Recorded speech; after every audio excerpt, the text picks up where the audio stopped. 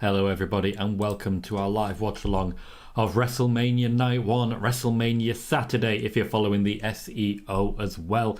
My name is Tom Colohue. I will be your guide through the world of WWE's biggest extravaganza. We are going to be live for around 6 hours today and then another 6 hours tomorrow, starting with a 2-hour pre-show followed by at least 3.75 hours of WrestleMania, and then for a little bit after, considering that there is going to be the whole big spectacle of the usual press conference of kayfabed journalists to dive into as well. This first section is largely going to be predictions, news, spoilers, and of course a little bit as regards trying to get people into the show, because as we grow, as we share, we get a stronger community and I get closer and closer to going full time. That's the dream and that's what we're building towards. So as we build towards WrestleMania, I'll be popping in on Twitter, on Discord, trying to get people in, and I hope you guys would appreciate that every now and then I'll be making some shout outs. We have people in the chat already. Wiggly saying Tom. Rob says Tom. Nailed it. Happy WrestleMania everyone, says nailed it to Sai for the graphic that you are currently seeing. Our very own Sai making this for me. Very similar one for night 2 as well, as you might expect. All of this as regards to joining us in the WrestleMania as well. Plenty of people in already. We have Mark saying looking forward to tonight after watching Stand and Deliver as well. There's just a lot going on. We also have Joseph in, Leon, Venom, Mark, Andrew Quinn, James, Ross. So many people already saying hi. Andrew Quinn says, hello Tom. So my plans changed last minute. I'm staying at home for night 1 and then tomorrow I'll be with my mates for the best night of matches, night 2. That is an immediate thing that I want to raise a point of. Thank you, Andrew. Are people more excited for WrestleMania Night 1 or WrestleMania Night 2? What's the most exciting one for you? Because personally, the match I'm most excited for is the Intercontinental Triple Threat on Night 2. But then, there are rumours that the main event is going to be the Tag Championship match on Night 1. Sami Zayn and Kevin Owens versus the Usos. Certainly, that I feel is more than enough reason to get hype and stay hype. Venom says, hi Tom. What do you think of NXT Stand and Deliver? I haven't been able to watch it yet. Had to get some sleep instead. I unfortunately did still have to get up and enjoy a busy day. A busy day, just trying to keep myself from going mad, as it were. Which meant I didn't have enough time to watch it live. I still haven't watched it, but I do know the results, so don't you worry about it. Don't you worry about any potential spoilers. Joseph says, evening Tom, and says hello to Mark. James says hello Tom, welcome James. Ross says, I've got the Joshua fight on just now. WWE caught me out earlier with a match on the Stand and Deliver pre-show. NXT with some pre-show matches. WrestleMania does not seem like it's going to be having those.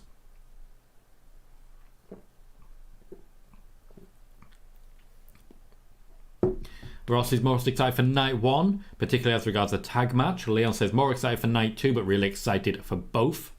Mark says can't pick, looking forward to both as they have a lot of great matches. James says I'm the same as you, I'm conflicted with the matches. If we're conflicted with the matches, then I think we have to say they've done a good job. They've separated the matches out pretty evenly in a way that keeps us excited. Mine is Night 2 for Cody and Rome, but I'm also looking forward to Night 1 for Cena's match. Well, Joseph, this causes a bit of an issue for us because for me, one of the matches I'm least excited for is Roman versus Cody, but a lot of people are really hyped for it, so I'm sure I can be convinced. Venom is most excited for Night 2. Eric is here saying hi, Tom. Hello, Eric. How are you doing? Khalid says, hi, Tom. Great news. Daily news, Tom. I'm ready to watch Night 1 and got my food ready. Let's get Let's get excited. We have a few options for food. These are just Asda. I have some vegan sweets. I actually really enjoy these. They're just a little bit softer, which I actually like. Maybe I'm just getting too old and my teeth are getting crap. James says, how long till the main show? 2 hours. Each of the pre-shows will be 2 hours. So 2 hours night 1, 2 hours night 2. There will be no matches, or at least there are no matches planned on them. But there'll be lots of interviews, Baron Saxton, and what the hell is that? Oh, okay. He's doing a thing with a thing.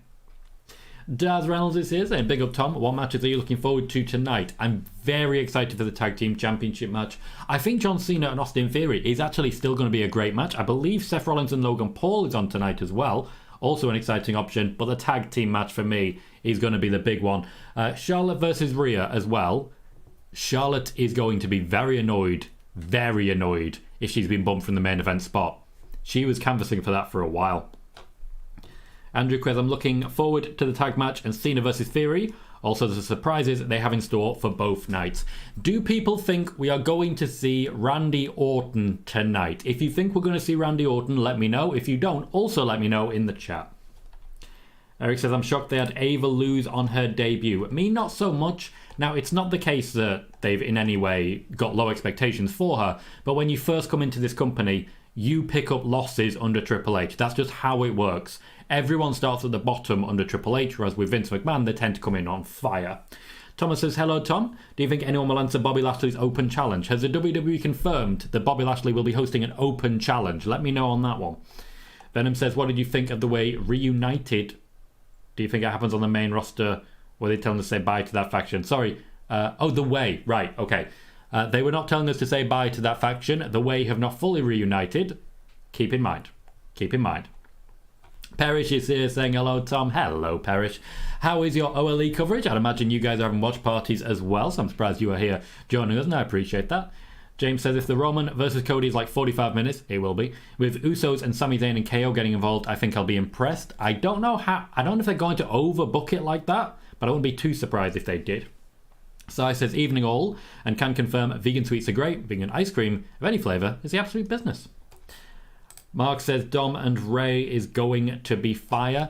I'm very excited for this. Dominic, I feel, does need a little bit of improvement when it comes to his in-ring product.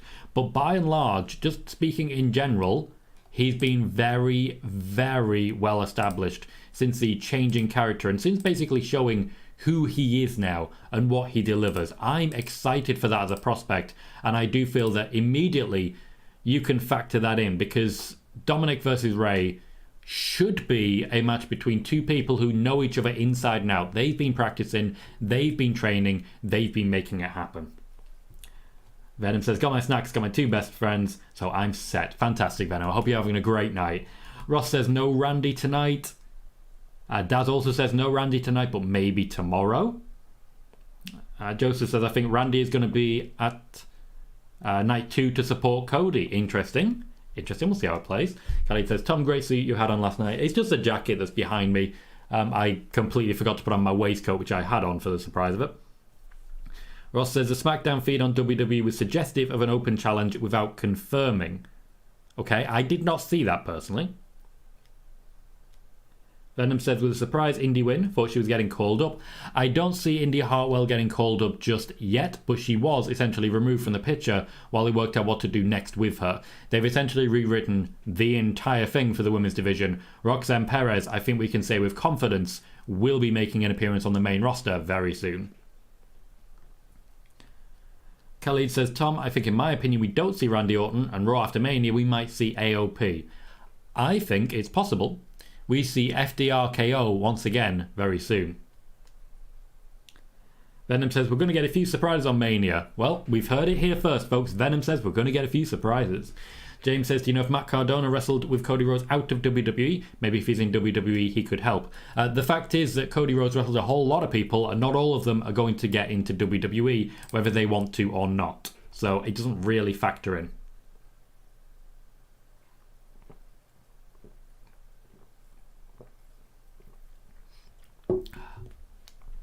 Christian says, I hope we can get a pre-show kickoff match at Mania like they did for Stand and Deliver. There is no plan to do that at the moment. Okay, the opening hype package on the pre-show is Charlotte Flair and Rhea Ripley, which pretty much guarantees they are not getting the main event. Here's the news on this one. Charlotte Flair and Rhea Ripley has been the confirmed main event for months. Since before WrestleMania, since before the Royal Rumble, the plan was for Charlotte Flair and Rhea Ripley to main event, and the Royal Rumble winners to both main event night 1 and night 2. If that has changed, it has been incredibly last minute. Charlotte Flair will not be happy. They were supposed to be crowning Rhea Ripley tonight. That was the plan.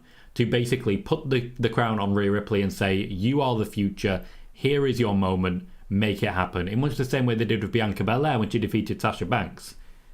This is going to have an impact. Chris Leclerc says, I think Roxanne Perez is the future Raw or SmackDown Women's Champion. I wholeheartedly agree. Andrew Quinn says, I'm hoping we finally get a Jay White appearance. I don't think he's going to be at WrestleMania if he has signed. If he is signed, he will be at Raw after Mania is what I would personally expect most likely. Thomas says, the WWE retweeted Bobby Lashley's tweet in which he issued the open challenge. See, that is exactly what I'm looking for when it comes to evidence of it. Thank you, Thomas. Joseph, well done on sitting there with your cat. Christine says, if Jake Paul shows up to have a confront or attack Seth, who do you think would be on Seth's side? No one. I think Seth would deal with both of them alone. I don't think anyone really wants to get involved in it. Why would you? Why would you? Eric, you haven't missed the kickoff show. The kickoff show started like 9 minutes ago. I mean, give it a minute, mate. You'll get there. John Darlow says, good evening, Tom. Absolutely buzzing for WrestleMania. Glad to be here in the community. Thank you, Jordan. I appreciate that. Welcome to the show. Always glad to have you. Khalid says, the crowd will support Rhea Ripley instead of Charlotte. Yeah, it's a smarky crowd. I'm confident that's what the plan is. Well, that's not necessarily the plan, but that's what's going to happen. If you're a fan of the show, you would 100% be backing Rhea over Charlotte, and you know it.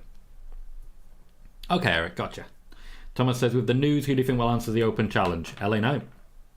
Fans are ready for it, so why not do it? Absolutely, why not do it?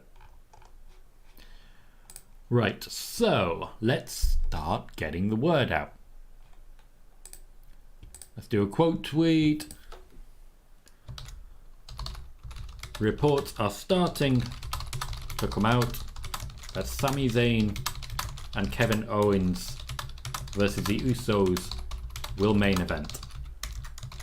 If so, I'm interested to see what the response will be for the two women bumped from the spot. Did he just accuse people of sulking? I am going to, at this point, grab onto a link to my Twitter. Now, this is a particular tweet advertising the show tonight. I'm going to post it. If you're able to, please do share. If you can hit like, that would make a big difference as well. Each like does guarantee the growth of a tweet, as well, of course, as a possibility of retweets and the like as well. Sean says hi. Tom Moxley is also here saying, yo, Tom, welcome, guys.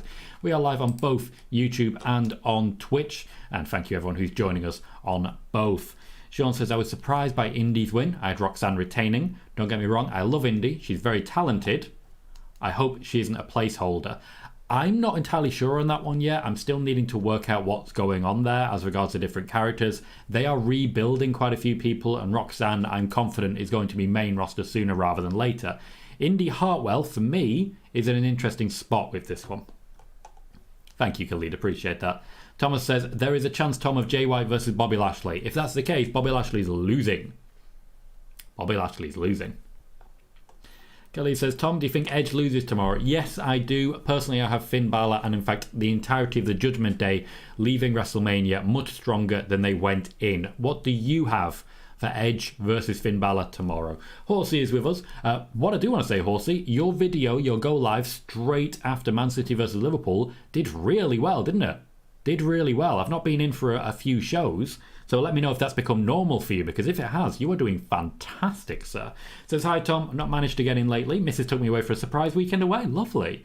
Here later, but back fully tomorrow. Thanks for all the amazing content. Thank you kindly, mate. I appreciate that. Oh, sorry to hear that, Daz. That was not well last night. Sorry, mate. Adam says, will Bray Wyatt's new Royal Rumble gimmick have a couple of changes and things added to it to make it look creepy than what it was shown? They are essentially starting from scratch again with Bray Wyatt because there's been no progress on anything since the Royal Rumble. They are basically re-hosting the idea and thinking of the whole concept again. Bray Wyatt will be starting something entirely different. Daz says, honestly, how are you doing today, my friend? Doing very well. I'm a lot more hyped for WrestleMania today than I was yesterday, because ultimately I was exhausted when he came to the Hall of Fame thing, but we got there. Christine says, how do you see Brock topping his SummerSlam tractor spot tomorrow? I don't. I think the big moment is that he picks up Omos, does the F5 and then beats him. I don't think there's any huge expensive moments. That is a beautiful looking stadium and a beautiful looking place. I need to go to LA at some point. I really do. Thank you, Thomas, for liking the tweet and retweeting it. We are trying to grow here. One of the easiest ways that you can support is with little things like a like and a retweet on Twitter to just help get the word out that we are live and we are watching. After all, I think a lot of people on social media would absolutely love to watch WrestleMania with company, and that is what we provide right here. Sean says Roxanne was champion for 109 days, and Sean says, is the report about Drew's contract an April Fool's joke? Moxie says, Tom, what was your fave match of Sound and Deliver? Haven't watched it. I was asleep and desperately needed to. As regards Finn versus Edge, Thomas Phipps thinks that Finn is going to be the one. Khalid says, I say the Demon Finn Balor with purple paint wins. Horsey says, yes, mate, averaging 1.3k at the moment. Absolutely fantastic. Great work, mate. Fantastic stuff. Marcel, welcome, says, hi, how are you? Doing very well, thank you, Marcel. Welcome to the show. I'm excited for WrestleMania, and hopefully so are all of you guys. Rob says, John Cena wins the US title, offers an open challenge for Raw, and your new United States champion, Switchblade JY, just fantasy booking. Switchblade certainly has been a US champion in other areas, and I do think he'd be a very, very good one. I also think Gunter versus Jay White might be a shout, but I think a lot of people are saying there's going to be open challenges tonight and Monday, and we'll see if that actually happens. Callie says, still catching up with Smackdown. By all means do. It was a great show. I really enjoyed this week's Smackdown. Ross says, Peter Insider Elite, claiming they know the lineup for tonight. Usually by now, Fightful has leaked the lineup, so it's interesting to hear Peter Insider are the ones paywalling that information.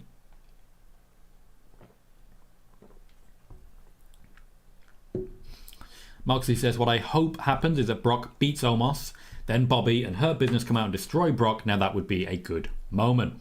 James Kemple says, LA sucks, not even joking. Interesting. Dad says, got the boxing on while the kickoff show is on, Tom. Absolutely fine by me. Is it going well? Is your guy winning? Bucks Basement, welcome, says, lots of titles change hands at NXT. Seems like Mania will reflect that as well. I expect most championships to change hands, and only really the United States Intercontinental title to stay put. And of course the women's tag team titles, which are not on the line. Moxley says, the last 3 Smackdowns have been fantastic. Joseph says, Tom, do you want to share it on YouTube? I don't understand what you're meaning. I don't believe, what is a share on YouTube? Is that a feature that they have? I'm not aware of that. Kelly says, I do like Edge, don't get me wrong, his retirement is coming up, Finn has to win. I don't think we're quite there yet. Dad says, when Seth versus Logan, Tom? Tonight. Moxie's singing WrestleMania. And Callie says, Stand and Deliver was a really good pay-per-view. Last match was predictable. Predictable isn't necessarily a bad thing. I think it certainly opens the path for Braun Breaker to get the call-up that we all know is coming, that we all kind of want to see. Whether it's in a match against John Cena or in fact Austin Theory, I think the United States Championship is made for him at this point in time, and it just suits me perfectly and down to the ground if we get Braun Breaker stepping up and challenging Austin Theory immediately after WrestleMania. I would go for that. We are nearly 20 minutes in, and please do remember, one of the easiest ways to help support the channel is to hit the like button. We've already gained 2 subscribers in this first 20 minutes. Let's keep that momentum going. Be sure to hit that thumbs up. That guarantees more viewers in this channel and more growth for me as a content creator. We currently have 15 likes and 33 viewers. So can we do a little bit more? I think we can. I have said earlier, and I will continue to say, at the moment, the intention is pretty simple. What I'm looking to do with this particular pre-show is obviously entertain, talk about the different reports coming out at the moment, particularly as regards the main event potential for Sami Zayn and Kevin Owens, talk potential spoilers, hype up, do predictions, and advertise this show. We are still trying to grow and still trying to get more people into the chat as we do so. One of the easiest ways is to try and share the go live tweet that we put out, but there's plenty of other ways as well. Every like, every chat, every comment makes a massive difference. WWE tweeting about it. Personally, I think we have a year of Judgment Day ahead of us. And I'm going to put myself a tweet in there as well. Because why on earth not? Thomas, AJ, 11-1 in... Wow, okay, so that's not even close. That's not even close. Kieran, welcome, says, I was surprised Roxanne's reign was so short. Don't think she's really ready for the main roster yet. Roxanne has already wrestled on the main roster, briefly, but she has wrestled there. She did wrestle on a Smackdown a couple of weeks ago, and I do expect we're going to see more of her in the days to come. She is someone that the WWE, and in particular Triple H, are big fans of, and really do think will become a de facto legend within time. Callie said she's been there so long and she deserves some recognition. I'd imagine this is as regards Indy, saying I'm so glad that Indy won. Keith O'Toole says, I want Cody to beat Roman to win the belt. It would solidify the Rhodes legacy in professional wrestling and put Cody on top of the industry. Literally, it would place him firmly at the top in a way that AEW nearly did but failed to actually succeed at, instead putting Jon Moxley at the top of the industry, however briefly. Moxley said, what I would love is if at SummerSlam we get Edge versus Cody for the WWE title, then Cody beats and retires Edge in the main event. The fact that we have Edge available and he's done so little to work with new up-and-coming talent disappoints me. He is, of course, working with Finn Balor, but he's been working with Finn Balor for essentially a year. He's until then worked with Roman Reigns, didn't need it. Daniel Bryan, didn't need it. Randy Orton, didn't need it. And AJ Styles, who didn't need it. What I would like is for someone to retire Edge who is new and up and coming. An Austin Theory, for example, I feel would be a very good shout for it. I also think there's plenty of other people who really suit what's happening there and are really developing. Johnny Gargano as an example. Joseph, I need more on what your question is there. More on your question. Kelly says, Tom, you might take a holiday to LA. I ain't going to America anytime soon, I guarantee you that. Kelly says, Tom, any chance of seeing AJ Styles at Mania? Slim to none. He has not been booked for WrestleMania at any point this year. Megan says, hello all. Hello, Megan. How are you? Joseph bought WWE DVDs earlier, and apparently that's important to say. Well done, Joseph. Marion Lita says, I want Cody to win. I do think you may be getting your wish there, Marion. For me, Cody Rhodes is an absolute shoo-in and is definitely the favourite at this point in time, both on betting averages and from the general view of most wrestling pundits that I've come into contact with. It's not so much a prediction at this point, I feel, as a spoiler. Moxley says, Tom, do you see Randy RKOing someone like The Miz? Well, firstly, Randy Orton would need to be here, and at the moment, there is no guarantee that that is the case. I've asked the question a few times now, but I'll ask it one last time. Do we expect to see Randy Orton tonight at WrestleMania? In a moment, we're going to start going through predictions as well, going through the entirety of the match card, which I've actually put in the description of this video here. Funnily enough, I'm trying that for SEO and seeing how it works. Tino says, hey Tom. Hello Tino, how you doing, mate? James Kemple says, is Tony Khan going to return? He never left, James. He never went anywhere. Eric says, imagine how funny it would be if Will had hit Grayson with the kendo. Who? I don't know who that is. Marcel says, do you expect to see Bray during Mania? If we do see Bray Wyatt, it will be in a backstage vignette. It will not be in anything major or any major match. I don't think we're going to be seeing him at this point. Though, if Bobby Lashley has nothing else to do, might as well. Cool, Daz, gotcha. Megan says, I'm not liking my sinuses for messing up my ability to hear fully out of my left ear. But apart from that, I'm doing okay, thank you. I hope you and chat are all well too. Hope everyone is good. How's everyone doing? Khalid agrees that a young wrestler has to retire Edge. Kieran says, whoever does retire Edge, hopefully it's not wasted like Corbin beating Angle was and then did nothing with Corbin after. If they had pushed him towards the top gold, I'd have been behind it. He is, after all, the last person to pin Roman Reigns. Mark says, I don't know for tonight. I think we'll see him Monday. And Moxie says, I'm more excited for night 2. I feel it's going to be way better because of Gunter versus Drew versus Sheamus and Finn versus Edge, Hell in a Cell, Roman versus Cody 2. I think they've done a very, very good job separating the matches in a way that makes sure that we don't feel shortchanged if we watch one and not the other. So, the matches that we have planned for tonight are John Cena versus Austin Theory, Becky Lynch, Lita and Trish Stratus versus Damage Control, Seth Rollins versus Logan Paul, Braun Strowman and Ricochet versus the Street Profits versus the Alpha Academy versus the Viking Raiders, Rey Mysterio versus Dominic Mysterio, Charlotte Flair versus Rhea Ripley, and the Usos versus Sami Zayn and Kevin Owens. That is the 7 matches that we have planned for tonight. Let's get some predictions. We know what is opening the show. John Cena versus Austin Theory. My personal prediction for this match is Austin Theory defeating John Cena to retain the United States Championship. What do you think is going to be the result of that match? John Cena challenging Austin Theory for the United States Championship. Megan says, funny thing about predictions, I do them with my family each year since we all have different knowledge levels of wrestling. This year there is not one single match we are all agreed upon. Interesting. I'd have thought Cody would be the one. I think Cody's the most obvious one personally. Interesting. Gotcha. Quill's a baby, Johnny's son. Thank you guys for letting me know that. Ross says Roman's 3-1 and Cody's 2-9 with Sky Bet. That's some clear odds. Marcel says I hope we see Randy. I miss him RKOing somewhat. Khalid says Tom, if we see Uncle Howdy, that will be a backstage segment. That is literally exactly what I've just said to you, Khalid. And Traffic is here. Says good evening, Tom and chat. It's here. It's here. It's here. It's DDP. Moxie says my prediction is Austin Theory wins and then loses to Bron Breakker at Backlash. Nobody seems to have much faith in Austin Theory to keep hold of this championship, do they? Megan says so did I as regards Cody, but my eldest brother and my sister-in-law think Roman might just take it. Be very surprised by that as a general rule. I'd be very surprised by that, but stranger things have happened.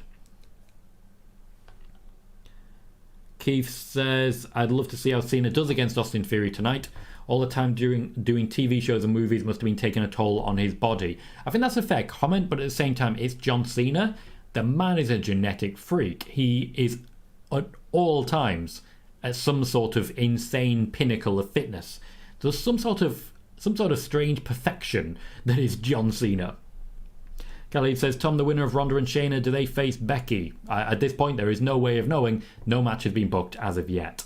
Daz says, Cena to use attitude adjustment, Tom, and to win. It looks like Austin Theory is going to be the favourite here. Mark also has Theory... Oh, sorry. John Cena the favourite there. Mark has Theory winning as well. Thomas Phipps has Cena. Oh, interesting spread. Kieran says Cody versus Roman is the obvious one, but don't think anyone would be surprised if Roman ended up winning. Counterfeit is here, welcome, saying this will be a good show. I agree. I do think they've put together a fairly good one that we can hopefully all enjoy on this one. I think there's a lot of good to come of the show tonight. Counterfeit says Charlotte versus Rhea is one of the main events. And we'll see how that one plays out. Reports certainly suggest that is no longer the case. Traffic says I want Theory to win. I think he should. With that being said, I think Triple H starts are either predictable or WrestleMania off with a swerve. I'll take Cena. I think Cena's the obvious choice. I think Theory's the swerve personally. Chris Kane, welcome. So I guess Drew could leave, but he has a few months left on his contract. He doesn't have a few months, Chris Kane. He has a full year left on his contract. Negotiations with Drew McIntyre have not officially started yet, which is why they're currently at an impasse. They haven't started the conversation. I really don't feel it's as big a news story as is being pitched elsewhere. Kevin says WWE make the right choice to have tag team champions main event. Joseph says I've got John. I said John Cena is my WrestleMania prediction. It's with the experience John Cena has got. Eric says why are people saying if Cody loses his Rumble win was a bust? Because people are extremely radical and have very much decided that if their guy don't win, then it's the end of the world. I do feel that's a thing, unfortunately. Eric says, I already read that one. Counterfeit says Sami and KO versus Usos is the other main event. You don't have two main events. Dad's saying what's co-main? There is no co-main. The main event is the last match on the card. Now, the main event of WrestleMania is Cody Rhodes versus Roman Reigns. The main event for Night One will be the last match on the card. There is no co-main event. That's not how it works. Kieran says the Drew contract news is true. I never believe anything on April 1st. Well, the report that's coming out is that he has a full year left of his contract. Certainly, if it's behind the paywall as it is, I'd be very disappointed if it ended up being an April Fool's. That said, you never can tell. I don't think there's any concerns. I do believe it's true that Drew McIntyre has only a year left on his contract, but there's no active negotiation taking place. So why would he leave? I don't think there's any actual story here. Perry says, historic main event tonight with the tag team titles closing the show. Those are the rumours that are coming out as we speak, that we are going to be closing the show with the tag team championship match. And honestly, I'd be very happy with that. I do think at times that we are it is a little bit disappointing sometimes that what's actually happening more and more in the WWE is that the Royal Rumble is being somewhat diluted. Royal Rumble winners are not the ones who are main eventing WrestleMania anymore. So that was the plan this year, to have Charlotte versus Rhea at night 1 and Roman versus Cody at night 2. This was Triple H's decision. If it has now been changed, I'm interested to see where that concept has come from. Counterfeit says those are the rumours, but it won't happen. Here is a bit of evidence suggesting that it will. Typically, the very last video package on the pre-show is the main event of the pay-per-view that follows. We have already seen the hype package for Charlotte Flair versus Rhea Ripley, very much suggesting that it is not going to main event tonight.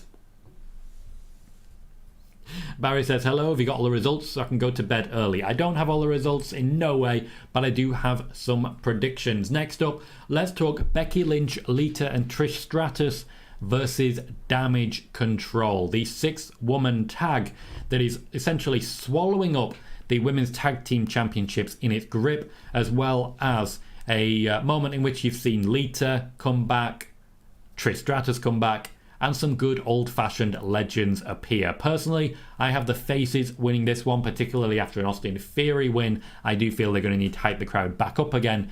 Bayley, Dakota Kai, and Io Sky will have better days, I really hope. I do sort of suspect that Bayley is going to be kicked out of Damage Control on the Raw after WrestleMania and go to Smackdown. But Becky Lynch, Lita, and Trish Stratus, for me, pick up the win here. Who do you have in this one, and why? Barry says, this is a match I really couldn't give a fig about. You are not alone in that. You are not alone in that one. Counterfeit says, how many title changes are happening tonight? My prediction is that almost all of them will be changing apart from two. Perry says, I'm all for the best story to close the show. The match that generates more money and more buzz and more interest should win. Tag title match, simply put, has done better than the women, but I do think the women should close. See, I agree with you on both points. I think for the sake of the Royal Rumble section, we really should be trying to put the women on a par there when it comes to the Royal Rumble being the main event. You have 2 nights, you have 2 Royal Rumbles, let's make it happen. At the same time, though, it's hard to argue the point that Sami Zayn and Kevin Owens have got an incredible amount of momentum, particularly Sami Zayn. Kevin Owens has largely stepped aside for Sami Zayn in order to help the man get over, as it were. And as Kervin says, it suggests we're about to have a Kevin Owens main event of night 1 back-to-back at successive WrestleManias. The man's going to end up with as many main events as Roman Reigns, if only the main event of night 1 counted as a main event. Mark says, I have Becky, Lita and Trish winning, with someone from Damage Control turning on Bayley. Just the one person. Daz has Becky, Lita and Trish to win as well. And Joseph says, again, I've got John Cena to win. Cool. Becky, Lita and Trish also mentioned there. Big boos for Dominic Mysterio on the pre-show there. Gabriel Iglesias really helping him hype up, which is always nice to see. A large part of the pre-show is that it's supposed to help people get over. It's not always the easiest thing in the world to do, but they're trying to help different wrestlers get over with the crowd. That's the job that they have ahead of them. That is the job, and slowly but surely we're getting there. Moxley says, I think Becky's team wins, but Bayley eats the pin. Then you have Damage Control turn on Bayley at WrestleMania. I feel it would be better for WrestleMania moments. I mean, we were told we'd get big surprises. That, I think, fits that bill myself. and would really stand out for me as something that has a huge impact going forwards on the plans ahead. I do feel if Rhea Ripley is going to be winning the championship from Charlotte Flair, she'll need some new challengers. Bayley would be a perfect example for me. I don't necessarily see her winning, which is unfortunate, but I would still be very hyped for it. Thomas says, I've got Damage Control, our first disagreement, with Trish turning on Becky. That certainly has been rumoured as well. The idea that Trish Stratus is going to be turning on Becky Lynch. Becky Lynch does need people to compete with, and this would at least be a new and big match for that. Keith says, I've got Becky, Trish and Lita. Those two are the focal points of women's wrestling. Speaking of Trish and Lita. And Mark says, what do you rate Kayla's outfit? I like it. I think she looks really good. I really think she looks good. Little bit of colour, little splash of colour. Nice professional waistcoat. It's smart casual in every way I like. Also, I really think her hair's really nicely done. Very different from what she wore yesterday. Thank you very much, Horsey. I want to say a huge thank you there for that donation. It's very generous of you. Says, little something for all the hard work, much deserved. I very much appreciate you, sir. And the commitment to support that you've given. I'm really happy to see your channel's growth, and long may it continue. Thank you kindly, sir. Randall says, I've got Finn winning. He has more to gain from this compared to Edge. He's planning on retiring officially this year. What's the source on that one, Randall? Joseph says, I'm sorry, Tom, I've got Becky's team to win because you've got the man who is the best and 2 Hall of Famers. Fair. It's certainly a very well celebrated team. Barry says, I'd never boo Dominic. He's a hardened criminal. I'd just say well done and walk away quickly. Moxie says, I think Bayley will be the person to beat Rhea next year for the title. I don't necessarily think Rhea's going to hold this championship for a whole year. That said, at the same time, I wouldn't be too surprised by it. I wouldn't be too surprised. Kevin says, next pay-per-view Backlash, Puerto Rico. Who knows, Rhea Ripley versus Raquel. Wouldn't hate it. Wouldn't hate it. And Marcel says, I hope Sami pins Jay so that Roman even more frustrated with Jay. Good reason to start the feud between Jay and Roman on Raw. Certainly, if you're going to have that as the main event, Sami picking up the win, personally, has to be the way you go. Thank you, Horsey. I'll see you for the main show. And thank you for joining us for at least 40 minutes here on the pre-show. Alyssa, welcome, says Roman Reigns only holding the WWE Champion doesn't mean Cody Rhodes wins. I don't know. Cody Rhodes is challenging for both the WWE and Universal Championships. I just want to be clear on that. He is challenging for both championships, but yes, Roman did only lift the one at SmackDown.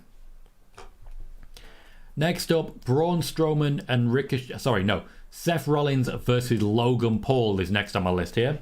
Seth Rollins versus Logan Paul. I'd like your predictions for that. Now, I'm not the happiest with what I'm about to say. I just want to be very clear there. I'm not the happiest with what I'm about to say. But at the same time, I have Logan Paul picking up the win over Seth Rollins here. I have Logan Paul, and I do think we're going to see the beginning of something very special. Something very special with Logan Paul and Seth Rollins going forwards. There are, of course, rumours, mostly fed by Logan Paul himself, that his contract is coming to an end. If that is the case, then he certainly should not pick up the win here. But I still think he's going to. I'm confident a new contract will be signed either tonight at WrestleMania or has already been signed. He wants to keep wrestling for certain big matches. John Cena versus Logan Paul has been rumoured for SummerSlam, and I do believe that is going to be happening. So for me, Logan Paul picks up the win over Seth Rollins. Who do you have in the battle between Logan Paul and Seth Rollins? Eric wants to see Rhea versus Zelina Vega. They've teased that already, and I'd like to see it. Thomas suggests Seth, as I think he needs a win. Seth Rollins is in that interesting position where you always feel that he needs a little more, but he never actually really does need it, if you get what I'm saying. Seth Rollins can suffer every loss in the known world and still survive with no real question. He will always find a way to get his heat back.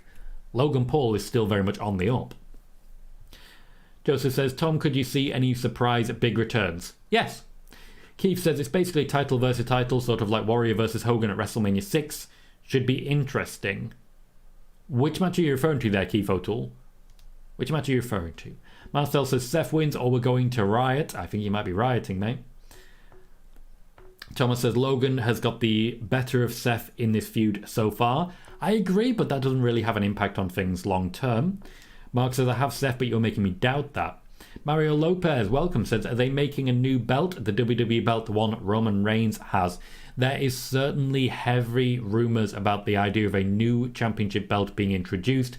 If that's the case, it looks like it's the WWE Championship being replaced, and they will create a belt specifically for Cody Rhodes to carry. I do believe that we are going to split the belts after the draft. The Universal Championship would then be won by someone else after some sort of tournament or some final match. But I do believe that if there is a new belt, it will be for the WWE Championship. And Daz has the profits to win in the match between Logan Paul and Seth Rollins.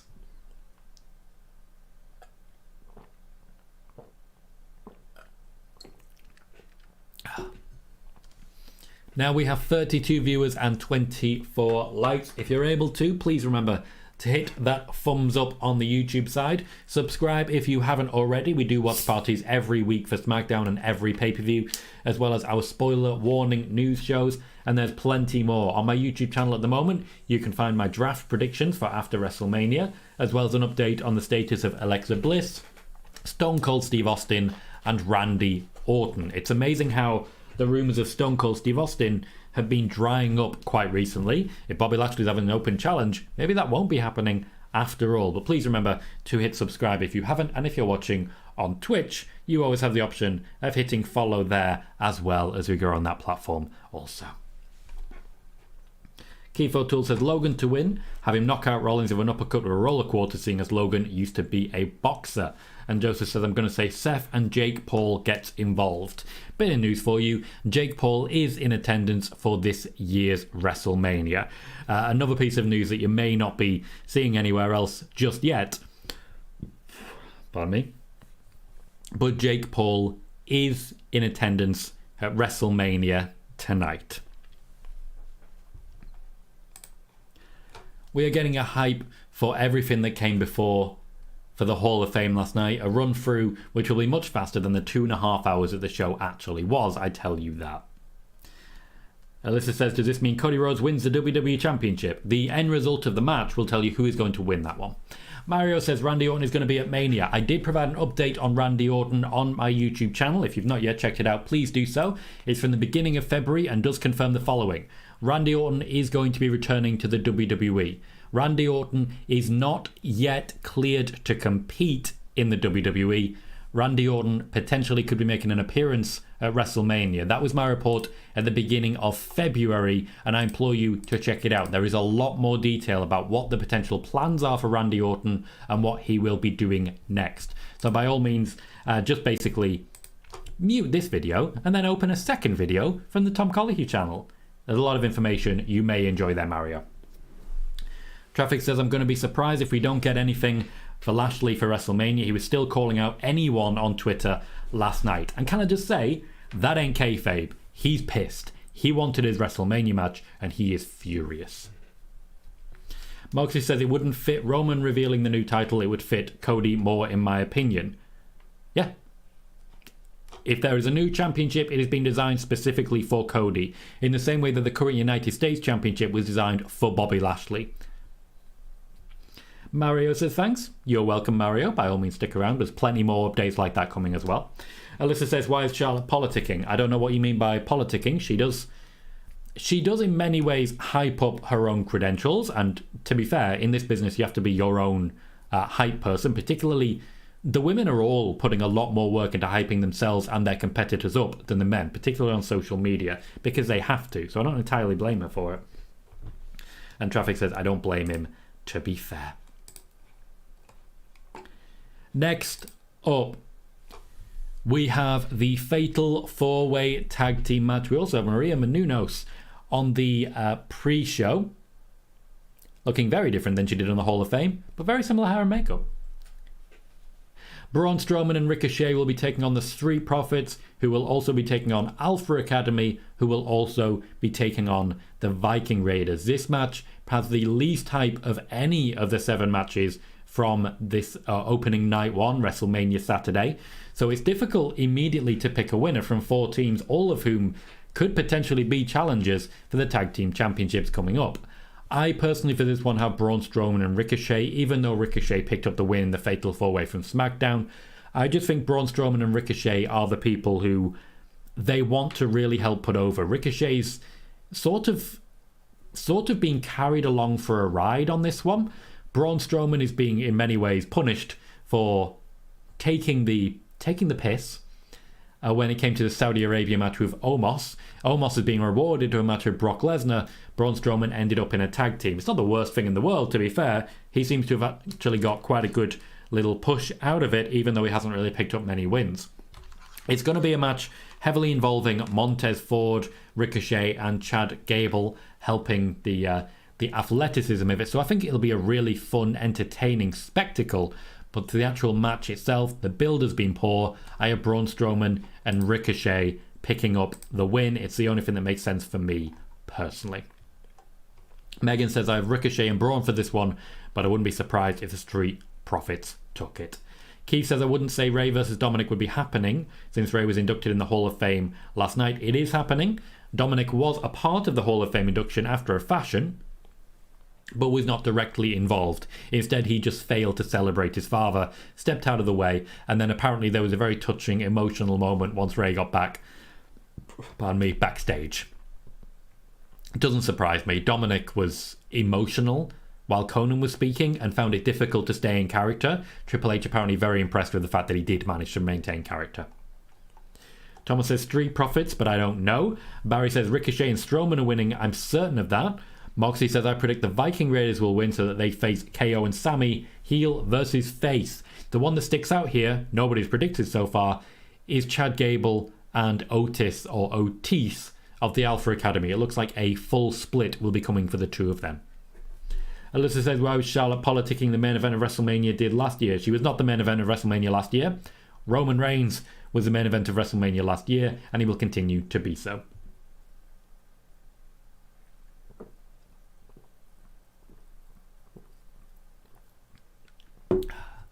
Daz says, was SmackDown any good, Tom? Yes, it was. I enjoyed it. The last few weeks, SmackDown has really kicked into gear. A large part of that was that they didn't overhype things. So we had a video package for Rey versus Dominic. We had a video package for Rey versus Charlotte. And it allowed the feuds themselves to breathe a little bit, which I feel was necessary. We've already reached fever pitch for Dominic and... We've already reached fever pitch for Dominic and Rey. We didn't need anything more to continue that build. We had everything we wanted already. And as we go on, we don't really need to focus too much more on it. We already have plenty of build for Rhea versus Charlotte. We had a pull-apart brawl, which I think really kicked it into higher gear. And from this point, we just need to move on and not screw it up, basically. Mark says, Street Profits for me. Daz says, profits to win. Easy. Joseph says, I'm going to say Braun Strowman and Ricochet. Traffic says, speaking of Conan, I mean, that was one of the best Hall of Fame speeches I've ever heard. Given the fact that I was almost falling asleep before it actually kicked into gear, I've got to say it really was. It woke the crowd up. It woke the entire place up. And it really encouraged everyone to get behind someone who is fully deserving of the plaudits that they are receiving. Barry says, I want Alpha Academy to win. Sadly, I know they won't. The breakup, the full split, seems to be moving at very high pace. Ross says, I'm not a Conan fan, but he was outstanding last night. You could tell how much that meant. I expected Conan to actually be a bit more self-indulgent, to really plug his own work and really hype up what he is doing. Instead, he very much kept on topic. The main reason for this, undoubtedly, is pure, unmitigated passion. The man loves Rey Mysterio, and Rey Mysterio loves him. Rey said it himself, first you thank God and then you thank Conan. That is Rey's history right there. The most influential people in his career, people like Rey Mysterio Sr. and Conan. It was a damn good choice to have that induction happen. A damn good choice. Right. I'll take one more opportunity to try and hype up our show tonight, because I am hoping to keep pushing on this one and keep growing. Rumours of Randy Orton and Jay White persist, but WrestleMania might not be the place for it. Do you think Jay White has signed with the WWE?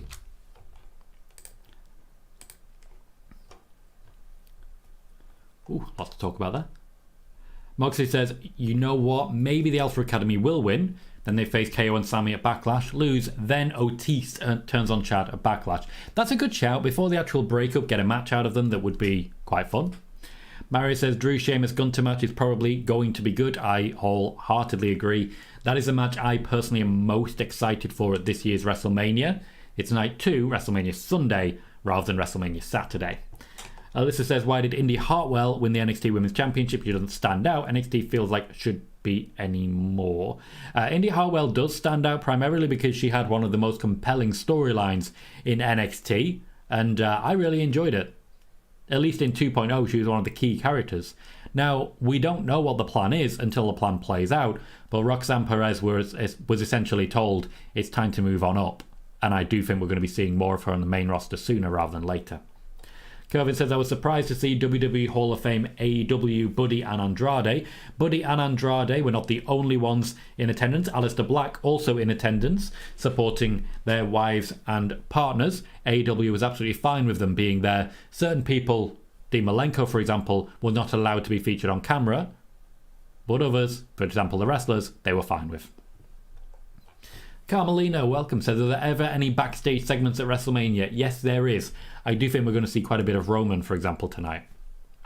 Traffic says, also with Ray, I know everyone says this wouldn't be possible without the fans, and it's not that I don't believe everyone else, but when Ray said it and had to take a moment, you can tell how appreciative Ray is of everyone else.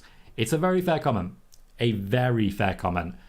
Everyone is hugely supportive of the fans and really tries to give back, but some people literally cry because of it. We are currently watching the Ray versus Dominic Mysterio hype package. Really hyping up Dominic going to jail is a wonderful thing. Dominic started out his heel turn as a clone of Eddie Guerrero and really was using that as his whole character. Then he went to jail and created a character all his own, and it's been a wonderful thing ever since. Wiggly says, if I interpreted the speech correctly, Mrs. Mysterio gave up a potential medical career to work to provide money for Ray. That's love. Also, Tom, I've mentioned him a few times and his name popped up yesterday, but isn't Dean Malenko deserving of a spot in the Hall of Fame? I believe so, yes. I don't necessarily believe he'll be first ballot, but I do believe he's deserving, and I do believe he's someone that we should see at some point walking into the Hall of Fame, the show of shows, etc.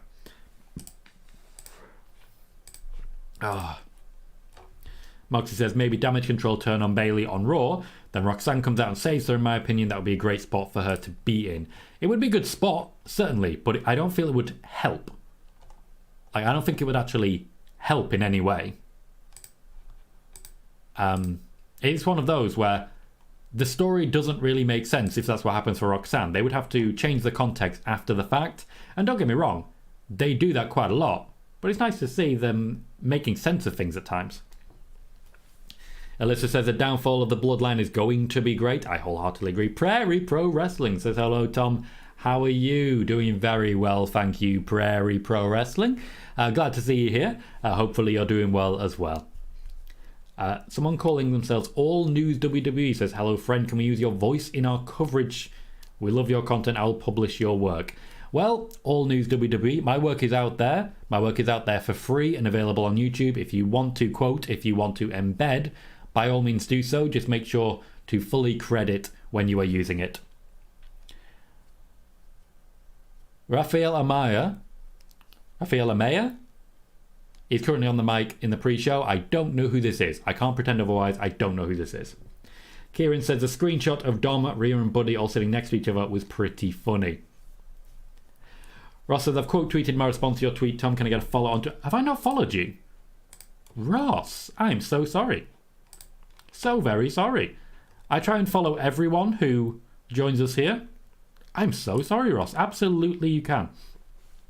I try and follow and share with everyone who joins me here on this chat. You know, you're my people.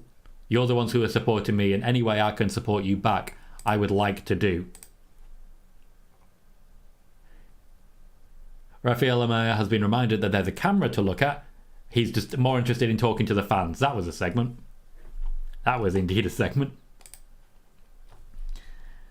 Mark says, what are your thoughts on the LWO coming back? I'm excited for this. I feel it gives a very clear direction as to the future of Rey Mysterio as a player coach, and I'm really excited by the concept. Kevin says, can you see Charlotte doing the middle finger to the fans tonight like the Money in the Bank 2021? Probably not. Probably not. All news, make sure to tag me and we'll see what happens, okay? Andrew says, I haven't heard any news on if there's legends backstage. There are quite a few big names backstage. A lot of people are essentially visiting just for the sake of being at WrestleMania. Obviously, we've got people who are actually booked. For example, John Cena, Trish Stratus. I think they qualify as legends. There's been rumours of The Rock, but nothing serious, and I didn't really expect him to be there. But there's a few other big names who are sort of poking about. Vince McMahon's there. He came in under quite a shroud to hide the fact that he was there, but Vince McMahon's there, and Randy Orton is indeed there as well. I definitely think he qualifies as a legend as well. Megan says Booker's gone. Everyone's gone on this panel. This panel has collapsed. Wade Barrett's losing it too. This feels like talking smack. Wade Barrett refusing to buy Rafael Amaya. Amaya, who is this guy? Can anyone help me? I guess I'm just not particularly familiar with certain people. Please let me know who this guy is. Moxie says, Tom, it's officially been 2 years since I first joined your stream. Just want to say thank you, providing us with great news and amazing watch parties. Thank you, Tom. You always made my day. Thank you so much. Thank you, Moxie. That is a lovely thing to say. A very nice thing to hear. I appreciate you and the fact that you've been here for so long, contributing so much, as with so many of you as well. Thank you, Thank you, Moxie. I acknowledge you as I know you like. Kieran says, no idea who this guy is, but he's either high AF or drunk. Traffic says, I was thinking about if Jay White debuted, how would you feel his first match being against Edge? Finn beats Edge at WrestleMania. Edge goes on Raw saying he's not done, only to be attacked by Jay.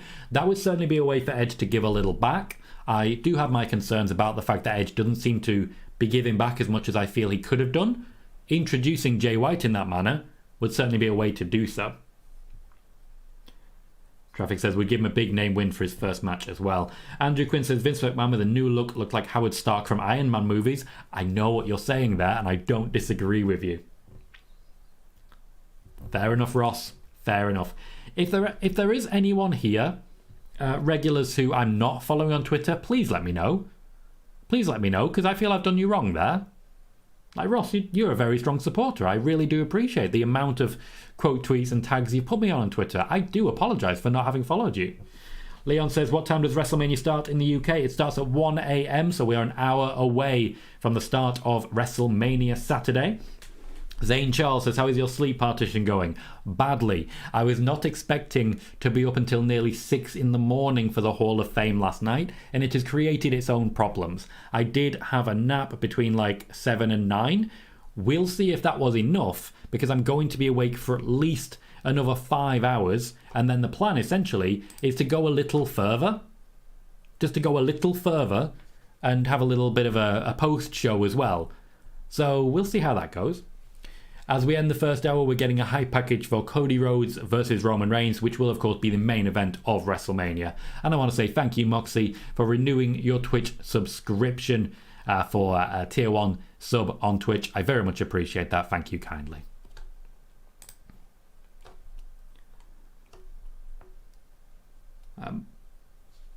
Mark says, you're not following me? I will fix that, sir. I will fix that. Stuart says, evening Tom, wondering if you managed to catch up with Stand and Deliver yet. Was an enjoyable show. Unfortunately not. I needed a bit of sleep.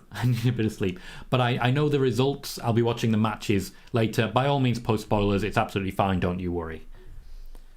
Bailey Welcome says, arrived late. Did you discuss your thoughts on NXT Stand and Deliver? I've responded to questions as regards the winners and so on and so forth. I haven't seen the wrestling matches, but I'm assuming they were very high quality because it's NXT.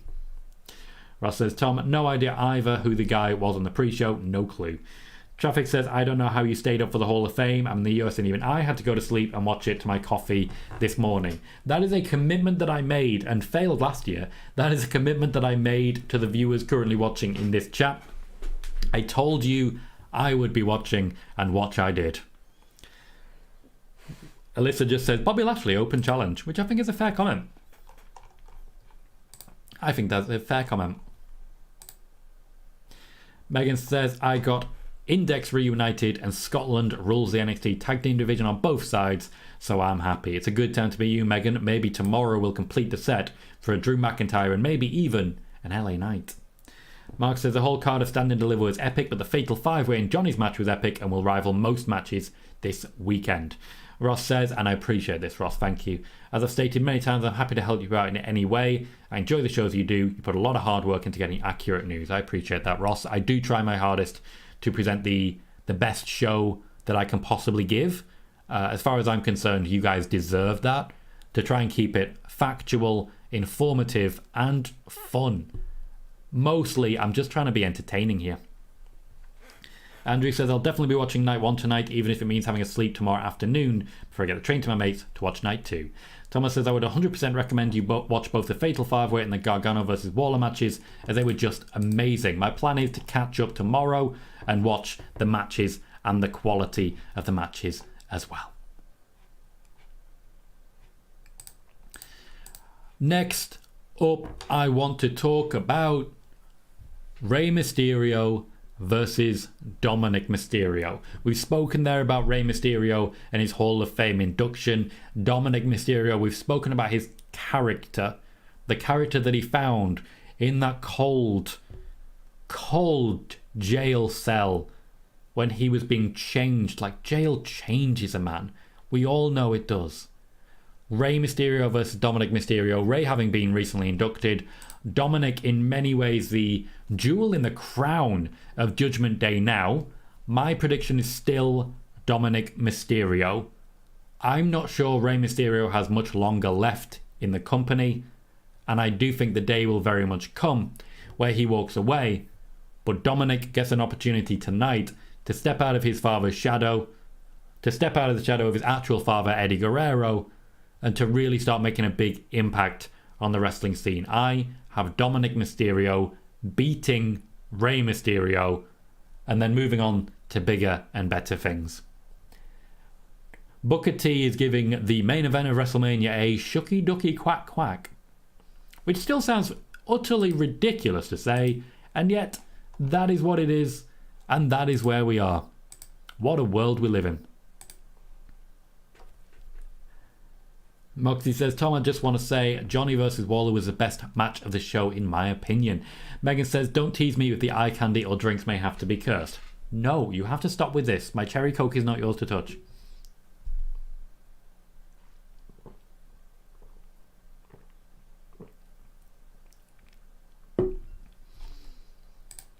Megan says, also it needs to be said Rick Steiner is trash and should yeet himself into the nearest bin. If you've been following the reports from today and the news from today, you may know why that needs to be said.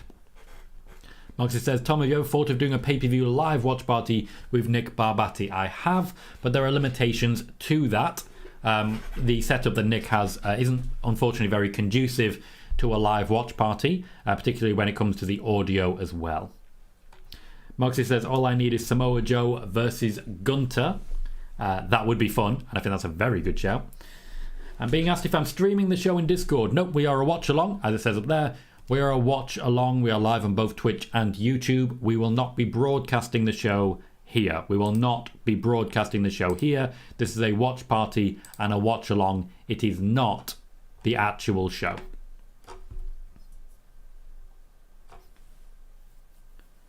Stuart says, the Conan speech last night was the way to hype something, was one of the best Hall of Fame speeches I've sat through.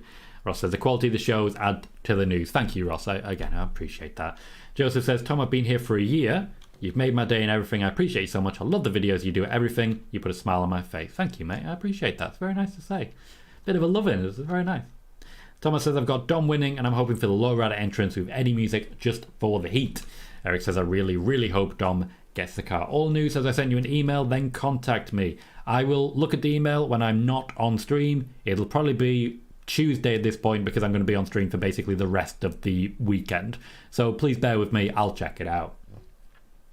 Daz says, Ray to win with a frog splash after a 619, I think. Daz, you may be one of very few people on that one. Mark says Dom is winning. Also loves Stephen A. Smith, who is currently on the pre-show, absolutely dominating on the mic. Ray says, will there be any returns or debuts at WrestleMania? Maybe. There are, of course, rumours of Randy Orton, who is backstage. Jake Paul, who is backstage. Big E has been mentioned. He is not cleared to wrestle. There is no confirmation that he is fit to go at any point, but he is backstage. He may make an appearance with The New Day. He's backstage at WrestleMania as well. And of course, there are rumours of Jay White. I cannot at this point say one way or the other whether Jay White is at WrestleMania. I personally doubt it. Ken says, will there be any matches on the pre-show? There will not. There is no intention to have any matches on either of the pre-shows for tonight's WrestleMania. Kervin said, this is ridiculous. 2 hours of WrestleMania 39 kickoff show, no matches, announce more talking, boring. Well, to be fair, it's a pre-show. They don't really expect you to watch it too much. The idea is to hype you up with a few celebrity appearances. I'm surprised we haven't seen Jake Paul yet. And to show you the hype packages, I do believe at this point we can confirm that the main event is going to be Sami Zayn and Kevin Owens versus the Usos. The original planned main event was Charlotte Flair versus Rhea Ripley. That is no longer the case. Traffic says Dom beats Ray. Worried it might be a little overbooked with LWO and Damian Priest. Eric says, what if Bron Breakker answered the open challenge? Then what would happen, Eric, is Bron Breakker would answer the open challenge. Eric says, I've already read that one. Zane says, will there be any matches that you want a toilet break for? No. What Triple H likes to do is have 30-minute blocks per match, but the actual matches are only about 20 minutes, so you have plenty of time to go and do your own thing in between. Alyssa says, Cody Rhodes is slowly becoming the Shield killer, only killing Jon Moxley. Well, he didn't quite kill Jon Moxley, I'll tell you that.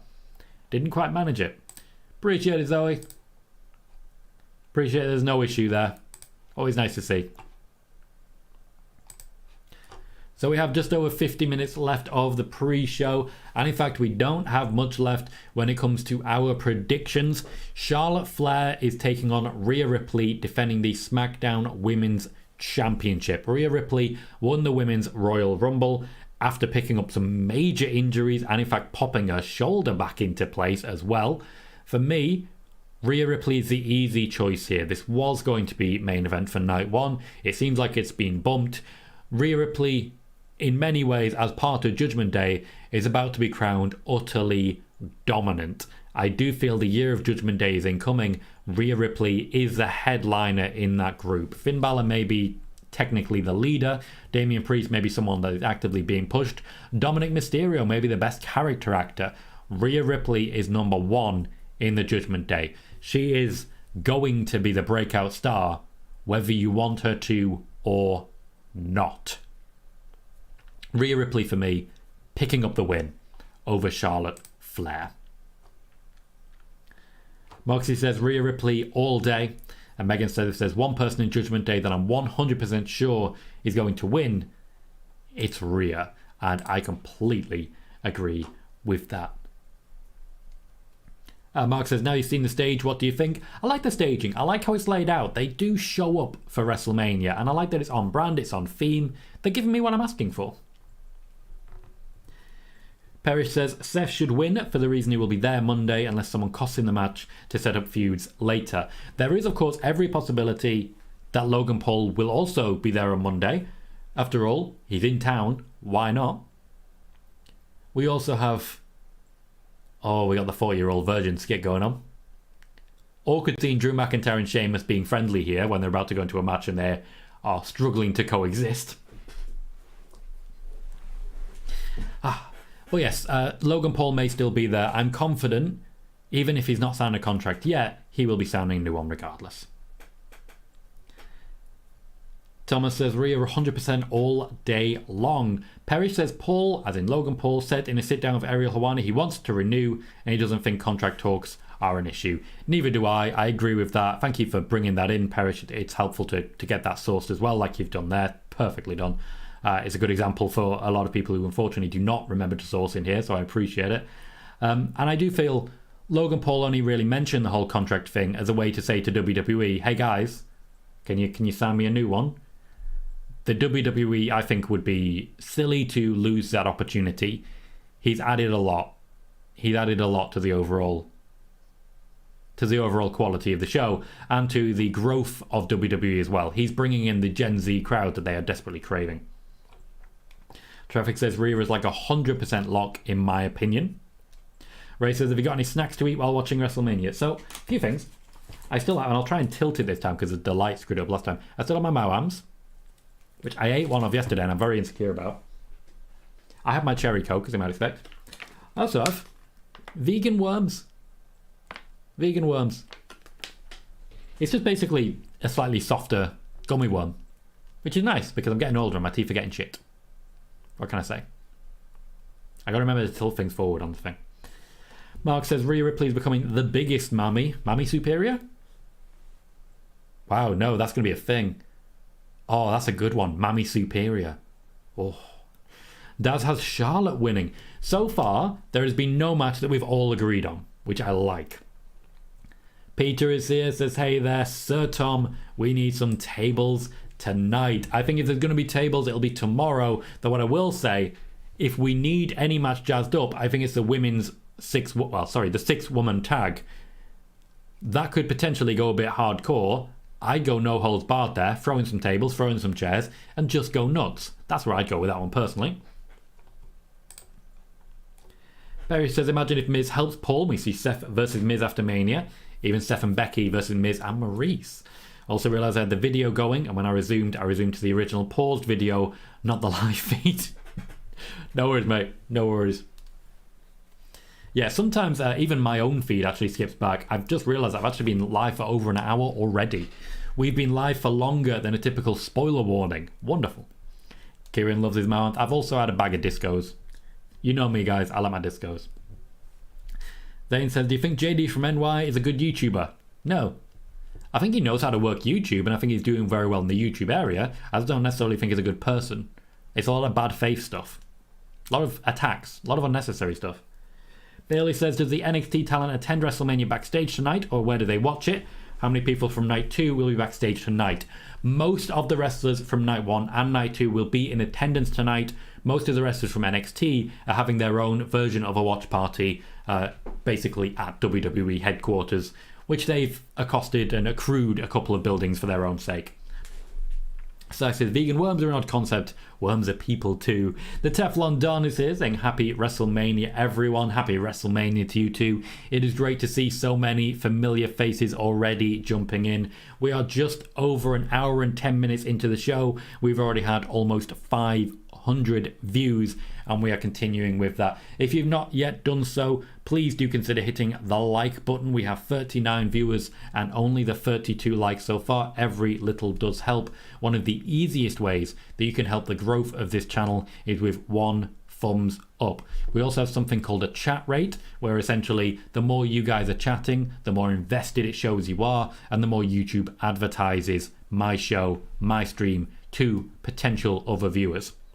YouTube learns based on what you like and advertises this show to people who like the same things that you like. The more people are here, the more people are engaged, the more YouTube will take that and build a map of who my ideal viewer is, and then it will advertise to them. So higher chat rates, high likes, always a good thing.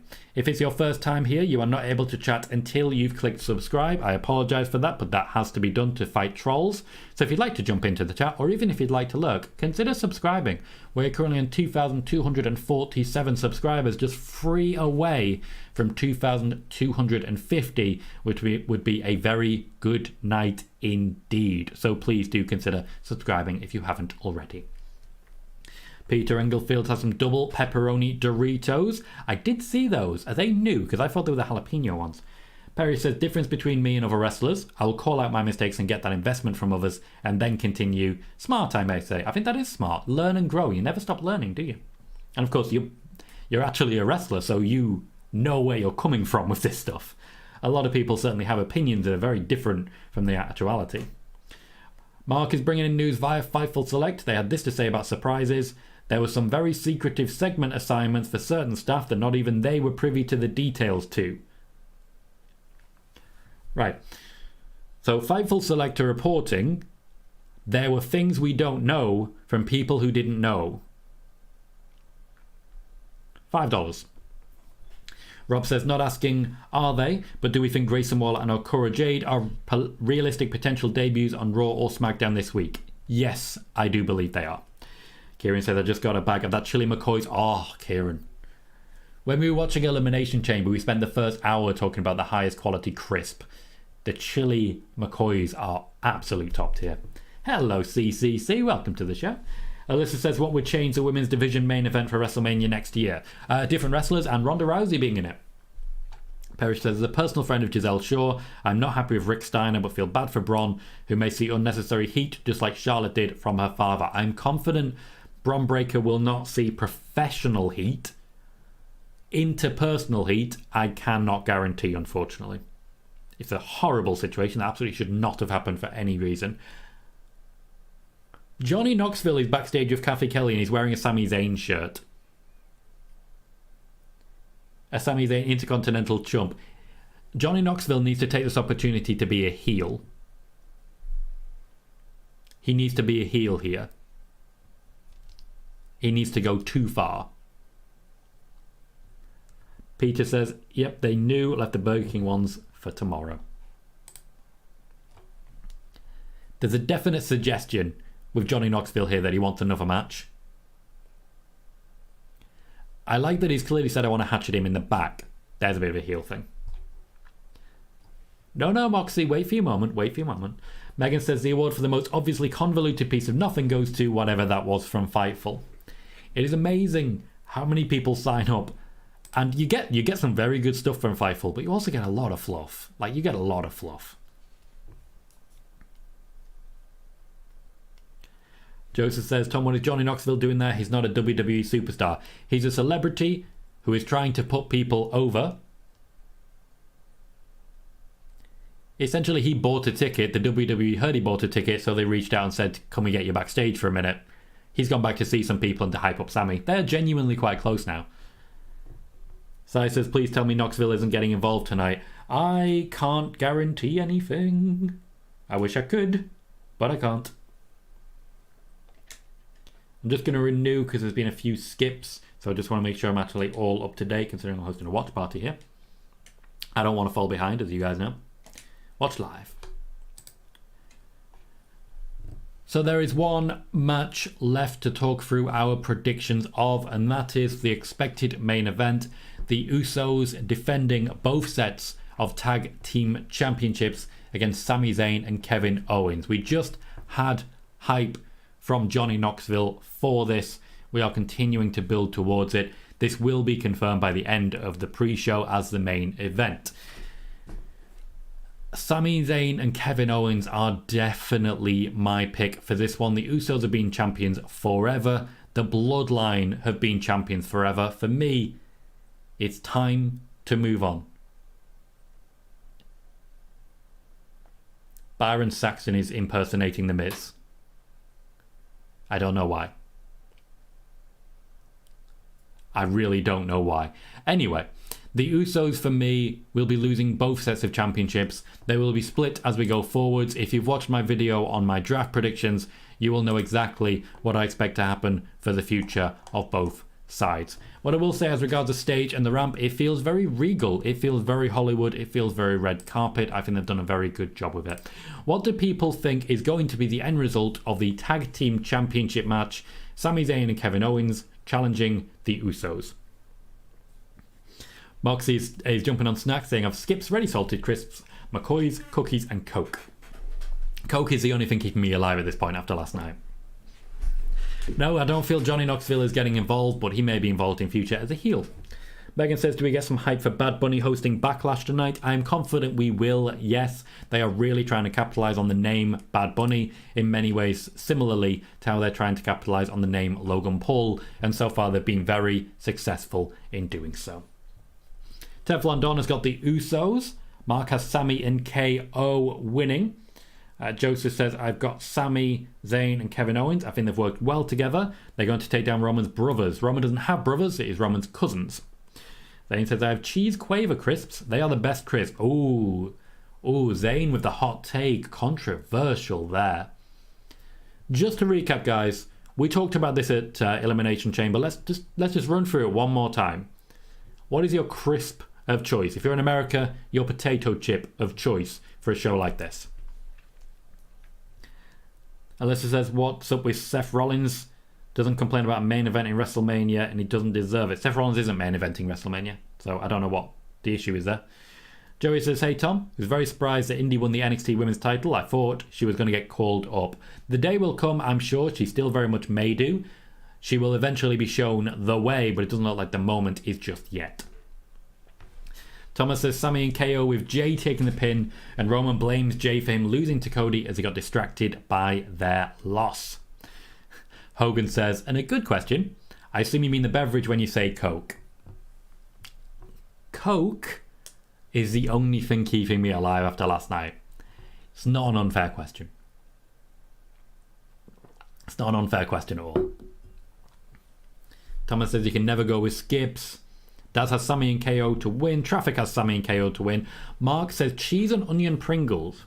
Now, are there cheese and onion Pringles? I thought it was sour cream and chive. Teflon Don has sweet chili Doritos. Sweet chili. I'm aware of chili Heatwave. Sweet chili is a new one on me, I've got to say. Brand new one on me. I don't hate the idea. I'm not usually a sweet chili guy. If I want to burn, I'll burn. I'll just burn. That's how it should be. So I said I had something called the Burger King Whopper flavour crisps out of my local shop. Awful. Don't you like your cheeseburger pizza? You'd think that'd be your thing. Daz has got McCoy's salt and vinegar. Mine used to be Pringle Walkers, what Gary Lineker advertised. I mean, that's what he does, Joseph. That's what he does. Traffic says kettle cooked jalapeno, best chip / crisp out there. CCC says, when's Randy coming back? Well, CCC, funny you should ask that. If you'd like to know details on that, I can provide. I'm going to pop to my own YouTube channel, where I already have a video from almost 2 months ago. Going to pop to the video section. Going to scroll down ever so slightly to my 7th video. I'm going to right click, copy link, and I'm going to pop it straight into the chat just for you, CCC, just for you. You want to know when Randy Orton's coming back? Check out that video, which tells you everything you need to know. Moxie says, Sami Zayn and KO winning. Megan is suggesting paprika Doritos, which are nice, nacho cheese dip, chocolate orange eggs, red cola, and right now I'm sipping on a cup of tea. That is an arsenal, Megan. I love it. Moxie's not ready for Roman to lose, but he has got Max crisps, which are a good choice. Megan says Mackey's crinkle cut salt and vinegar for me. Hogan says, I'm mostly surprised they brought Roxanne Perez back for this match only to have another babyface win. I do believe the intention was to have her lose the championship without having her lose the championship, if you get what I mean. Ken says there is cheese and onion, it's a dark green can. Oh, news to me. Lauren is here, welcome, says, praise me for not going in and clipping you saying Coke was the only thing keeping you going. Lauren, clip it. I'll make it a short. It'll be great. Everyone will have a good time. Sai says, cheeseburger pizza is great and on its way, but not crisp to taste entirely of pickled gherkin. Oof. Peter says, my usual crisp of choice is Walker's cheese and onion in a ham sandwich. So, ham, cheese and onion. I like it. Joey says, do you think they're going to give India a real run with the title, or did Sean give it to her as a favour since she worked in NXT for a long time? There is no booking based on, oh, you've been here a while, have a championship. It's not a favour. They have plans for her. Ross has got a spicy meat feast pizza. My Chris if eating them cheese and onion Pringles or flame grilled or with a Mexican chili McCoys. Alyssa said, I'd love to see Rhea Ripley versus Bianca Belair main event WrestleMania 40. Money if win. Now they are building independently Bianca Belair and Rhea Ripley, and those two do have a collision course. The day will eventually come, and I'm very excited for that day as well. Blue Welcome says, my favourite chips are Tostitos. Joseph says, I call John Cena, but I don't think John Cena is going to win. Then you don't call him. Hogan says, do you have chat commands set up? If so, just set up commands like exclamation mark Jay White and exclamation mark Orton every time someone asks about them. Hogan, why have I not done that? That is very, very good idea that I really should have thought of myself. That's fair. That is very fair. Mr. Stumble says, do you think the Radicals are going to the Hall of Fame one day? No. Rob says, I'm currently doing Southern Heat chip with French onion dip and an ice cold Diet Mountain Dew alongside homemade pepperoni and sweet sausage pizza, chocolate Klondike ice cream, the main event slot. Again, there is an arsenal on display here. Ray says, slush puppy fizzy strawberry is my favourite drink. Nice to know. Stuart says, just now twigged that Chase U versus Schism wasn't on the main card of Stand and Deliver, so taking the chance to watch it from the kickoff show before Mania proper starts. Good call. Thomas says, my top 5 crisps are Skips, Prawn Cocktail Quavers, Prawn Cocktail Spirals, Chili Heatwave Doritos, and Barbecue Rib Poppables. The pop chips are actually very nice. Mark says, this is going to be a stupid question, I bet you don't know, or does anyone know, but after Money in the Bank, when will the next UK PLE happen? The year after. It'll be happening next year. Every year there'll be at least one. Joey says, do you think Bobby Lashley will have an open challenge and who will accept? Maybe, and who knows? And Peter says, Hogan for the win. Well played, sir. I'm a little bit disappointed in myself for not coming up with that idea, but Hogan, thank you. That's I need to do that. Moxley says, hopefully Rhea beats Bianca down the line, maybe at SummerSlam. I do suspect after Bianca loses her championship, she may swap to the other side to work with someone such as Rhea Ripley. Bailey says, what a story arc for Sami Zayn. A year ago, this weekend, he was caught in a mousetrap in a comedy match. Tonight, he's the main event. It is a very, very good position for him to be in and really makes an example to show to younger wrestlers lower down the card. Do what they tell you to, it might still pay off. Zayn says, I'm eating a twirl. Lovely. Mark says, LA Knight better turn up just so we can hear the whole crowd say yeah. Well, a lot of people say yeah. Say yeah. Lauren has clipped. Thank you, Lauren. That might pop up as a short. Thomas says, Tom Core, if it's going to be Jay White answering Bobby Lashley's open challenge. It won't. I don't see Jay White appearing at WrestleMania. I just don't see it. Funnily enough, my name came up on a report about this on 4chan recently. I don't know which of you it was. I don't know which of you are even aware that 4chan's still a thing. I wasn't. But my name did pop up. So if you were the one to basically advertise me and get me a few more views, I appreciate you. Thank you.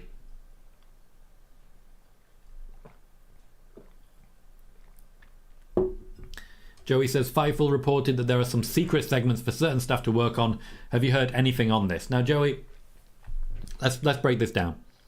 The report was there are some secrets, but the people who know about it don't know about it. I don't know what we could possibly say about that. Ken says, JD from NY reported Lana is going to return at WrestleMania. Why? Why would that happen? Like, seriously, why would that happen? Ross says, as it stands, Tom, do you believe the UK would have a chance at SummerSlam again in the near future, or will they keep the Big Four in North America? They have a chance depending on how much the UK is willing to spend. Again, the country who are willing to spend the most money to get the big WWE events are China. Even though Saudi Arabia is, of course, already paying quite a lot, China are the ones making the big effort at the moment to try and get the WWE pay-per-view. So I would not necessarily expect that it is going to be in the UK.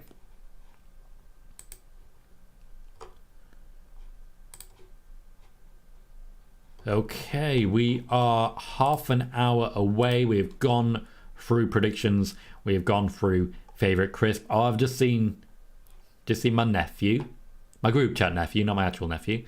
He's at WrestleMania. He's done very well on his YouTube channel recently. A lot of people, and I'm a little bit jealous, a lot of wrestling journalists currently posting pictures saying, hey, I'm at WrestleMania. There does come a moment where I'm just not going to like many people anymore. Just not ready for it. Just not ready for it.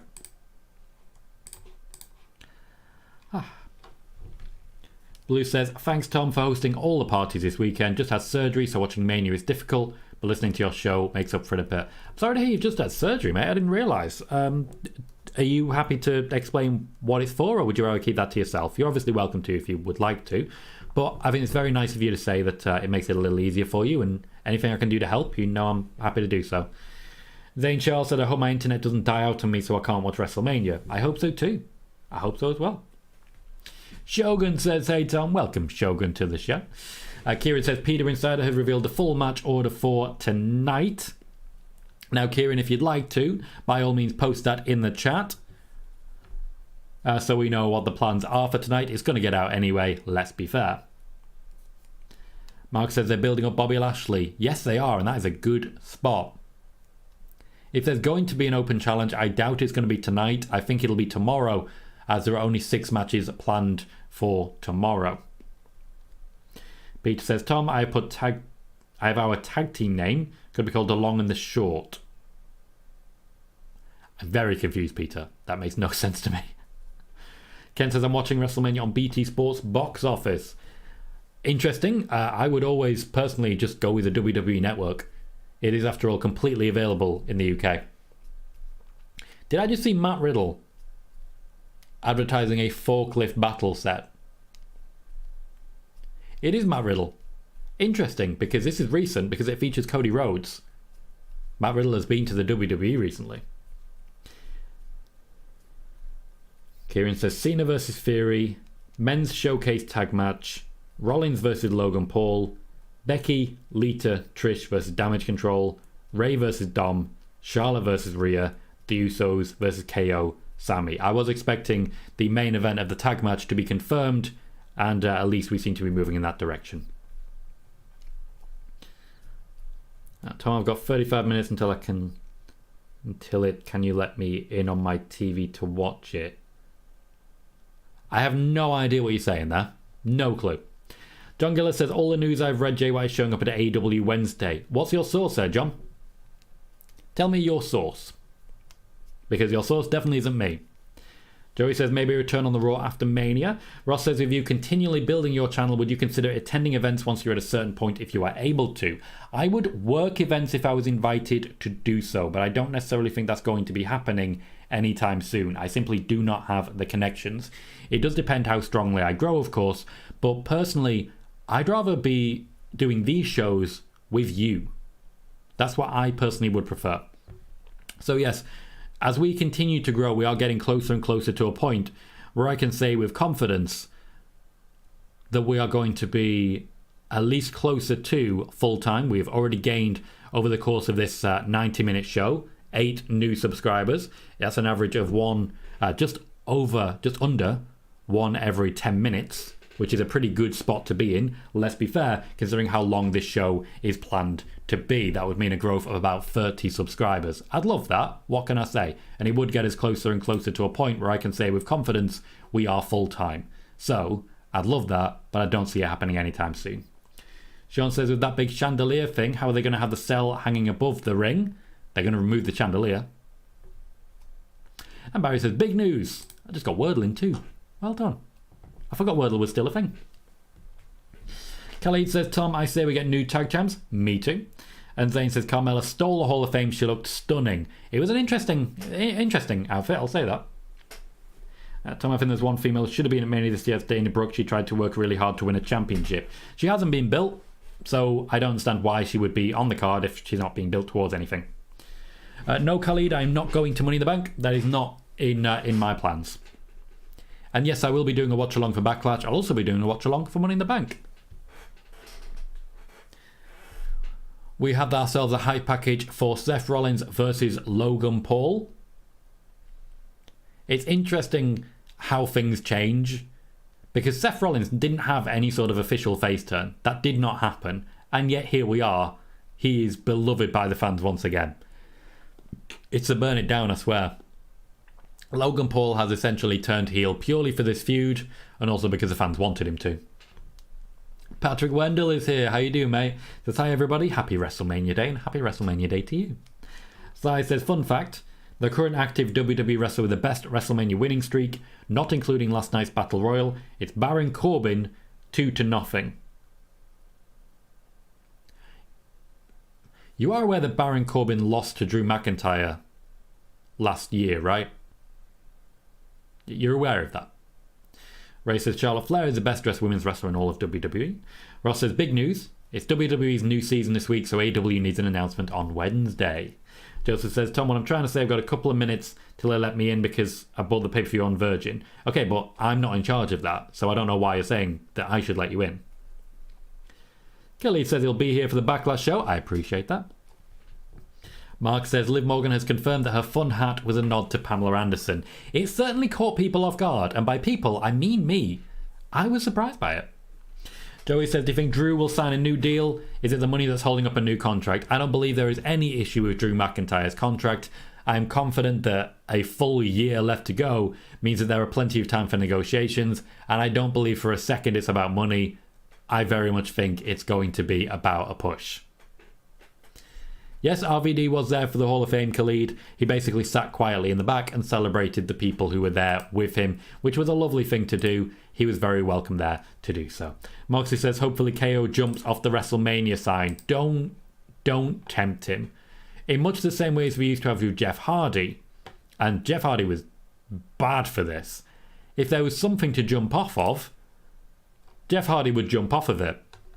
Kevin Owens is starting to get there. That's not necessarily a good thing. Ooh, we're doing pretty well with some of our tweets. We'll see if we're getting to a point where... Oh, there we go. 4,264 views now on the kickoff tweet. Still growing. Still growing. We have about 25 minutes left of pre-show. I am, as I've been very open with, using this pre-show to try and advertise the fact that my channel exists, trying to get a few new viewers in, and trying to make sure that we are nice and full for when the show begins. Twitter has been pretty good for that, though of course there's also a difficulty to it, but some of the easiest ways to ensure that this channel keeps growing is hitting like. So if you're watching at the moment and you haven't done so yet, please consider hitting that thumbs up. We have 40 viewers and 37 likes, so we're very close to 1 per. Also, we have something called a chat rate, which means that the more people are chatting, the more YouTube advertises this show. We have more than 600 views so far, and a large part of that is that you guys are chatting along, keeping me company, and having a great time. I can literally see the chat rate and see that when the chat rate is highest, for example, we have at about 10 minutes ago, we had a chat rate of 11. We also had a big boost in viewers at that time. So it really does expose this show to more people, the more people are chatting. You guys, and I mean this, you guys are the reason this channel is growing. This channel does not grow without you. It does not become what it has become without you. So I just want to say a huge thank you. There are many easy ways to support the channel. Just being here and jumping in the chat is one of the easiest, and it is a big help to me. I have content to communicate because you guys are giving me content. I've barely focused on the pre-show because I don't need to. You guys are giving me more than enough to keep talking, to keep trying to entertain, for dumb jokes to bounce off at times. You guys are doing that and providing that for me. So I just want to say a huge thank you as well for that.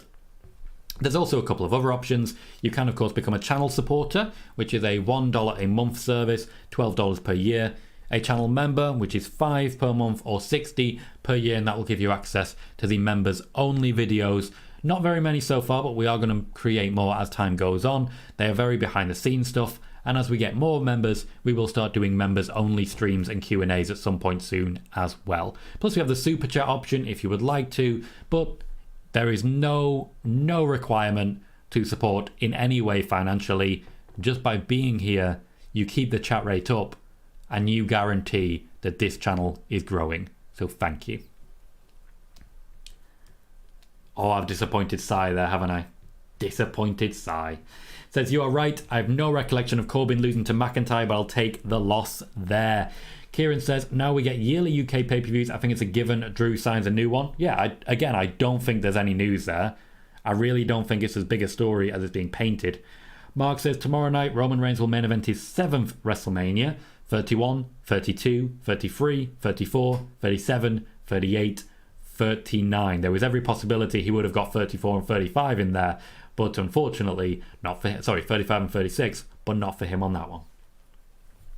Dane says, I wanted to see Jobber Baron Corbin get a match at Mania just to see him lose again. I'm hoping that we get back to bum-ass Corbin one day. Our local establishment. Hopefully at this point you guys are going live soon.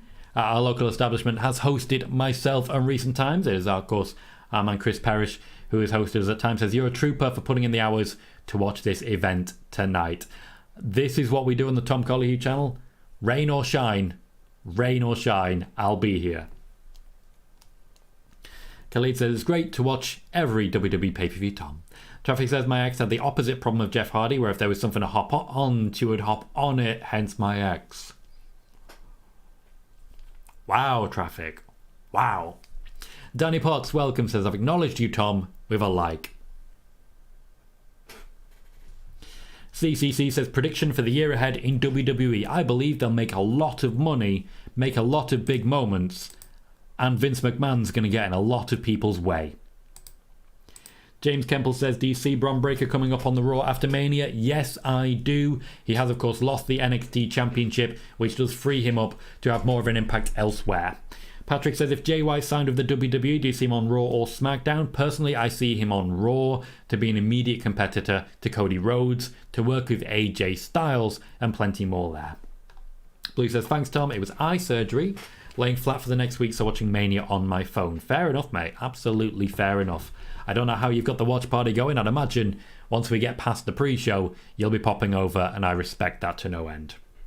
Sai says, in my defense, I was reading a Reddit thread without checking its date. A lot of people do that. You got to be careful with them. Byron Saxton is on stage for a community event. There are 6 people all holding WWE championships. Ross said, a video on Logan Paul and the WWE would be quite good, Tom. If you're still looking for topic ideas, that's a fair point. I'm actually going to write that one down. Logan Paul and the WWE. So what I have is essentially a notepad full of video ideas. At the moment, the top one is Big E return schedule, because I've got some news on Big E's return schedule, but I just haven't had time to put it together yet. So yeah, every video idea I very much appreciate. Zayn is going to Money in the Bank in the O2. Going to Money in the Bank, absolutely. Hope you're having a great time. Hope you'll enjoy it. Barry says, talking of the pre-show, I thought for a minute then UK comedian Tom Allen was on it. No, that's Rosenberg. That's Pete Rosenberg. Kevin says, I was surprised NXT White and Gold booking Johnny Gargano better over the main event. And Sai says, that stage is taking up almost the entire cop end, or whatever you call it, of the stadium. It's mad. They wanted to show off. They wanted to make it massive. They wanted to make a clear statement that it's WrestleMania and that means things go big. And that is exactly what they did. LA has no interest in what's going on the stage right now.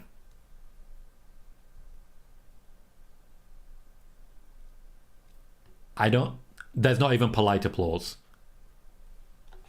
I mean, the people on the stage are clearly having a great time, but nah. Thank you, Kevin. I wasn't entirely sure what you were saying there, so I appreciate you giving me that heads up and helping me out.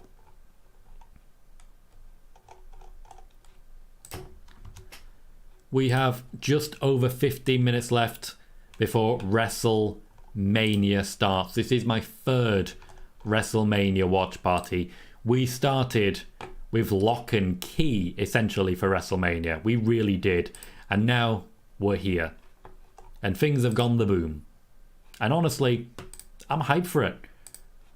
It's been a while since I've been this excited for a WrestleMania. WrestleMania is one of those. It can be good, it can be bad, but it's always going to be big. There's no questioning that it's always going to be big at the very least. Joey says, I like the stage design with the posters. They are certainly making it a spectacle. And I think that's what they focus on more than anything for WrestleMania. I do like that they're showing us all of the little movie skits that they've made. They've been a great little bit of advertising. They've really helped the overall development towards WrestleMania.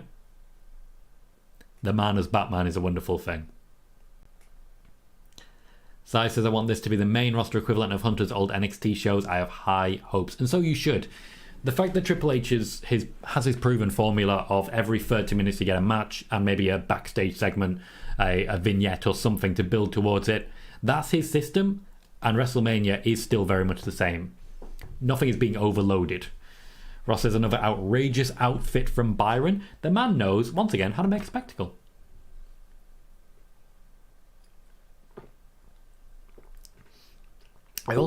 I've got to say, when Seth and Becky first announced their relationship, there was a lot of awkwardness about how the WWE were using them. They weren't using them well. It was a very difficult moment for everyone involved, and they clearly weren't very comfortable themselves about being involved. Now, they are literally the first couple of WWE. They are top names on the card. They are constantly in and around the big matches, and they're top ambassadors. They are everything the WWE are looking for.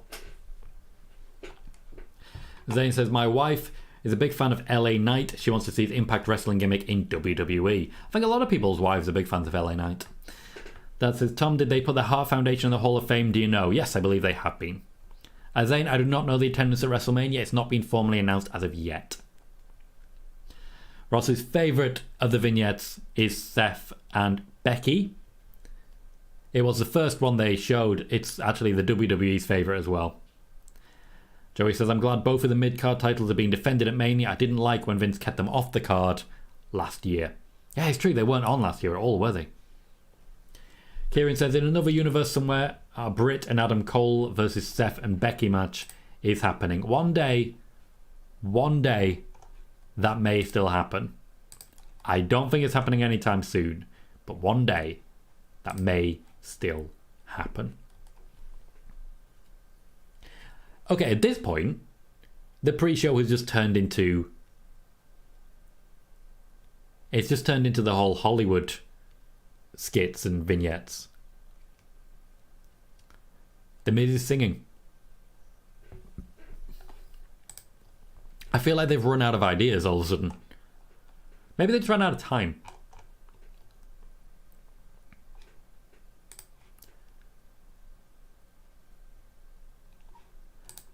I've also got to just sort of put over the fact that The Miz and Maurice are magnificent together. It's the fact that The Miz is undoubtedly Maurice's biggest champion and biggest supporter. They are just constantly backing each other up. And it's just a wonderful thing. And then we're talking about balls. That's where we are now. It was wonderful until then. Moxie says, I just want the Roman Reigns skit. That skit has actually already happened earlier on in the night. Megan says, why is he singing? Why is she singing? Because it's Hollywood, and that's what you do for La La Land. Blue says, favourite Mania entrance, Tom? I have some favourites. I really liked the tank entrance. Seth Rollins burning the entire ramp down was also quite fun. There's some good stuff. Logan Paul's is going to be expensive. Ken says, has Vince been involved in WrestleMania Creative? I've already reported on this one. Ken, I've given full details of every match that Vince McMahon has been directly involved with rebooking or booking. That information is all on spoiler warning. Joey says, The Miz should go work for Disney. He would be better over there than wrestling. Disagree on that one. I think The Miz is a high-quality wrestler, very entertaining, and very good on the microphone. He plays a very important role in the WWE, and without him, it's a very different product. I think he's one of those that you won't fully realise the work that he does until he's gone, at which point you may be a little disappointed at what gets left behind. Joey says, I've already read that one. We have 10 minutes left, and there is only one match that they haven't already shown a vignette for. That being what will be our main event, Sami Zayn and Kevin Owens versus the Usos. The crowd outside, waiting at the pre-show, has significantly thinned as people start to filter in. Honestly, I'm surprised so many people are still outside. But we have only 10 minutes left. We are starting with John Cena, Austin Theory. We're going to go straight in with John Cena making an entrance to hype the crowd. Then he says, my favourite wrestler's theme music is Elias's. I don't know what Elias's theme music is. I really don't. So he says, I'm glad they're getting all of these out of their system now before the actual show. From Booker T to an auto-tuned Miz. It's not the best singing voice in the world. Thomas says, if you can rank the matches from Night One in order, how excited are you for each match? Okay, this is a great idea. Let's do this. So the matches tonight are John Cena versus Austin Theory, Charlotte Flair versus Rhea Ripley, the Usos and versus Sami Zayn and Kevin Owens, Becky Lynch, Lita and Trish Stratus versus Damage Control, Seth Rollins versus Logan Paul, Rey Mysterio versus Dominic Mysterio, Braun Strowman and Ricochet versus the Street Profits versus the Alpha Academy versus the Viking Raiders. In a scale of excitement, top for me is the Usos versus Sami Zayn and Kevin Owens. Second is Rey Mysterio versus Dominic Mysterio. Third is Charlotte Flair versus Rhea Ripley. Fourth is Seth Rollins versus Logan Paul. Fifth is John Cena versus Austin Theory. Sixth is Becky Lynch, Lita and Trish Stratus versus Damage Control. And seventh, at the very bottom, unfortunately, is Braun Strowman and Ricochet versus the Street Profits versus Alpha Academy versus the Viking Raiders. So, who have we got? That's a good question, Thomas. Let's roll with it. What match is everyone most excited for? And what match is everyone least excited for tonight? No, Joey, the match hasn't started yet because the pre-show hasn't finished yet. Mark says, according to Wrestling Observer, Enzo Amore has been released by MLW. Okay.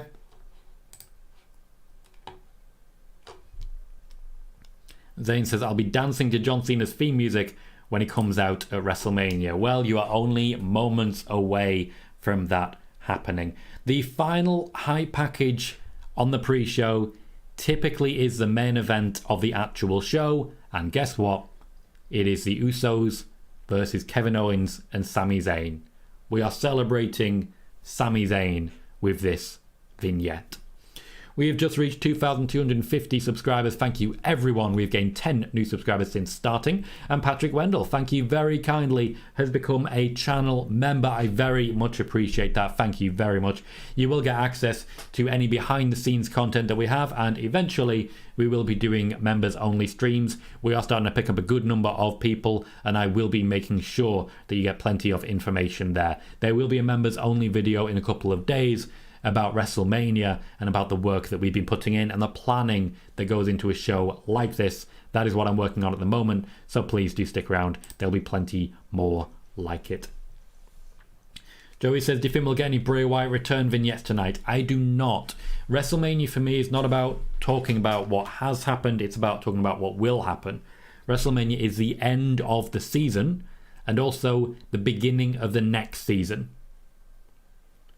We're working towards next year at this point, and ultimately, Bray Wyatt, I believe, is still rewriting a lot of what he's been doing. Mark says, hype level top, the most working down. 1, Sami and Kevin Owens versus the Usos. Least hype, and I'm still hyped for, is a 4-way tag. Dad says, I'm excited for Rey versus Dominic, less excited for Seth versus Logan. Thomas says, thank you, Tom. The match I'm most looking forward to is Rey versus Dom, and the least is Braun and Ricochet versus the Street Profits versus Alpha Academy versus Viking Raiders. It's a nightmare to even type that. Zayn says, Rey Mysterio versus Dominic is my least favourite match to watch. That'll be the toilet break for me. Interesting. And James says, if Bobby does an open challenge, do you think Bray will come out? No. Still based on a few assumptions there, but I don't personally see that happening. Bray Wyatt, for me, will not be in attendance. I think if we see him, it'll be as part of a backstage vignette that has been pre-recorded. There is, as I've mentioned, a whole lot of rewriting that is currently being undertaken by Bray Wyatt. In many ways, the switch to the idea of Brock versus Bray is having a negative impact because it did disrupt the rhythm of the story that Bray Wyatt was trying to tell. That said, the story that Bray Wyatt was trying to tell may not have been very good. Are people enjoying Bray Wyatt so far? Let me know in the chat whether or not you are actually enjoying what Bray Wyatt has been doing since he returned. Or what were the highlights for you? Bailey says, how much patience does WWE have for Bray Wyatt if he continues to struggle to create a storyline? They are the ones who disrupted his rhythm. So when it comes to patience, he has an element of creative control. They can't do much about it. Joey says, I think the fatal 4-way tag match could steal the show if they're given a lot of time. They'll be given about 20 minutes. It'll be about 20 minutes. We are currently watching the hype package for the Usos versus Sami and KO. Reliving some of the highlights. The highlights for the whole thing is definitely the interactions between Sami Zayn and Jey Uso. The fact is, Roman Reigns stepped out of this after Elimination Chamber and didn't really return. It is all about Jey and Sami. And after that, it's all about Jay and Roman. Curtin says, if the build for Charlotte versus Rhea was better, do you think both women would still main event night one? Probably, yes. That makes more sense to me. It's what I see happening. Joey says, maybe there'll be an Uncle Howdy appearance. I find that very unlikely. Blue says, most hype for the IC triple threat, least Brock and Omos. That would be night 2, and I agree with both of those. Night 1, what are you feeling, Blue? John Gillis says, I truly feel the women not main eventing is not a good look. Debatable point. John, what was your source on that thing earlier? I noticed you didn't tell me. What was your source? Dom says, what's up, Tom? And chat, don't forget to hit that like button. We have 3 words for you. It is time. We are 5 minutes away from the curtain opening on WrestleMania. As regards Bray Wyatt, James says, I'll answer that in one word. No. No. No. No. Sai says, best part of Bray was the build-up, the White Rabbit. Unfortunately, everything that followed was dreadful. Ross says, I'm not enjoying Bray Wyatt. I really enjoyed the initial return night only, nothing else. I liked that, and I liked the Smackdown promo where he spoke from the heart, where he got emotional as well. That's been it so far.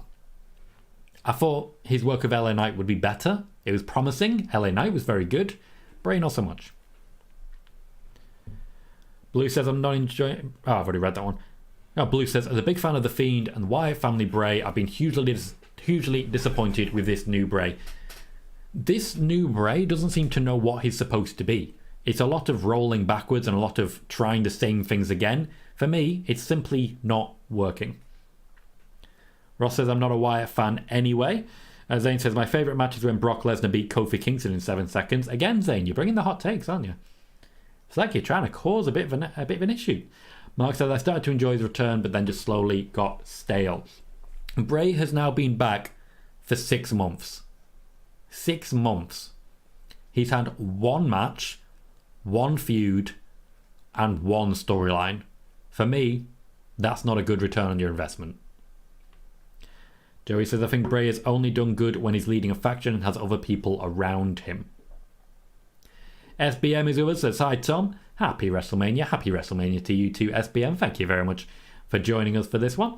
Kevin says, if you have the power to change one WrestleMania match ending, what is going to be any match? Okay,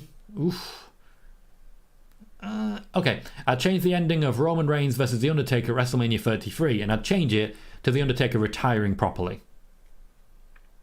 Blue says, night 1, tag title match, most hype, least the showcase tag, but honestly, really excited for all of it. Quick hits. We've got 3 minutes before the main show starts, so let's do quick hits at this point. What I want from you is a clear rating of your level of excitement, from 1 at the bottom to 10 at the top, purely for night 1, WrestleMania Saturday. What is your level of excitement for WrestleMania? Starting at the lowest of 1, going up to the highest of 10. The guy with the sign that says putting enjoyment noises is really putting me off, and I imagine he's very proud of it. Let me know how excited you are. Ghost says, hello Tom and chat. Happy WrestleMania Saturday. Welcome Ghost. Thank you very much for joining us. I hope you're looking forward to this one. Stuart says the Bray stuff has just been too slow. If there was a bit more pace to it, it would have been better. I completely agree with all of that. We are getting plenty of people dropping in their level of excitement just as we head into night 1. Moxley says mine is 9. That is a 9 out of 10. A very high level of excitement for this one. Ghost's excitement level is a 7. The storylines could have been better, but I know the matches will be great. I agree that there are some matches where the feuds haven't really hit the heights. Charlotte versus Rhea, I feel, is the one that really stands out there, but the match quality we know is going to be good. I'm excited to see Ray beat the hell out of his own child. I think we're excited for that one as well. Ricky Cart has followed on Twitch. Thank you kindly, Ricky. You'll get notifications every time we go live with our spoiler warning news shows, and in addition, all of our watch parties for Smackdown, pay-per-views, and more. Mark is 10 out of 10 excited for WrestleMania. Shadowrun is 7 out of 10 for WrestleMania. Marcel, 9 out of 10. Thomas, 9 out of 10. SBM, 8 out of 10. Patrick is 8 out of 10. Shogun is 7 out of 10. We have a 10 out of 10 from the mystery lucky man. Kervin is 7 out of 5, which is not the same as 10. So he is 14 out of 10. Bailey is 8 out of 10. Dom is 8 out of 10 as well. Jaden is 6.8 out of 10, but that's a comma, so maybe 6 or 8 out of something. Jordan is 8 out of 10. Stuart Ridley is 8 out of 10. Blue is 9 out of 10. Size 8.5 out of 10. We're going full decimal at this point. This is your fault, Jaden. Daz is 9.9 out of 10. Zayn is 6 out of 10, which tracks ultimately with what he's been saying previously. And Ray is 9 out of 10. A lot of excitement. Not everyone top hype, but plenty of people way above hype. Joey says, do you think Lita and Trish will be able to work long in their match tonight? Lita looked pretty rusty in her last match. Yes, because ultimately as part of the 6-woman tag, they can always tag to Becky. They can always rotate in and out. That is part of the idea for it. After all, Dakota Kai is being protected as well. Sai says, I'll say this, regardless of excitement, I have better faith in them delivering than before. This may or may not be down to Triple H, I'm sure. Zayn says, I was very happy to see Tyler Bate wrestle NXT stand and deliver. I was not. Hogan says, fun fact, fixed. Since the women got a Rumble in 2018, Charlotte has either won the Rumble or faced the winner 5 times at 34, 35, 36, 38 and 39. Looks like only one of them, 35, will be the main event. Shogun says, it begins now. Jaden, Simon is no longer attending these shows. If that's an issue for you, then that's an issue for you. But Simon is no longer attending these shows.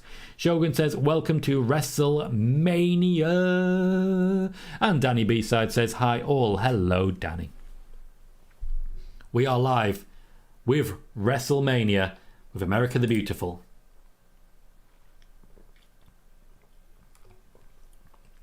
Becky G is going to be singing us in. Moxie said this could be the best Mania ever, in my opinion. Ultimately, I think she's chosen a very good dress here. The blue really stands out. Suits her skin tone perfectly. Also will not constrict her singing voice.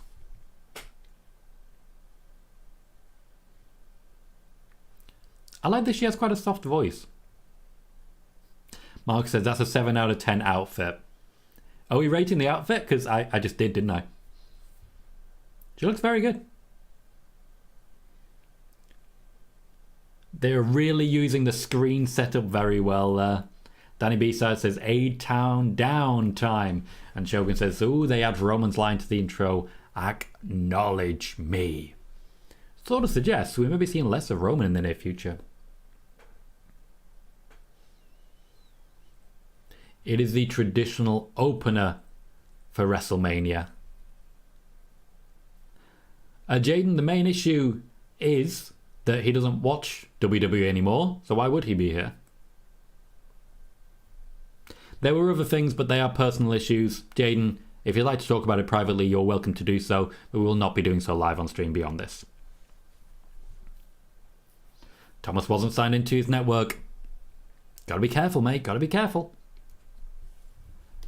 Jaden is asking what I think of the WrestleMania stage. I actually really like it. A very good performance from Becky G. She didn't try to make it about herself. She didn't go too impactful with it. She instead was quite subtle, quite smooth. Very good performance, I feel. So yeah, very much liking the stage. I feel the red carpet element is really working well. Mark says nothing will top Liv's hat, but we're ready to rate it regardless. Sai says it's already the biggest show in wrestling history for revenue, merch sales, and the gate. And also then cost, so you be careful, Sai. Tell you what I did not expect.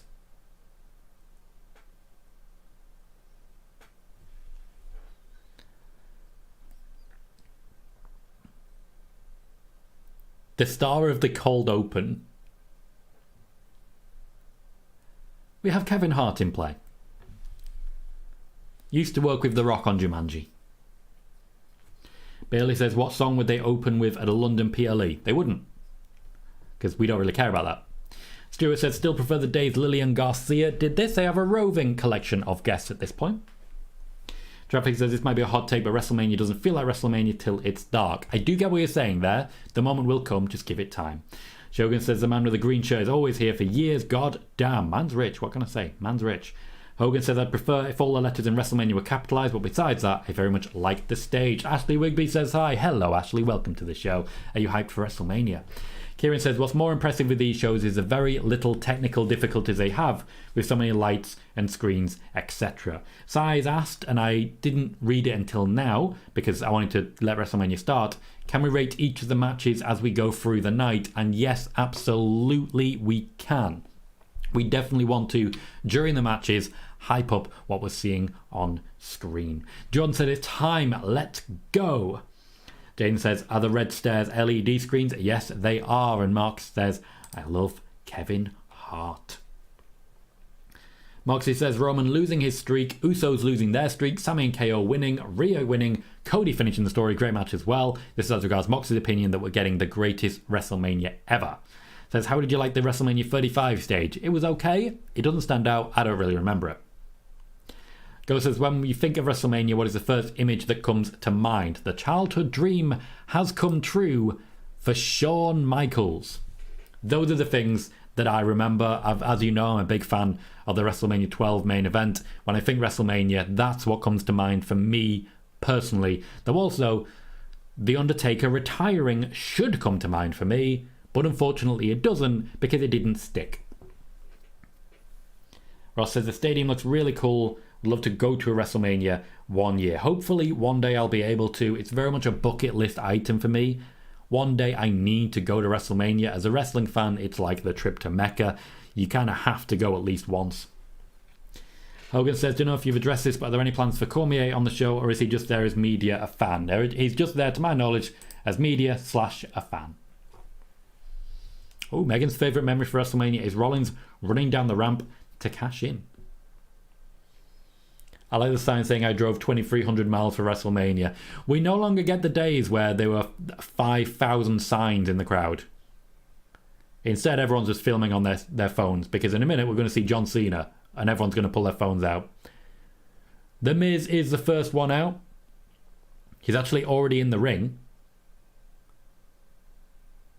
Okay, so they're already cutting some time by not having a full entrance for The Miz or for Snoop Dogg. I am surprised that they did that to The Miz and Snoop Dogg. No actual entrance. What is a dog father? Oof.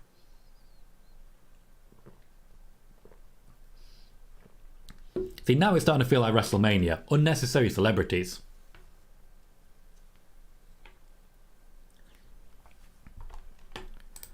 There was already a temptation to consider the possibility that with Sasha Banks no longer in the WWE, we see less of Snoop Dogg, and yet here he is. Again, they're sticking with the phrase the dog father. Why do that? Stuart says, surprised there wasn't a Rock appearance in that intro of it being Kevin Hart. They wanted him. He did not make himself available. Mark is excited to see Snoop Dogg. Danny B-Side says, Dogg is in the house. Jason Watkins, how you doing, mate? Says, favourite WrestleMania memory, Brett versus Owen for WrestleMania 10. That is the opener that we all wanted.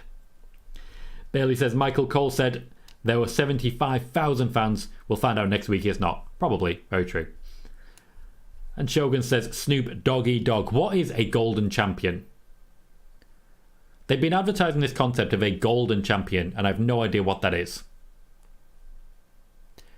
I feel like Snoop Dogg's going to punch Miz in the face. I like that they're wearing very similar sunglasses.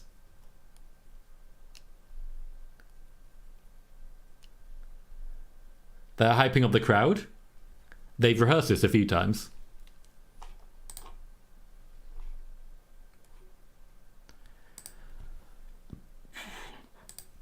Okay, The Miz is announcing it's sold out.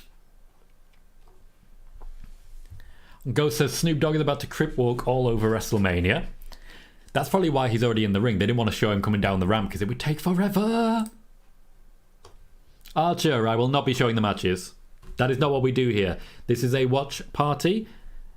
We are watching alongside WWE's WrestleMania Night One.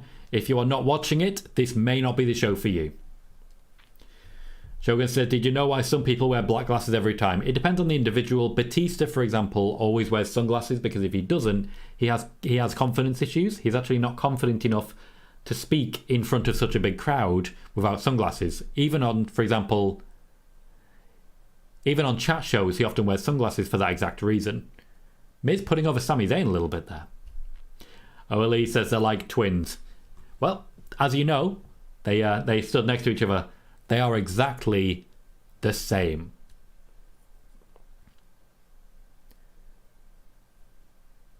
Okay, they did not overstay their welcome. They hyped up the crowd. I am happy with the Miz and Snoop Dogg's use there. I'm not happy with the fact that we are starting with the champion, Austin Theory, coming down. Also, I'm not the biggest fan of that. The fact that the actual stage opens very, very slowly. I want to focus on the fact that it's very, very slowly. That was an awkward moment for everyone involved. Austin Theory is opening WrestleMania, and this is a huge opportunity for him to really stamp his credentials on the event. That stage that ramp looks incredibly slippery. Hopefully, everyone's got good boots, or we have a Mandy Rose moment. Or, more entertainingly, nobody has good boots and everybody falls on the way down. That would be entertaining. I know a lot's been said about John Cena opening and how John Cena could be involved, but I really do want to hype up here. This is a huge, a colossal opportunity for Austin Theory to really make an impact. A runner just ran across the stage. I did spot that. I wasn't wrong, was I? Jason says, hopefully this match is a banger. On paper, it is. And says, that camera angle took my breath away. Must be awesome for the superstars when they walk out there. I do like the whole following concept. Mark says, Theory is here. He is indeed. Ghost says, I wish they would have had a curtain rise instead of the wall. I do agree. I do agree with that one. It's been a while since we've gone through all the foreign announced teams. Marcelo Rodriguez and Jerry Soto, first ones to be shown. We know that John Cena is going to make that crowd explode. And honestly, I'm excited to start the exploding. The moment will come. And it's very much well deserved. For every now and then, a little explosion does everyone good, doesn't it? Does everyone good.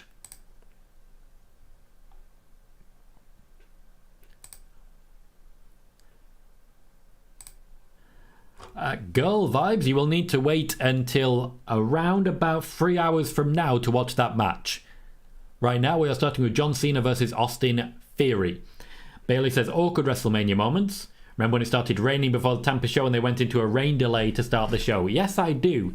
And the main reason I can say with confidence that I do is Samoa Joe in a rain mac. Because, let's be honest guys, nothing sticks in your mind stronger than Samoa Joe in a rain mac. You know you love it. You know you love it.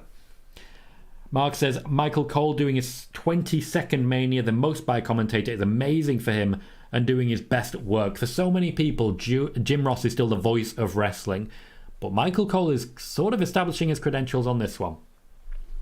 Lee says, I understand the star Cena is, but I've always been a strong believer in the champion comes out second, challenger first. I agree, and I think Cena coming down first would really pop the crowd as well. I think they missed an opportunity there. Stuart says, the Mexican announce table is getting smashed, guaranteed. Isn't that the entire reason that we have those announce tables? Moxie says, not gonna lie, I kind of like Theory's theme song. You don't need to lie, Moxie. It's alright if you like a theme song. It's your opinion. Megan says, Spanish announce table. She's hyped for it. Someone's going through that for damn sure. And Ghost says, I'm assuming Make-A-Wish has something to do with Cena's entrance. Very possibly. They are, after all, showing a vignette for that. Oh, they are bringing in a load of Make-A-Wish kids. John Cena's ticking off like 50 of them at once. He's making some wishes. Sean says, no reaction for Austin Theory. I believe Cena's point was proven. I don't think there was no reaction. I think, unfortunately, with the crowd as big as it is, you're going to struggle to hear that strong a reaction because it's not concentrated. A mixed reaction for John Cena. Shouldn't really surprise anyone.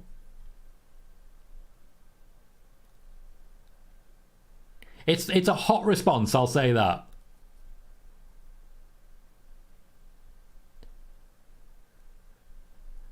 John Cena's just trying to hype the kids up, and some of them Some of them aren't quite with it. I think they're a bit shell-shocked at what's happening, and I can't blame them for it. Not everyone's ready for the high fives. Hogan says, the only time I prefer the champion coming out first is if the champion is the babyface and it's the first match. John Cena, definitely the babyface here. Ready to never give up and move on. Shogun says, new t-shirt. John Cena will always have a new t-shirt for WrestleMania. It's usually in the WrestleMania colours. Not quite where he is at this one. Also, I believe one of those children on the stage is wearing a Lily t-shirt. Steve Englam's here. Welcome, Steve. Says, look at all these Make-A-Wish kids. Damn, I think Cena's winning now. I do not. I still do not, but I certainly think he's made a lot of dreams come true on that one. John Cena is one of the best ambassadors for wrestling there has ever been. I don't believe there'll ever be another. Because in the world we live in now, the heel is the hero. That says, Tom, who is the women's ring announcer? I don't know. I've not actually paid that much attention to it. Jesus Christ, John, you are going real bold. He's going real bold. Megan says, Cena's winning, isn't he? And then swears. My prediction for this one is Austin Theory. I'm not changing it in any way. I have Austin Theory beating John Cena. Ghost says, I don't love them coming out the side of the stage because the camera angle does look a little awkward. They've kind of gone the AEW route of having face side and heel side. I'm wondering if they're going to stick with that. I find it unlikely.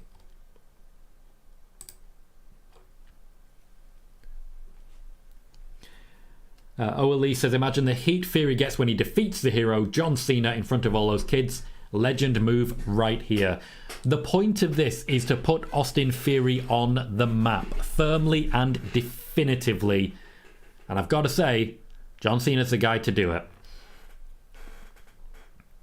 As we are 15 minutes in, we are just starting WrestleMania. The first ring bell has gone. Please remember that there are a number of different ways you can really support this stream. We've just reached 1,106 views, and there's suddenly a lot of interest as WrestleMania starts.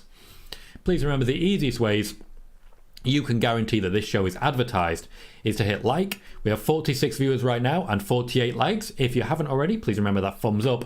And also, it's called chat rate. The more you are talking, the more you are conversing, even amongst yourselves, the more YouTube will advertise this show. When I asked everyone to rate their excitement, you should see the spike that we got, both in chat rate and in viewers as well. So please do consider chatting away and enjoying the show as well. If you haven't already, please remember to subscribe. And there's plenty of other things which count as engagement, which will really help the growth of the channel. That being, of course, subscribing if you haven't already, becoming a channel member, and super chats as well. Dom says, what happens if the champ comes out last? Been noticing that has changed lately. We have dueling chants, but they're both for John Cena, which is not a great thing for Austin Theory. John says, even Cena was taking the ring run a bit slower due to the ramp. The ramp looks real slippery, I've got to say. Steve says, Samantha Irvin is the announcer. I believe so. Hassan says, hi there, I've got John Cena for my vote. Thank you, Hassan. Welcome to the show. Danny says, what a legend John Cena is. Steve says, I don't always drink beer, but when I do, it's for WrestleMania. The crowd is hot for this match. They are really hot for this match. But I think primarily it's the pro and anti-John Cena crowds bashing against each other. Once again, the idea here is to put Austin Theory on the map, and that's not really helping him. Danny says, what shape is Austin Theory in? Wow. This is what I mean when I say there is an obvious comparison between Austin Theory and John Cena. Even if just physical. Imagine Austin Theory in jorts. You'll see John Cena. Just, less bold. Is he biting his ear? Austin Theory biting John Cena's... I like that. He wants his heat. Attack from behind. He wants to get the win. He's willing to do whatever it takes. I'm kind of there for it.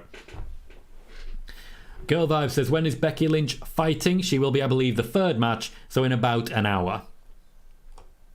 Jason says, big match for A-Town for sure. Hopefully makes the most of it. I'm slightly wrong. It's Logan Paul versus Seth third, I believe, so it's actually fourth. Yeah, John Cena is definitely losing a lot of hair. But to be fair, he's not as young as he once was, but he's still spry and he's still going for it. CCC says, Theory, Dominic, main eventers in the making. I agree completely. We're not there yet, but I feel they don't need to focus entirely on them and solely on them to do so. They can help them develop much more calmly. Thomas says, I've also got Cena in this match, but I'm just appreciating Cena in the ring while we still can, which is a very fair comment. It is not going to be the case that much longer. John Cena doesn't have that many years left of wrestling. We should appreciate him while he's there. Steve says, kind of jealous. My cousin will be there in SoFi tomorrow night. However, the matches he wants to see most are tonight. See, that's the thing. They leave it so late. They leave it so late to announce what matches are when, so that you have to buy tickets to both. And OLE says, Peacemaker is quite agile when not in costume. I haven't watched Peacemaker yet, but I've heard very good things. I've only watched like the first Suicide Squad with Margot Robbie, rather than the second Suicide Squad with Margot Robbie. So at some point I need to actually give that a go, because apparently John Cena is very good at it. Austin Theory with a blockbuster there, or at least a leaping neck breaker. He made a very swift little adjustment there as well, which I've got a lot of respect for him for. Ghost says, if we're judging gear, Theory's is about an 8.5 while Cena is a 5, which is appropriate for the master of the 5 knuckle shuffle. Ghost, let's judge gear. Let's do this. Let's absolutely do this. Because later on we'll have Logan Paul and Seth Rollins and kind of just say their gear is going to be very, very fun. Plus you have the 6-woman tag. Becky Lynch has pulled out all the stops on this one. I'm excited to see her gear. She always goes pretty hard on that one. Austin Theory showing off that drop kick, which is very high quality. John Cena's ring gear is standard John Cena. There's nothing special about it. It looks dated now from where it was. Honestly, he's just wearing shoes. He's just wearing sneakers. So personally, I'd give the man a 3. Austin Theory's, however, I like that he's got the down in place. Austin Theory and the WrestleMania logo on the butt. It stands out. It's stylish. It's sleek. It's WrestleMania colours. I'm giving him an 8 for it, personally.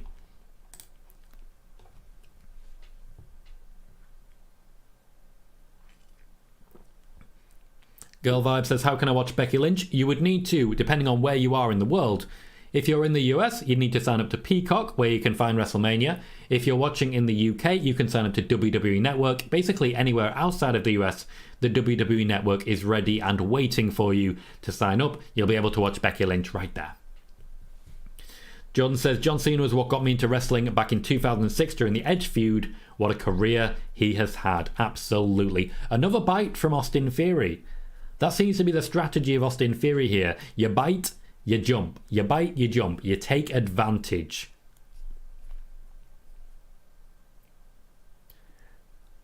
Austin Theory doing what is referred to backstage as the your boy, which technically is banned unless you're actually wrestling a match with John Cena. I don't know why. But that is the rule. Shogun says, do you imagine Theory or Dominic main eventing WrestleMania someday? Yes, I do. I don't know who's going to get there first. I genuinely don't. Traffic says, yeah, John Cena for sure seems like the type to quit while he can still do it good, rather than try to draw it out way past your time. Flair. Yeah, Ric Flair just isn't able to give it up, it seems like. Which is a shame because he very much should have quite a while ago. The Undertaker, I feel, also went through that, whereas John Cena, he knows he can still go. He's come back for one match. He's a rare return. He's still got a lot behind him. He's still John Cena after all. He's not stomping on his legacy by doing so. Thomas says, Theory is a 6 and Cena is a 5. Very standard Cena talking year. Stuart says, Peacemaker is highly recommended. If for nothing else, the intro is hilarious. Okay, I'm excited now. Mark says, Theory 7 out of 10, Cena is just Cena. Yeah, we can't really say anything. It's just standard John Cena. Ain't nothing special there. Jason says, I could be wrong, but it looks like Cena is having a hard time keeping up. He blew himself up running to the ring and hasn't recovered. I think that's intentional, Jason. I would hope that's intentional. He's taken a beating from Austin Theory. He's building up momentum when he can and he's showing his strength. I think there probably is some ring rust, but ultimately, it's making Austin Theory look good. Because that's the story here. Austin Theory is a young, spry upstart. John Cena, in many ways, is the intruder now. No worries, girl vibes. Enjoy. Ross says, top heel work, he's actually helping Theory. And I agree. The idea here is to put over Austin Theory. A silly little thing, like the occasional bite, is actually going a long way to helping develop the character. You'll remember the bite in much the same way you remember Shayna Baszler biting the back of Becky Lynch's neck. It's a way for a heel, not necessarily to get over, because this won't help him get over, but it's a way for a heel to get a bit of cheap heat and also get an opportunity to start the attack. FBM says, yeah, Undertaker scared me when he was getting in the ring in his last years. Me too. Me too. Particularly the Goldberg match. Now, I wasn't watching it live at the time because I don't watch the Saudi shows, but I certainly watched clips afterwards, and wow, that was awkward for everyone involved. Bailey says, wrestlers that can't quite walk away, Ric Flair, Jerry Lawler and The Undertaker. Only one of them is still trying to get involved, that being Ric Flair. Shogun says, put over the new talent, it's what wrestling needs to be. I agree, that is what John Cena is doing tonight. Hopefully that's what we see from Trish and Lita, but I don't really expect it. We have a sleeper hold from Austin Theory. What a throwback that is. I wonder if anyone isn't aware of this, but I'm going to give you something which is probably going to ruin a lot. A lot. Jeff Jarrett was always a fan of locking in the sleeper hold, and whenever he did, he would lock it in and say, Glage. Every single time. Check it out. It's real. I promise you. It's real. Glage. Ghost says, we're already 23 minutes in. Wow. The opening. American the Beautiful. Well sung. Miz and Snoop Dogg. Genuinely good hype. Really high energy. Didn't overstay their welcome. The match is being carried by a really excited crowd. The crowd are very much into this one, and I just feel opening with John Cena is always a good thing. He still has that gravitas. He's still John Cena. John says John Cena giving back to the business at this stage of his career. John Cena's been doing that one for a while. I think since the feud of AJ Styles, he's just been giving back. He made a point of giving back to Bray Wyatt when Bray Wyatt won the WWE Championship. He put over Roman Reigns quite recently, twice in fact. Oh, we have a ref bump. We're going to have a visible tap here, it looks like. But this certainly increases the possibilities. Austin Theory is picking up this win. Austin Theory is tapping. We have a visible tap, but John Cena will not pick up the win. And it's not like the referee's going to get down to the down the ramp very quickly, is it? Traffic says, Taker 2. I still haven't watched the DX versus Brothers of Destruction match. I don't think I ever will. No, don't. Just don't. It's embarrassing for everyone involved. A low blow by Austin Theory. Mikita, I'm not entirely sure what you're asking. We will not be watching WrestleMania live here. Unless you are already watching it, this is a watch-along. Austin Theory hitting his finisher. Is this the moment? Yes, it is. Austin Theory has beaten John Cena in less than 15 minutes to retain the United States Championship. A-Town is not just down, it is on the up. That is a terrible thing I've just said. I apologise to all of you for having to witness it. Jason says, I missed that, Tom. What did Jeff Jarrett say for headlocks? It was Glage.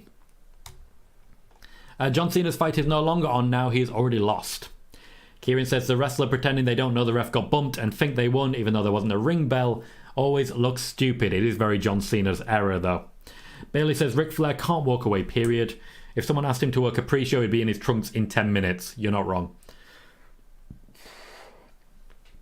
Steve says, good win for Theory. Room for a rematch at SummerSlam, maybe? Personally, I find it... Pardon me. I find it unlikely. Danny says, Cena was always going to win and lose if you get me. Yeah, fair. Jason says, I've got to be honest, that match was rough in my opinion. I disagree. I think the crowd carried it a bit. It's certainly not going to live long in the memory, but it was absolutely a fine curtain jerker, a fine opener, and it really does put Austin Theory on the map. Thomas says, fair play to Theory and well done to Cena putting over the younger talent. Martin Harvey really didn't like the match. He really didn't. And OLE says, I enjoyed that one for an opener. A very good one. I enjoyed it too. Ghost says, gear-wise, I would keep an eye on Becky, Trish, Logan, Seth, and the Street Profits tonight. Street Profits are a good shout. and Ghost says, I didn't love that ending. The ending of Braun versus Carmelo earlier on in the day was very similar to what we just saw. We are going straight from John Cena losing in the United States Championship match to John Cena advertising WWE 2K23. Blue says the crowd is loud. Always nice to have a good Mania crowd. Mark says loved it. Theory won. Yes. And James says who's next? Okay, Goldberg, calm yourself down. I'm going to just retweet the show tonight.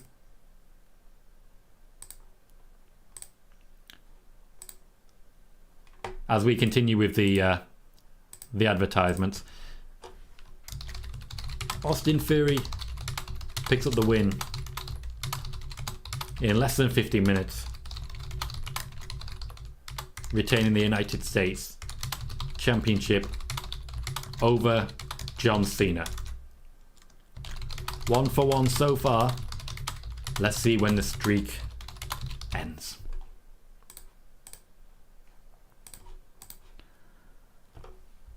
Jordan says 6 out of 10 match rating. Thank you, Jordan, for the reminder. What did we think of that match? From 1 to 10, how do we rate that particular match? It was a fine WrestleMania opener. As I say, it's not going to live long in the memory. I feel John Cena was protected there. I don't feel he can really go as he used to, and Austin Theory didn't exactly demand much from him. We got a 6 from Thomas Phipps, a 5 from Patrick Wendell, a 6 from Shogun as well. Traffic says match was exactly what it needed to be. Theory wins and wins like a heel. 456 Casino says 7. Jason says 5 out of 10. James is going 5 out of 10 as well. Makita Young openly has not seen the match and is still trying to rate it. Mark has given it an 8 out of 10. SPM with 6.5. Moxie has given the match a 7. Megan says never been so happy to see Theory win. I do think he's losing it on Monday though. I do think Bron Breakker is the logical person now to get involved in the United States Championship, as a lot of people are really excited for. Baylor's given it a 4 out of 10. Dom has given it a 5. Kieran says 5 out of 10. Doesn't really do much for Theory in my opinion though. Traffic says 5 out of 10 is perfect. Daz is giving it a 5. Sai is giving it a 6 as well. A 6.5 from Stuart Ridley. The general consensus seems to land it at about a 5, a 6, that sort of area. Not great for an opener of WrestleMania, but I don't think it was so important to have the opening match be a world beater. I was expecting a little bit more. I'm a little bit disappointed, particularly with how brief it was, but you know Triple H likes his half-hour segments, and he has kept it in that region. Austin Theory, he can use the fact that he beat John Cena at WrestleMania. He'll use that going forwards. I don't think he was really able to show everything he could do. I think he should have been able to win clean. That may just be me, but that's my opinion. I think he should have won it clean. I think we should have got a few more big moves. I just think John Cena can't quite go as intended. Also, if you'll forgive me for this one, maybe we could have seen some of the Make-A-Wish kids crying. That would have helped. Titus O'Neil, officially named the Global Ambassador of WWE, has joined the commentary team. OLE right there saying Titus World Slide. The one Saudi Arabia show I actually watched, by the way, before moving on with my life and deciding never to watch them again. When he slid under the ring, what a beautiful moment that was. Next up is our fatal 4-way tag team match. Nikita has found a way to watch the matches, which means you get to watch Braun and Ricochet versus the Street Profits versus Alpha Academy versus the Viking Raiders up next. Jaden gave the match a 5 out of 10 as well. James says, I think Bron Breakker should have come out at the end and given us a face-off. I don't. I think you need some big moments for Raw. I think that basically sealed itself. The problem is, of course, you're going into a match which should be a good spectacle, but hasn't really had much in the way of build. The excitement is all going to be on those final 3 matches. We are going upwards, I feel, when you consider that the last 3 will be Dominic versus Ray, Charlotte versus Rhea, and of course, the Tag Team Championship match. I do feel they're rushing the entrances a bit. The Viking Raiders, I believe Valhalla's using the Codevator. Gimmick infringement there. The Viking Raiders are coming out while Braun Strowman and Ricochet are still making their appearance. Valhalla's wearing no shoes. That's a choice. Hogan says, for what it's worth, the opener last year was Shinsuke Nakamura and Boogs. The injury put paid to that one. I think Hunter's NXT may have spoiled us as far as openers are concerned. Steve says, the real deal, Titus O'Neil at the desk. SBM says, I agree, should have won clean, and the pace was a tad slow. All fair comments. Megan says, good to see Titus. And Ghost says, the match was a 6. A win against Cena is still a big deal. The match just wasn't extraordinary. A lot of people were expecting John Cena to win that. I personally am very glad that he did not. Kieran says, we didn't even have a Cena finish, so it didn't even make Fury look strong by kicking out. As regards the AA. Everyone kicks out of the AA now. It's not really that big a deal, but certainly if everyone is kicking out, why not actually allow it to happen? Thomas says, who are the faces in this match to see which side they enter from? The faces are Braun Strowman and Ricochet and the Street Profits. If the Street Profits now enter from the left, stage left, then we'll know how that one works. Technically, there only actually seems to be an entrance on the right. They are all coming from the right, so Austin Theory, I'm guessing, that was his special entrance. Yep, everyone's coming from stage right. James says, look at the fans next to the ramp down the back. There's no way they can see anything. My own rating side was a 6.5.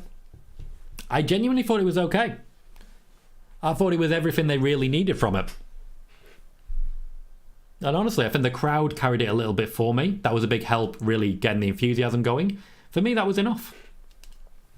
Jason says, the Titus slide makes me so happy. Laugh out loud each time. Love how he was able to have some fun with it and laugh with us all after it happened. Corey Graves really helps that moment by losing his goddamn mind. Steve says, cheering for the Vikings tonight. They could use a W. There's no debating that. You're absolutely right. The Viking Raiders have not had the rub of the green since returning to the WWE. They've been involved in a couple of big moments, particularly beating up the New Day, beating up the New Day, beating up the New Day, and beating up the New Day. But since then, not much has really happened. Dom says, I'm still not getting why Sarah Logan is there, but a job is a job. Yeah, she hasn't done anything. I believe she attacked B-Fab briefly, and then they just didn't go anywhere with it. Interesting, Steve. I did not realise that. Jason says, I appreciate them keeping things moving. 2 5-hour nights is not needed. Keeping pace like the new MLB rules with the pitch clock. SBM is enjoying the Street Profits outfits and is hoping for a Street Profits win. Street Profits would definitely be up there. I definitely think there's going to be a face win here.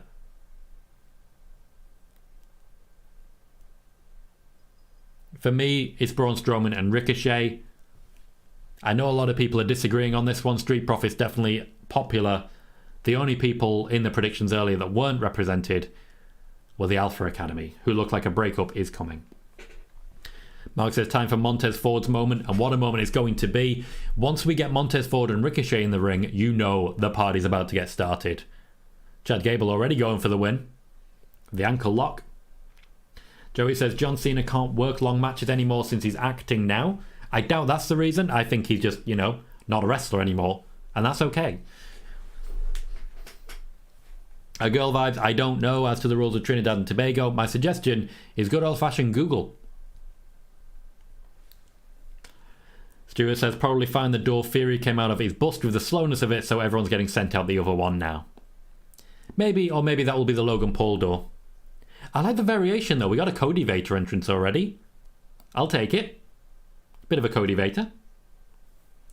Steve says, good lord, they'll show it a lot, and I've seen football games from here before, but it's still awe-inspiring how massive SoFi is inside. Ghost says, are we judging each person in this one individually or as a team? Now, I would like to judge them as a team, particularly when you consider certain gears. Ricochet and Braun Strowman, for example, they don't match. They don't match at all. But Alpha Academy, they match a bit better. The Street Profits match a little more, but they still wear their own gear. The singlet, for example, is Angelo Dawkins and not Montez Ford. So judge away. And Sean says, a lot on social media is saying Cena versus Fury was a waste, it was too short and wasn't good enough to open. Seems a bit harsh. I still feel that seems a bit harsh. Just a little bit unnecessary.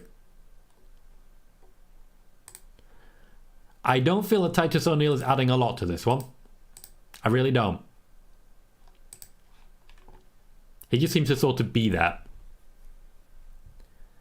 We are going full scrap as they are advertising that WrestleMania is now trending on Twitter. Not really a big thing anymore. Mark's opinions on the outfits. Braun and Ricochet, 4 out of 10. Viking Raiders, 6 out of 10. Alpha Academy, 5 out of 10. The Street Profits, 8 out of 10.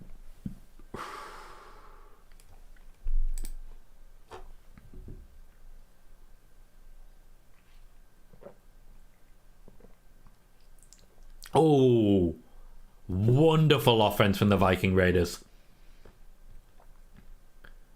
Eric with the German, Ivar with the second rope clothesline. That was a work of art. The Viking Raiders are really starting to show off what they can do here. And now they're mugging to the hard cam, which I feel is the wrong choice. I feel that's the wrong choice. They've had a good moment. I don't know how long it's going to last. Steve, I haven't seen any reference to Into It.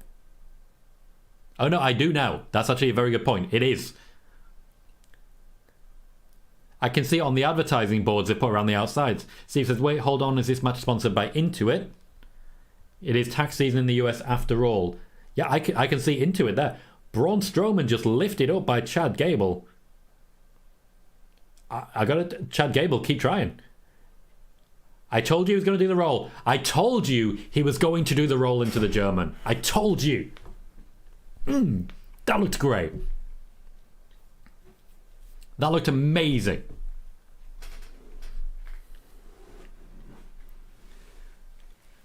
Braun Strowman, since returning to the WWE, has worked so hard to put other people over. It's a huge difference to who he was. But what a showing. The fans are really behind Chad Gable here. He's about to get a singles run. We'll see what kind of push he gets. But I hope it's a good one. Jordan says the Raiders looking strong here. Dom says, why does Eric scream after every move? He just likes it. He just really likes it.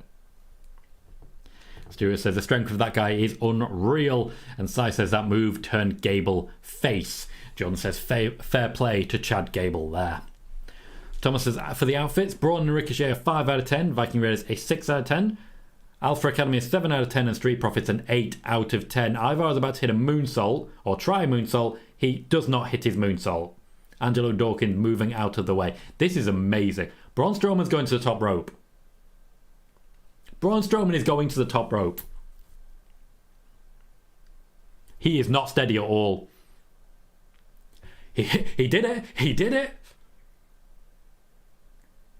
That shoulder was never down. That should not have been a pin, but I like that everybody dived in. That was amazing.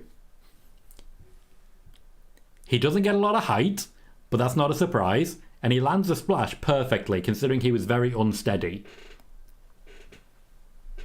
Braun Strowman is over, guys. Thomas says, damn, Chad Gable is so damn good. Kieran says, who would have thought Braun would have been their best return since Triple H took over? Steve says, oh my god, big lads on the top rope. And Thomas wants Otis on the top rope. Well, you may be about to get your wish.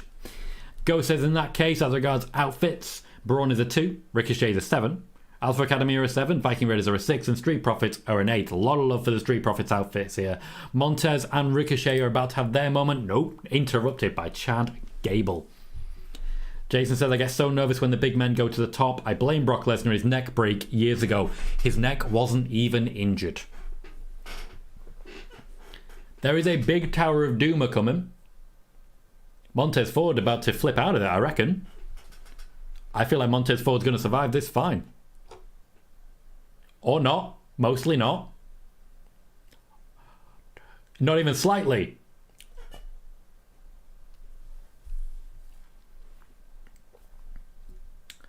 Well, okay. So, we knew this match was going to be a big spectacle. We knew it was going to be a lot of fun. And I'm glad they're delivering. Titus O'Neil is really starting to get into it as well. Thomas says the match is actually really good. Danny B-Side says, wow. Blue is saying this has been fantastic. Jason says his neck was good. I also blame Sid Vicious and his leg break. Less said about that, the better. I don't want to remember that. Mark says that was amazing. And Sean says, just give us Montez versus Ricochet for 30 minutes. Peter says, wow as well. It's a new evolution of the Tower of Doom. Braun Strowman now selling. Angelo Dawkins has tagged in twice eventually. Braun is trying to guard the ring. OLE says this is a B-movie level train wreck. Maybe it's a beer talking, but I'm having a good time. And Ross says the crowd are loving this. Braun Strowman is starting to run people down. Being the old-fashioned train. Angelo Dawkins just sort of hiding in a corner there. He's a legal man. They're not even doing a count-out. The referee's just stood in the middle of the ring going, alright. Here we go again. Oh, Angelo Dawkins with a tackle takes down Braun Strowman. The train has been derailed.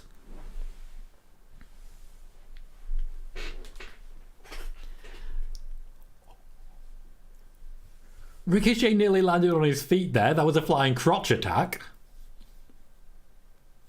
I'm really glad Titus O'Neil's there now because he's bringing a lot of hype to it.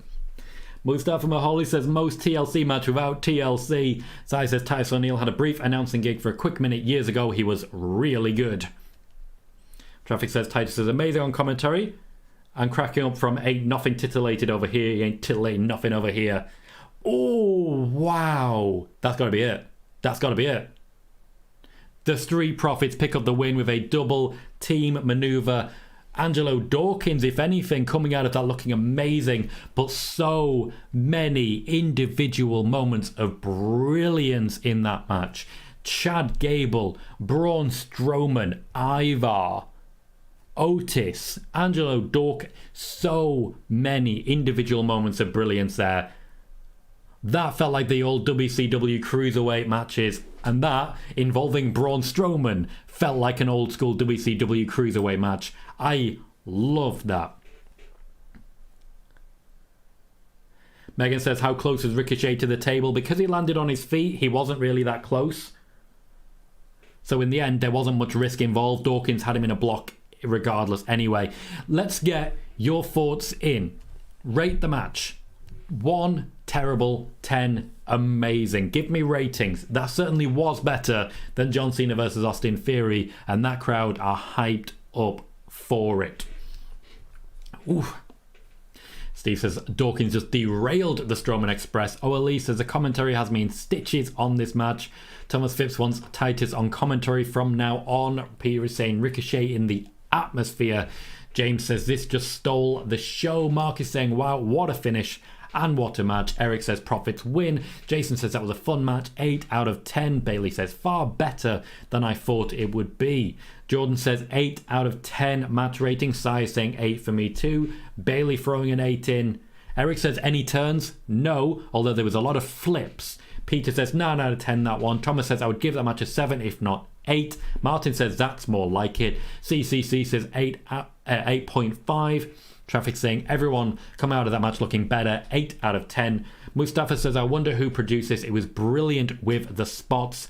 In my mind, I've genuinely forgotten his name. Natalia's husband.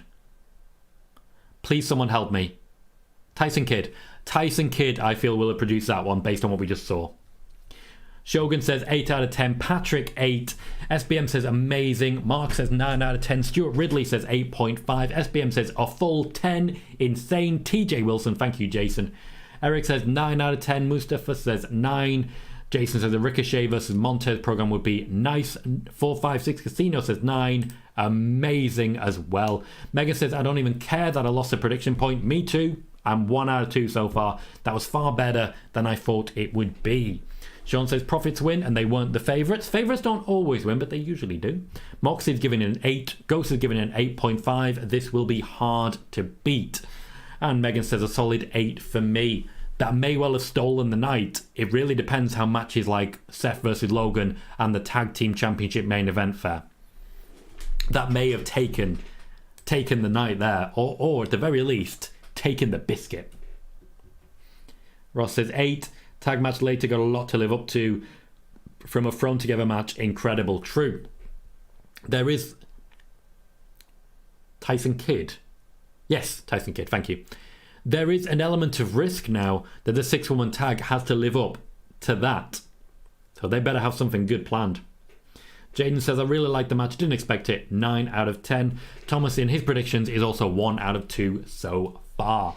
Mustafa says it was a dungeon match. Nice. Again, this is my opinion. Based on what I saw, I feel that TJ Wilson will have been the producer. Welcome back, Horsey. Said these first two were quick. They were, and yet we are 50 minutes into WrestleMania. So I don't think they were that quick. I just think they are hot. Steve says the finish could be a long-term new finisher for the Profits. I don't know if I've ever seen a frog splash gut check sandwich into a roll through. I wouldn't want to use it too often. I feel it would start to lose its efficacy, but that was a very good use of it, and keep that one going. Jason says, I know someone has to, but I wish Ricochet wasn't the one to always take the pin. I really don't feel that it has that big an impact, personally. Tyler Breeze is on WWE TV. And Liv Morgan is wearing an outfit.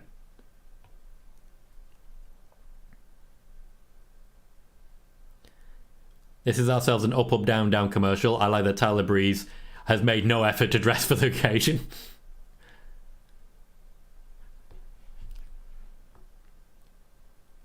As regards Ricochet taking the pin, it is true that someone has to, and it is Ricochet a bit too often. They are protecting Braun Strowman a bit too much, but I'm enjoying the fact that in a match like that, anyone could take the pin, because you're not going to remember who lost, just who won. No, Josh, I will not be showing matches on this one. This is a watch along. So if you're watching WrestleMania, we are the show for you. You'll get exclusive news, information, analysis, and hopefully a good few laughs here. If you are looking for the matches themselves, this is not the place for you. James says, there is no way the women's match can get to that standard. No hate, though. We'll see how that plays out. Thomas is saying Seth versus Logan next. CCC saying, pleasant surprise by tag match standard setting. And Thomas says, who's everyone got? Ross says, I like the Cena Theory match, don't want who's supposed to at 6. Horsey says, lots of advertising, but it's Mania, so can't be surprised. I do feel that the fact that they're using the advertising boards and not really talking too much about what they're advertising is a very good thing as well. Ghost says, I wasn't here for predictions, but I'm 2-0 so far, so kinda killing it. It's about to get hot in here. Hector says, late arrival, Tom. How's your day been, sir? Was catching up on NXT. Was there any surprise, if you will? I only caught the Cena match. No major surprises so far. I expected the Austin Theory win. What I will say is that tag match was surprising in that it was king awesome. Horsey says, can't wait for revival in this tag division. So I said, did you say 8 for that one too, Tom? Yes, I absolutely would say 8. I'd go a little bit further with the 8.5. And I do feel that was so close to a point where it could have been looking at, for example, a 10. So close. All it needed was a better build and some stakes. If it mattered a little bit more, it would have gone higher for me. James says, how many more matches left? Can't remember. There will be 5 more matches. There are 7 matches total. 2 have already gone by. Thomas is going for Seth for this one, between Seth and Logan Paul. Eric says it was a great callback to Liv's beginning, where she debuted as Tyler's obsessed fan. Ooh. Steve says, do you think we'll see a heel win after a big babyface victory? I have Logan Paul for this one. I personally have gone for Logan Paul for this particular match, the big heel win. Ghost says, who's everyone going for in Rollins versus Paul? I'm going Seth. I'm going Logan Paul. I know and I can confirm that Jake Paul is at WrestleMania. I don't know if he's going to be involved. What I do know is that we're about to see some very expensive entrances. Josh Allen, that's very kind of you. I know you were asking to see the matches, so I thought this stream maybe wasn't for you. But I want to say a thank you there for a super chat and a donation. It says, hope you have a good stream and bye. Thank you very much for briefly dropping in, and I very much appreciate that. I'm very pleasantly surprised by that. That was lovely. Megan has Seth. Hector says, it's crazy to think Seth is over more now than ever, which is wild to think. I think when he first won the Universal Championship, he was still ever so slightly bigger, but still, you can't really fault it, can you? Horsey says, I'm 1 for 1. Theory, but guessed Viking Raiders as expecting push for them soon. Ross says, here comes a match I said would steal the entire WrestleMania show. Seth Rollins and Logan Paul also have a bit of a difficult position here. They also still have to follow what we've just seen. SBM says Seth for the win. Bailey says Logan Paul with the win. I have no idea, Steve. I have no idea, but it's A, Josh Allen. Horsey's expecting Logan Paul, but wants Seth. I think we all have a bit of a feel for that one. Then maybe it's not the one we want, but it's the one we're going to get. For anyone new to the show, we currently are on 59 likes. If you've not yet hit that thumbs up, please consider it.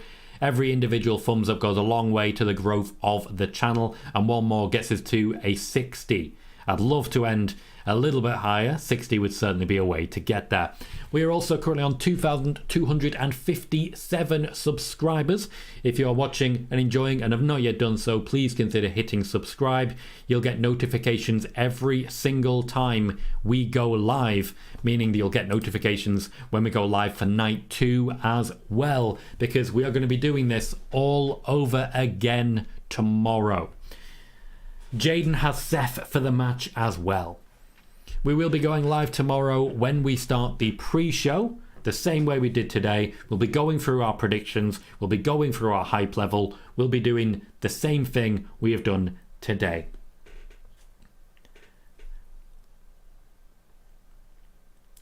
Now, I did say Logan Paul's entrance will be the most expensive. He's literally hanging from the ceiling.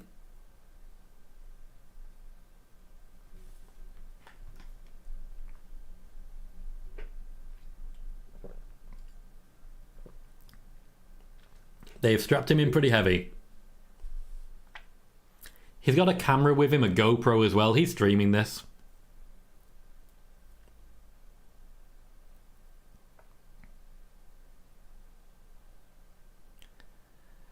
The crowd aren't even convinced to boo at this point.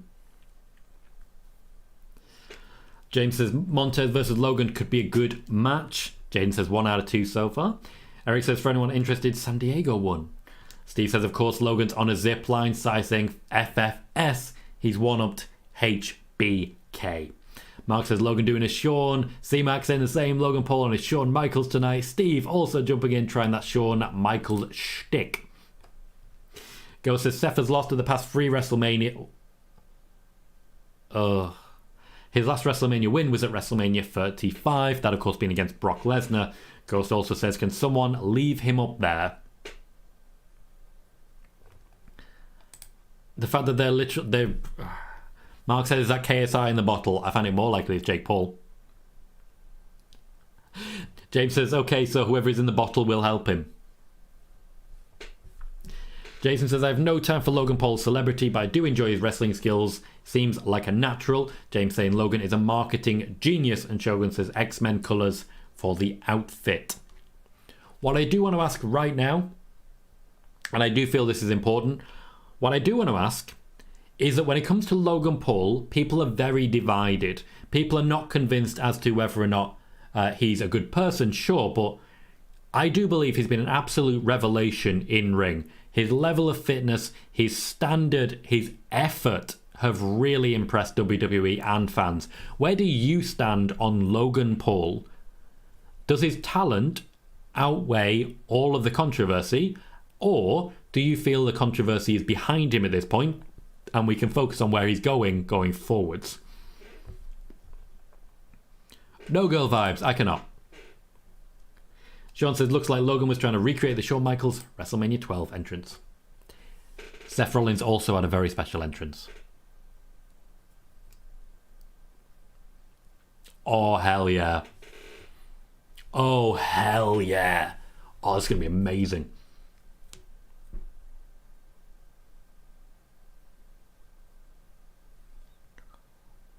Oh, wow. Guys, I'm not alone here, right? This is...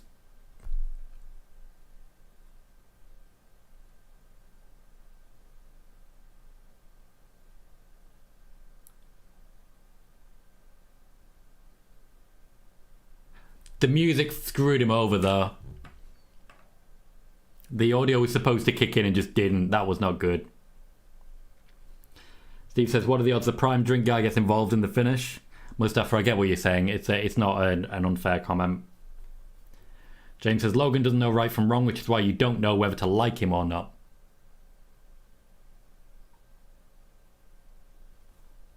Mark says Logan has ruined other celebs as they need to follow his steps like Bad Bunny did. Bad Bunny came first, to be fair. Thomas says this is going to be so good. Patrick saying this is awesome. Kieran says should have got a real orchestra, to be honest. I agree. I'm a little disappointed in that in the end. I thought that was going to be amazing, but it was just okay. Jaden says Logan's gear is a 10 out of 10. Well, wait till you see Seth's. Stuart says think he's a prize throbber, but his skill is amazing for the matches he's had. And Mustafa says at some point, Rollins versus Cody, Chant versus Chant. Already had it, mate. Go says I don't like Logan as a human being and never will, but he is a good wrestler. Always nice to separate those.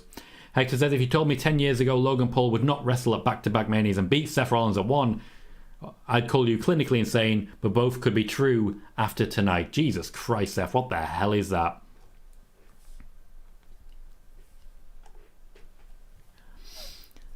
Ross says the controversy Paul has actually adds to his value for WWE, which is fair. Worked for Mike Tyson. Is this Jeff Jarrett here? Mark says this is brilliant. Thomas says saving the orchestra for Gunter. Peter says so cool intro for Seth. Shogun just says that outfit. James says Seth looks like Lizzo. Seth looks like the. Kieran says Seth looks like the strawberry cream quality street. Bailey says who's in the bottle? I'm thinking Jake. Sai said he comes as Bianca Belair.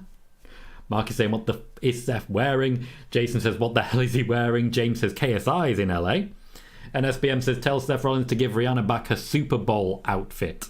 Thomas says Logan's outfit 9 out of 10. Seth's outfit 10 out of 10. Just look at it. How could you rate it any less? Hector, oh, but this is an interesting phrase. Says who knew Seth was a fan BDSM, but that gear gives those vibes. I'd imagine his partners know whether or not, and that is everyone.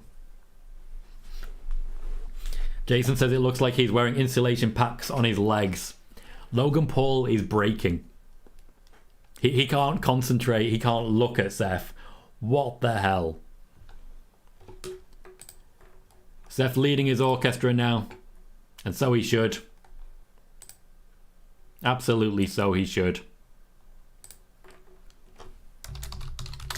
Logan Paul and Seth Rollins with one of the most expensive dual entrances in WrestleMania history. I've misspelled WrestleMania. Stick an extra A in there for no reason. Join our show now. Prime is trending. Ghost says Logan is 7, knocking down points for the dancing Prime. Right, you should. And Seth is a 9 for confidence. As a general rule, if you want to be confident and you want to look good wearing something, what you do is you put the thing on and then you stop giving a fuck about what anyone else thinks. And that's how you look good wearing things. Seth is just soaking it in. Logan Paul knows better than to interfere. Seth might just be the most over guy in wrestling. I know Sami's there, but Seth is the guy at the very top. Mustafa says should have done pink wrists too. Mark is giving Seth and Logan 10 out of 10s for their outfit. Logan Paul, I always feel looks like he's wearing those inflatables that you wear when you're learning to swim instead of elbow pads. Shogun says, damn, can't wait to see the Demon Finn entrance. That will be late in the day, so that it's at least a little more dark than this. Jane just says, Seth, what is this? Jason says, ha ha ha. Logan Paul with a huge yawn as Seth is prancing around. So I says, spoken like a man who wears red panda onesies, Tom. Good man. He's in the wash right now, alright? Eventually I had to wash it. I didn't want to. I wanted to wear it forever, but I have to. Ghost believes that the Prime is Logan's dad. Interesting. And Megan says, I really hope someone is in a Prime bottle to beat up Logan after the match. Who hates him that much? I don't think there's many. Maybe The Miz? Maybe The Miz is in there ready to beat up Logan Paul afterwards and get some revenge. Can almost hear Seth calling the action now. Thank you very much, Reese1407. For the subscription on the YouTube side, you'll get a notification every time we go live with our spoiler warning news shows, with our watch parties. They're the live content. We also have video content, updates, for example, on the Randy Orton return schedule, Alexa Bliss plans for WrestleMania, a Big E return update is up next, and then we also have daily wrestling rumours on the short side as well. So thank you very much for subscribing.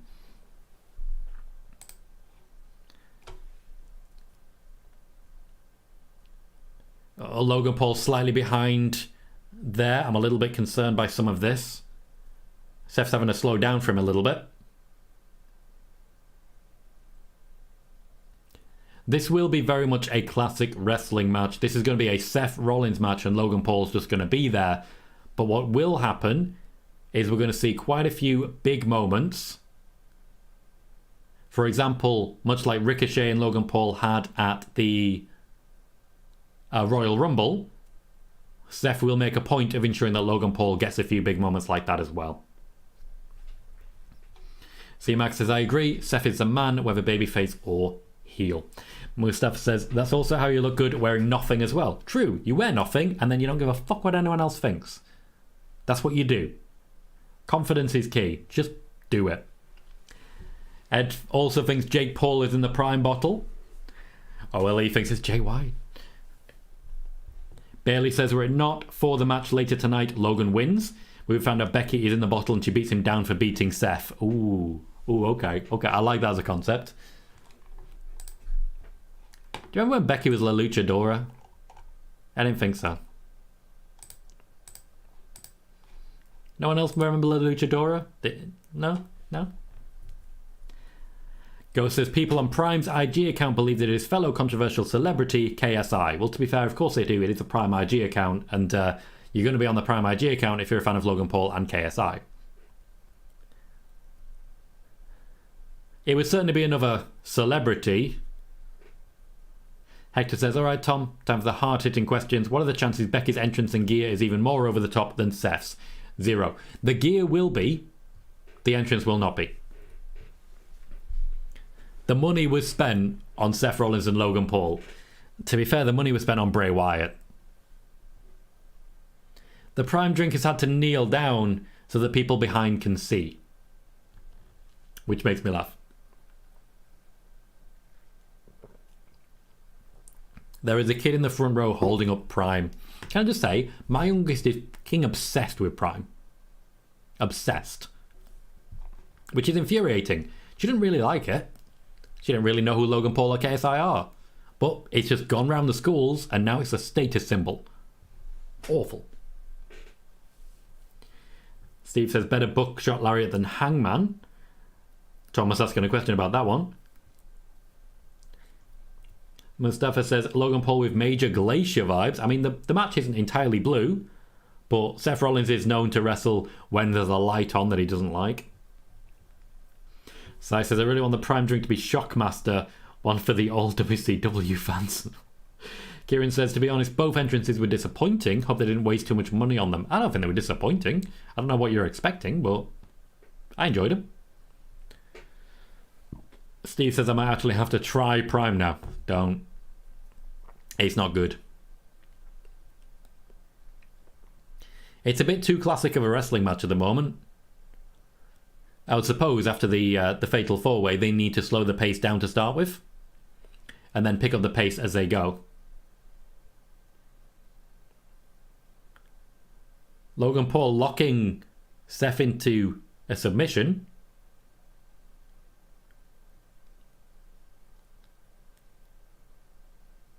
So it's a bridge octopus? Bridge troll? Seth's trying to get the crowd behind him. You know the answer. Hector says, to be honest, Tom, the ice pop flavour of Prime is pretty good and reminds me of my childhood. Okay. I'm not aware of an ice pop flavour. Jaden says, a Prime bottle is still there. There will be some shenanigans. I don't think any of us doubt that. Shenanigans is written all over this match. I mean, there were plenty of shenanigans of Austin Theory already.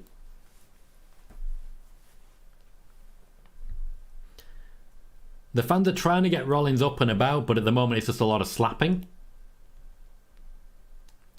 Stuart says, one of the bigger chuckles I had was Triple H doing a taste test of Prime and calling it cough medicine. Logan Paul would not have thanked him for that. Logan at this point is essentially out wrestling Seth Rollins, but this is actually typical of the Seth Rollins formula. He likes to wrestle from the bottom. To be clear, he doesn't like to wrestle the bottom from the bottom. I did not say he likes to wrestle the bottom. That would be something very different.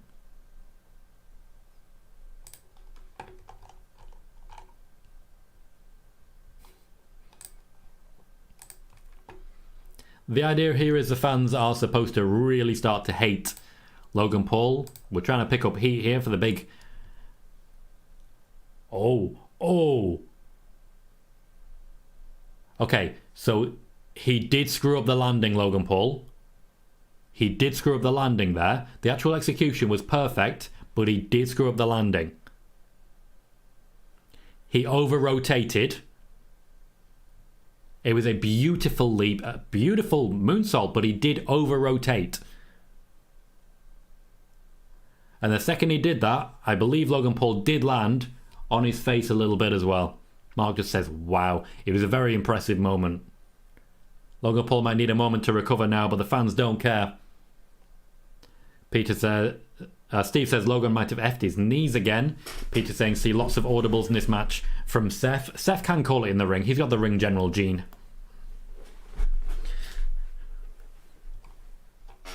Bye bye bitch from Seth Rollins.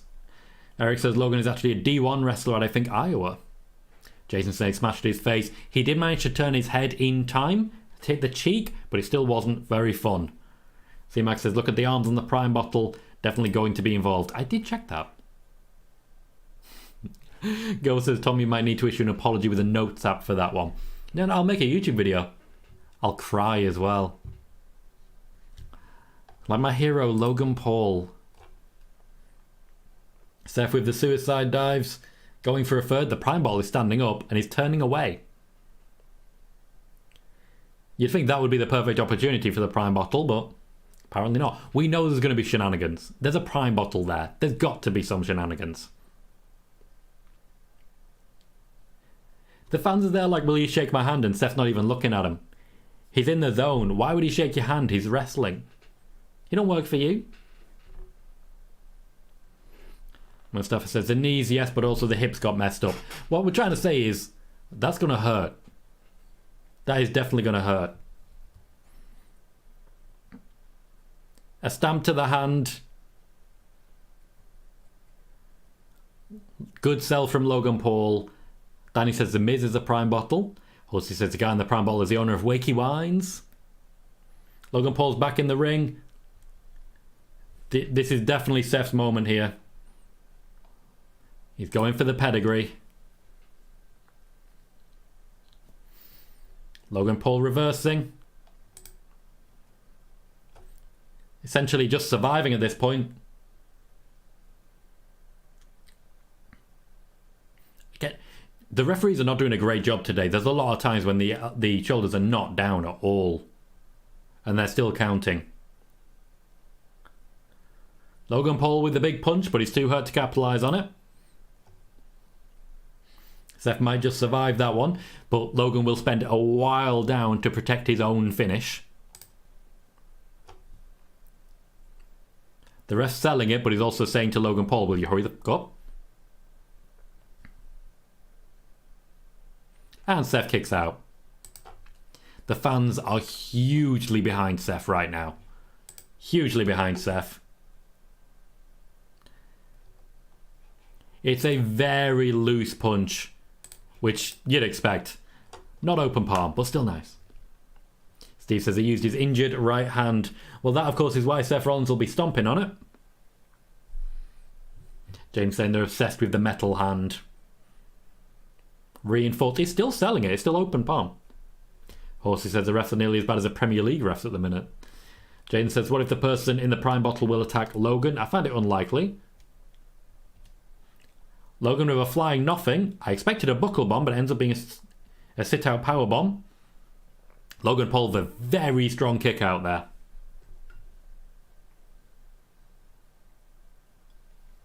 I don't know if I should be doing play-by-play. I don't know how much of the commentary I'm speaking over. If you want me to shut up, let me know. I'm probably not going to, but let me know.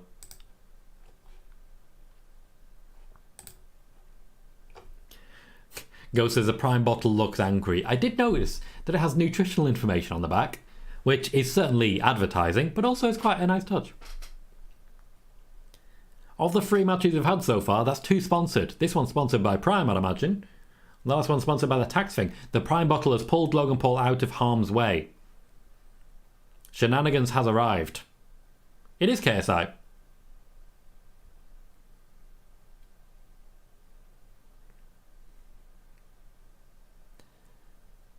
Now KSI needs to be scared of Seth. He's doing well on that regard. This is a big opportunity for Logan Paul then. He's got the backup. KSI has not been sent away by the ref.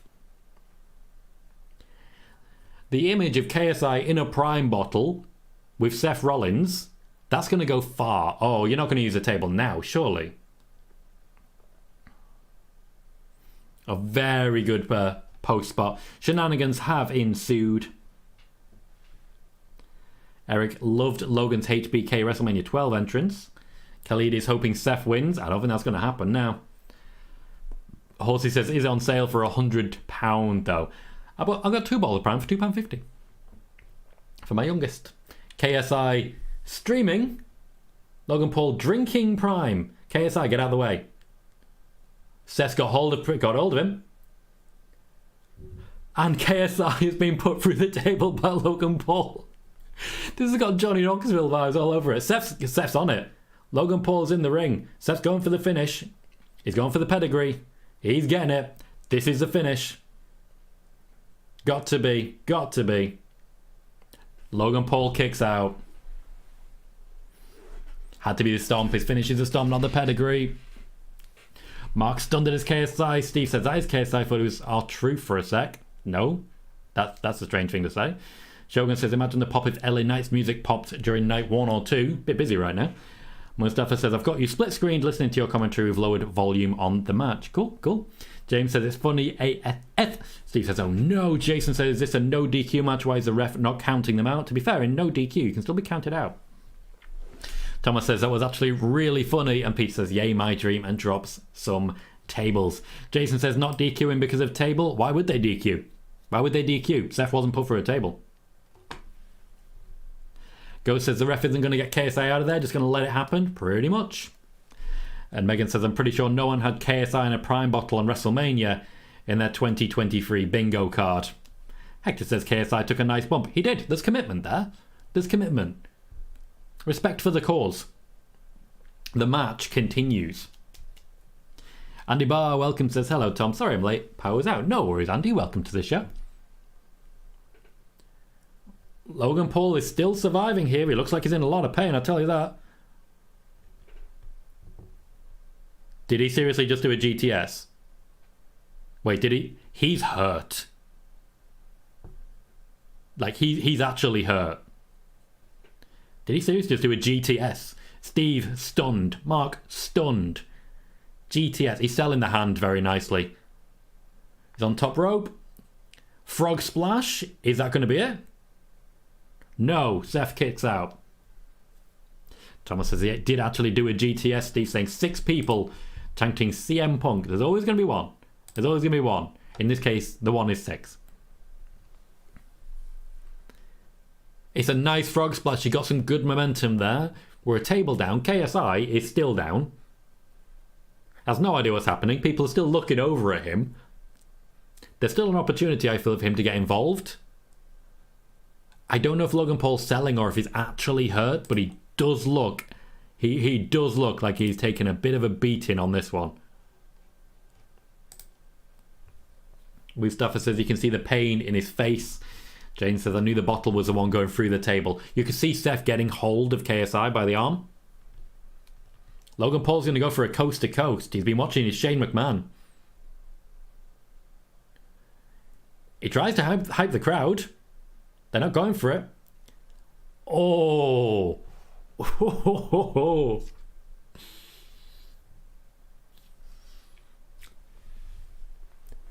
The crowd are up. Logan Paul is in position. The stomp has been delivered. That will be that. Logan Paul takes a loss. That was great. Bayley says that the quality of what we've seen, the pressure is going up to perform on the next 3 matches. Lee says it was a good match. C-Mac saying that was a super kick. James says it's legit my favourite Mania in a while so far. We are starting hot. Steve says very good match. Thomas says shades of HBK and Shelton Benjamin. Ghost says 3-0. I'm on a roll. That's 1 right and 2 wrong so far. But you know what? I'm happy with it regardless. Lovely little jump back from KSI as well. Lands perfectly on the table. It was very well played. So, let's get our ratings in for that particular match. How did we rate it? How did it fare against the Fatal 4-Way Tag Team match? And honestly, I think the stakes were a lot higher on that one. Seth Rollins picking up the win. Jason is first in with 8.5 out of 10. Shogun is giving us a 9 out of 10. Jordan is giving it an 8 out of 10. Again, decent match.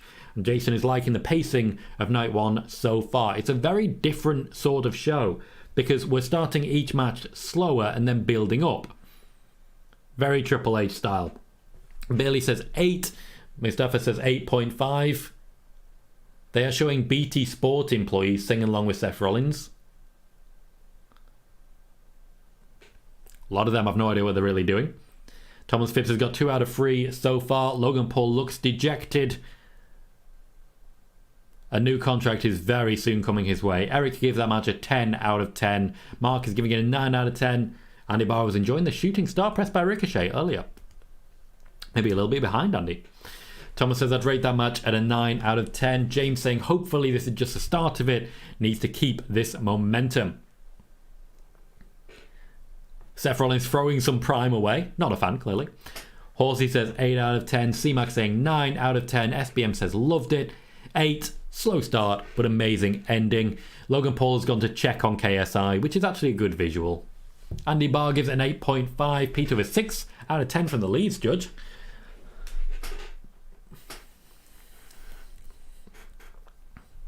And that's it for the Seth Rollins segment. Traffic says 7.5, like the tag team, pardon me, just a tad better. And Jaden says 9 out of 10, this was a great match. Stuart says 8, good, but I like the tag match that bit better. And Ross says 10, loved KSI going through the table. That felt more WrestleMania, it felt more of a spectacle match.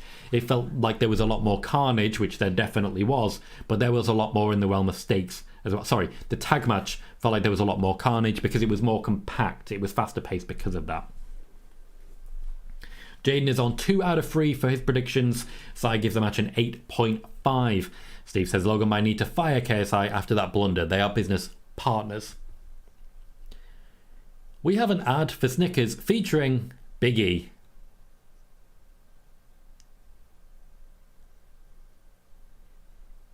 We're going to be seeing a lot of Big E in the near future. Joey says amazing match. James thinks KSI might be dead. Eric says surprised Jake wasn't involved. Sai is asking for my opinion. Personally, I really enjoyed it. I would give it a 7.5. I think the tag match was better because of it being more compact. It did take a while to get going, and I don't really like Prime. Joey says, what was that? Was that What Culture, the BT studio? A few people from What Culture actually work for BT. For example, Simon from What Culture. Yep, that'll do. Moxie gives it a 10. Hector says, I think Triple H may be good at this booking thing after all. Also says 8.5. I need to see the rest of the matches. Ghost says that was also an 8.5. I feel like it had a different feel to the Fatal 4-Way, but was equal as far as content. Hector says, Tom, keep yourself together. But imagine Jay White interrupting Seth on Raw. That's the feud I need. Seth can take the loss and be just fine. I have already mentioned that as a strong possibility. When it comes to Jay White, the first feud is likely to be Seth Rollins. Megan says, I'll say 7.5. It was good, but I think the tag team match was a little better. Silk, been a little while, mate. How you doing? Says, told you WWE always books the local hero / birthday boy to lose. They do about 60% of the time, yes. Not always. Eric says next is a 6 women's tag. Indeed, Damage Control will take on Becky Lynch, Lita and Trish Stratus. The women's tag team championships will not be defended. Mark says it was amazing to see KSI at WrestleMania. I've watched him from his start on YouTube and now seeing him at Mania, really amazing. Fans will certainly be happy, I am sure. We're getting the recap video, which I've got to be honest, does not tell me why Trish Stratus is involved at all, or why any of this is really happening.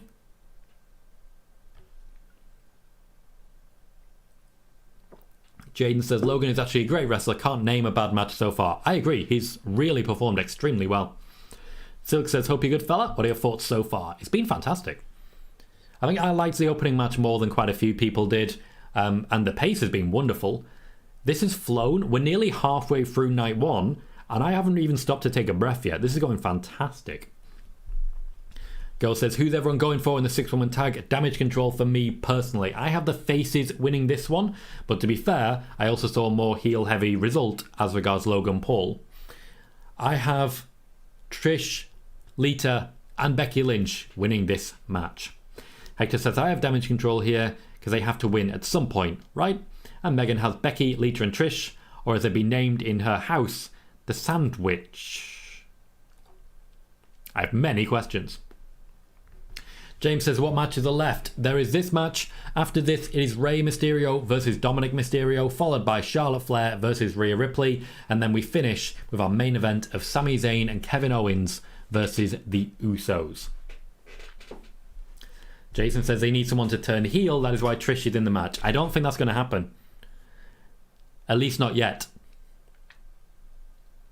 I think if the plan is to have a match at SummerSlam, then 4 months is a long time to wait after a heel turn in which Trish is probably just going to vanish. Damage Control with some very interesting gear. Bayley looks amazing. This is Dakota Kai's first WrestleMania, and can I just say, she's real hype. Like, she is real hype. This is a dream come true for her. I don't know what's with that little dance, but I also kind of love it. Stuart says, see, if I'm a wrestler for WWE, I give him a false birthday. Can't be booked to lose on my real one that way. And Thomas says, Damage Control for me with a Trish turn on Becky. Justin says, if Damage Control doesn't win, they're done. Mustafa nails it. BLT, obviously the sandwich. BLT, that's clever. That is clever. Ghost says, sentimentally, I would love to see Becky, Lita and Trish win, but Damage Control need this. I do agree on that one, but I still don't see them winning it. I think they need something, but ultimately I think Bayley is going to be kicked out on Raw tomorrow because of being blamed for taking the loss. Io Sky and Dakota Kai stay as a tag team, but Bayley gets left behind. There is a lot to live up to on this one. A lot to live up to. And I don't know for certain that they're going to be able to do it. They have the wrestling quality, they have the talent. Do they have the production? Do they have the people backing them? Can they make the magic happen? I am not sure.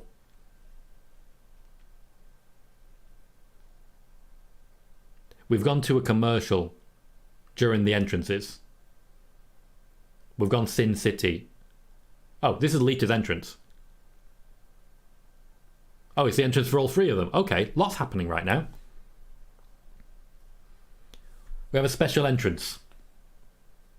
Jason says, I always thought it would have been a good idea and more effective to have Bayley form a female version of NWO as opposed to Damage Control, just one man's opinion. What is the female version of the NWO if not Damage Control? I don't understand. The NWO was the NWO. There is no female version. The NWO was the NWO. Jason says, more effective for hype and merch sales. Again, the NWO is the NWO. There is no female version. There is just the NWO and other factions. Shogun says the devs from 2K said they will add the trios entrance for Damage Control in the future update. Not even in the base game. 2K23 is broken? I wouldn't go that far. Lita is getting a black and white entrance. Historically a winner for her. So they did all that to try and hype up the idea that they're having an entrance together. And now they're not having an entrance together. Ghost would buy this comic. Jaden is rating Damage Control's gear at 8 out of 10. And Noah says, thought I was watching a Sin City 3 trailer for a moment. They were definitely pushing the Sin City element to it. Lita has, and forgive me for saying this, she has some edge energy to her when it comes to her entrance.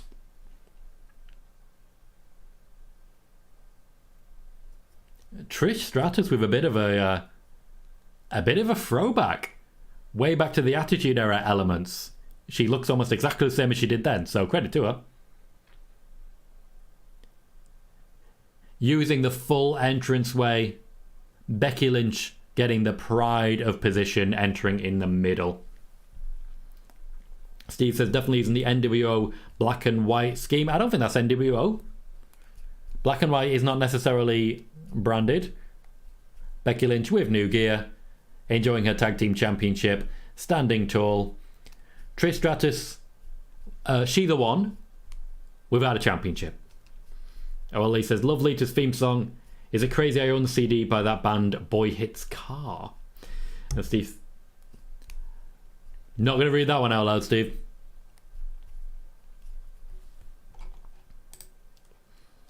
Hector says, Lita as women's tag team champ wasn't on my 2023 bingo card. That does not surprise me. Orange is, of course, Becky Lynch's colour. As I said, she'll have similar gear level to Seth, but the entrance is nowhere near the same degree. Moxley wants another Seth versus Logan Paul match at Backlash. I do not personally see that one happening. Andy says, did she wear the outfit at WrestleMania 21? Nope. She may have worn something similar, but not that one.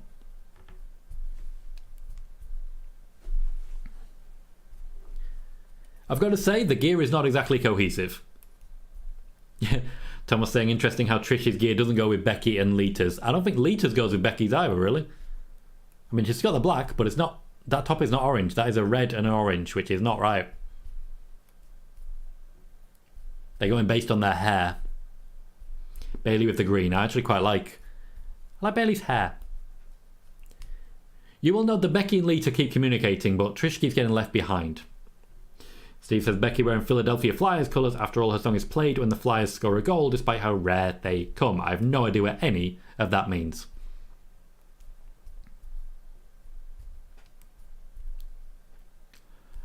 This is one that people aren't particularly hyped for. Yeah, that's not even close to what's happening there, Mustafa. I don't know why you're throwing that particular one up, but that's not what they're going for. We have ourselves a brawl. Dom says, Asuka and Bianca tomorrow. Yes, Asuka and Bianca is tomorrow. After this, we have the Mysterio off, the Smackdown Women's Championship, and then the Tag Team Championships. Dakota Sky just whacked her head on the announce table. Bad start. Jason says, when did Trish obtain Dave Filoni's hat? Not everyone will get that joke. I won't get that joke. I have no idea. Shogun says, this match on the card fell off just for giving WrestleMania moments for the women here. I don't think that's exactly what's happening. This was supposed to be Becky versus Bayley, but I certainly wouldn't say it's just an attempt to give people WrestleMania moments. That's a bit cynical. They have the opportunity to still put together a great match. I just don't necessarily think the hype is there for this one. The hype wasn't there for the tag match. Give it a chance. Megan says it looks like Seth blew the family's gear budget. Lovely by Io Sky. I agree. Dakota Kai is still carrying a bit of an injury. She's working injured and will likely have a bit of a break after, but they will protect her by keeping her in tag team situations. She'll tag in rarely, but she will still be involved.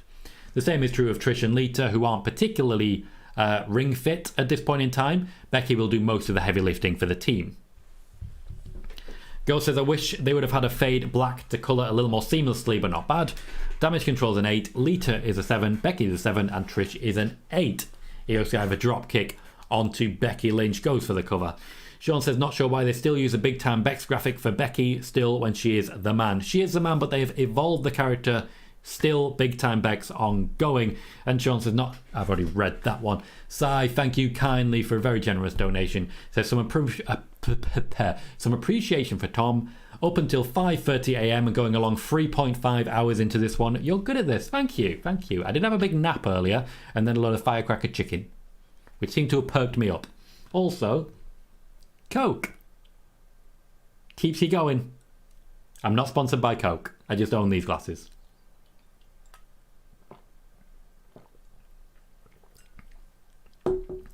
Becky is building the hot tag. Lots of rotation from the damage control side. Becky, as I say, will be doing quite a lot of the heavy lifting. I don't want to say thank you to you, Sai, of course. First and foremost, you made the graphic that I'm currently using, as well as the graphic I used yesterday, the other graphic I used yesterday, the graphic I will use tomorrow, and the graphic I will use on Monday as well. So I don't feel that we'd look anywhere near as professional as we do without you. You are a huge part of what we do here. Thank you for the donation, and thank you for your time, your patience, your generosity, and your friendship.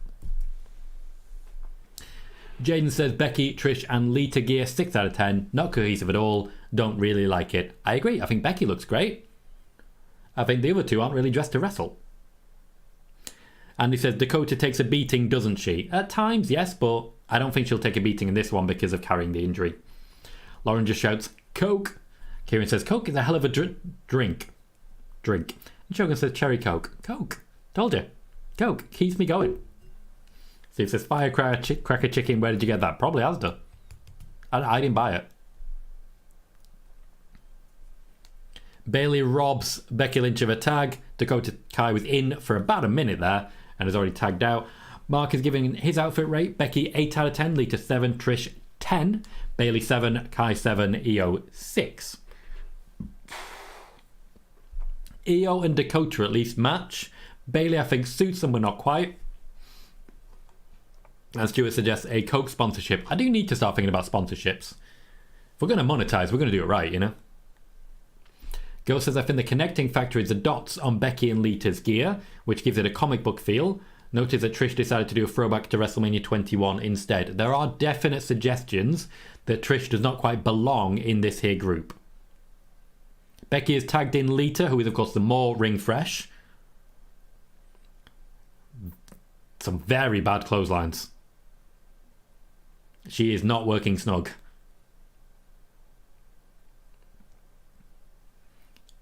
I can't believe Io's going to feel good about selling that Hurricane Rana. The genius of the sky is having to sell this offense. She's not going to feel good about it. She's very slow motion. Lita's trying her best. Just what was that supposed to... Oh, Jesus Christ. Thomas's outfit rate BLT 4, doesn't go at all, really poor, and damage control 7. Bailey says sponsorship as long as it's not Prime. I mean, I'll take the money. I'm not above that. All right. I would love to be able to make a living doing this. I'm getting closer, but I'm not there yet. Laura, that was a hell of a sell from Io. Becky still laying on the outside. Trish looking for a tag in at some point soon. Lauren is rolling back to Seth Rollins' outfit saying 10 out of 10. He was serving looks. His drip was insane. Silk says, are they purposely trying to keep Trish from wrestling? Yes and no. If she's going to take over as in charge of damage control, potentially they don't want her wrestling against damage control. She was briefly involved earlier, but not really. Also, she's not really ring fit, which is why she's not that involved so far. So lots of things at play. Jason says, for those who don't know, Trish is currently a judge on Canada's Got Talent, which is in its 2nd season. The show is currently airing, so she may not have much to do after tonight. I do feel if there is going to be a heel turn, it is a waste to do it now. Because then you've got 4 months when she's not going to be there. Shogun says, Lita's moving the corner on slow motion. She's trying her best, but I do think they would have done pretty well to... Oh, a triple super kick. Io missed, but triple regardless. Again, Lita's shoulder wasn't down for the first count. I do feel that Lita is not as ring fit as her competitors. Becky is basically in the role here to carry the match. And it's a little bit unfortunate.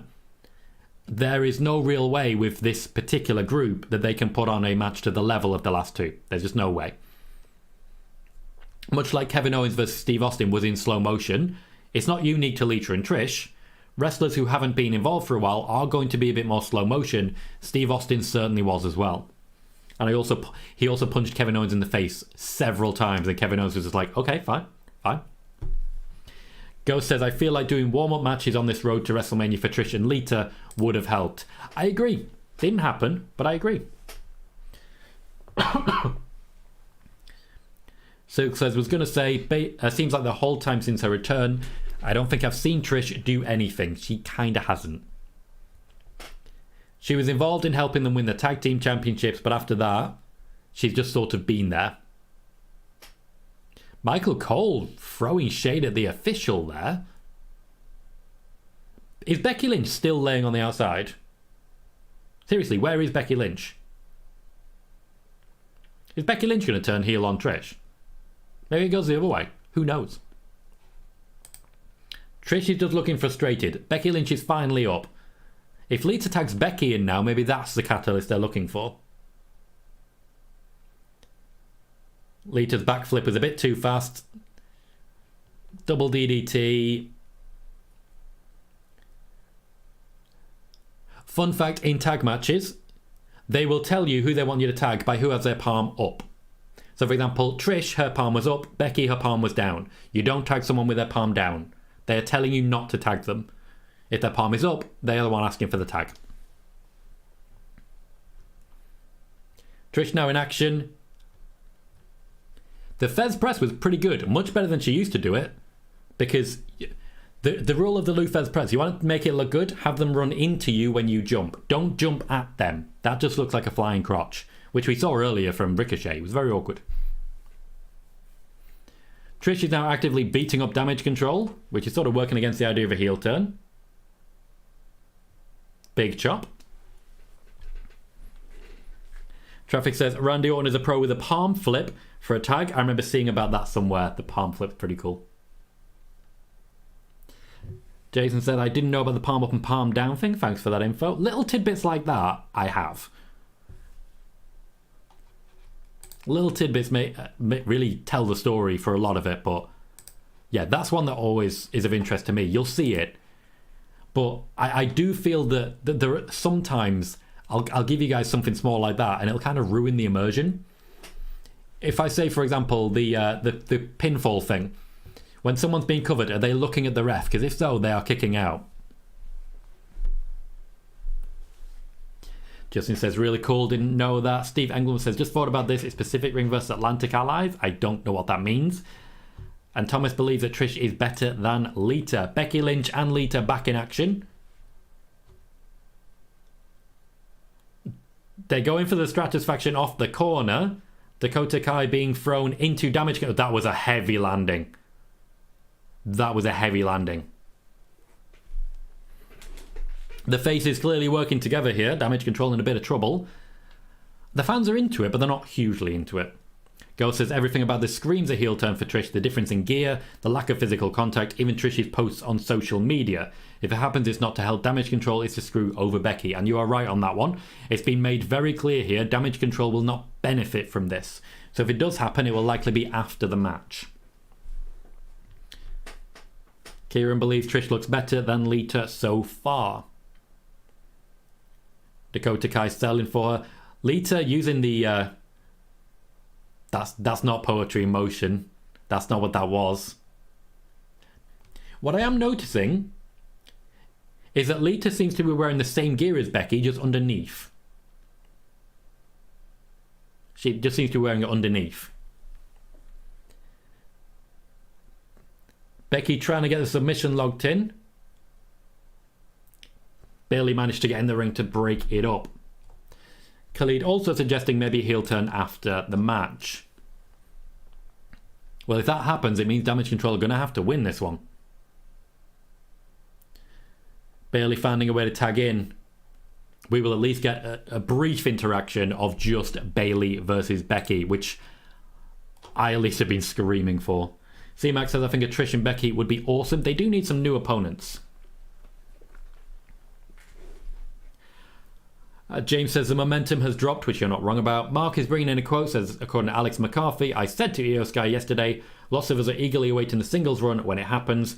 Who do you want the most? With zero hesitation, she said Asuka and offered no other names. I've already commented on this one. The WWE are building towards that. Asuka and Io Sky themselves are building towards it, and they're trying to make that one happen.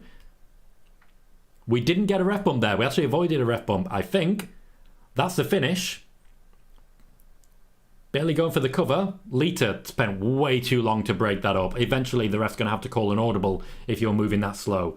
She spent ages bringing her hands up there. Thank you for bringing that in, Mark. Go says, I just noticed Bayley looks like Buzz Lightyear. Again, they're not really going for a particular character. This is their style.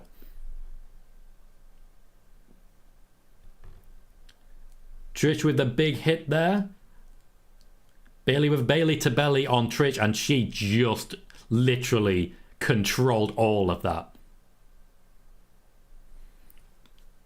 We are once again down to Becky versus Bayley as a combination, which I do feel is the story that we're supposed to be telling here. Io Sky is going up. Okay, I'm in now. I'm in. The fans are in. We're all invested. We're back. She's going for the moonsault. Perfect. The catch was beautiful as well. I think Bayley kind of led the charge for that particular catch.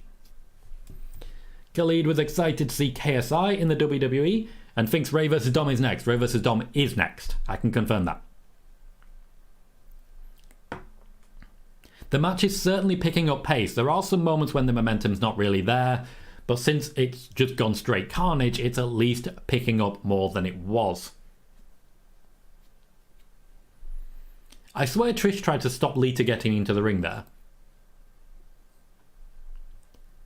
James saying ref counted 3 twice. Did he? I mean, awkward. We are at this point halfway through tonight's WrestleMania, and so far, I've got to say, fantastic start. It's been a great Saturday, a fantastic start to WrestleMania. The last 2 matches have been brilliant. The opening match I still feel was good, and I feel this match has certainly been good as well. Traffic says all top rope spots have delivered tonight. We didn't get to see a Montez... Oh no, we did. I was going to say we didn't get a Montez forward frog splash, but we did. It was just to an opponent who is already in grip. You will note that when they split off to individual competitors, it is always Becky and Bayley. Always Becky and Bayley. I don't like that Io Sky has to sell this. That's not a chick kick. That's not what that is. The chick kick has a rotation. That was not a good moonsault. She's wearing the same thing Becky Lynch is. She just was wearing a t-shirt and pants over it.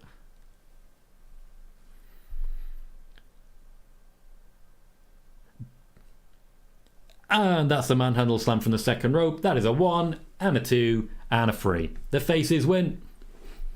There is no reason with this win for Trish to turn heel. See how that goes. Khalid thinks Dominic is going to be winning. Mark says Grayson Waller just tweeted, I am stratisfied. I can see why.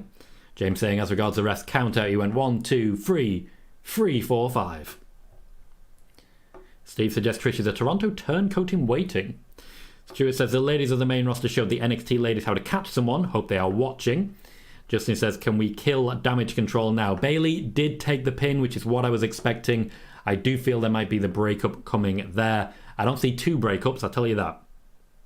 Yes, Khalid, I am starting night 2 at 11 p.m. Shogun says another loss for Damage Control. Indeed. Steve Englund not happy with it either. And Eric says, I hope Triple H doesn't recut Io and decut. Why would he do that? Why would he... Eric, what are you talking about? Why would he fire people he brought in and is using how he wants to? What is the possible reason for it? That is a very, very, very silly thing to say. There is no way that's going to happen. What is your reasoning for this? Mate, you've got to think sometimes about what you're saying. How do we rate this match? What is our out of 10? 1 being the worst, 10 being the best. What did we make at the 6-woman tag match? Sai is giving it a 5.5. Justin is saying Dom and Rhea win, so now 2 heels, and of course then we'll get to our finish.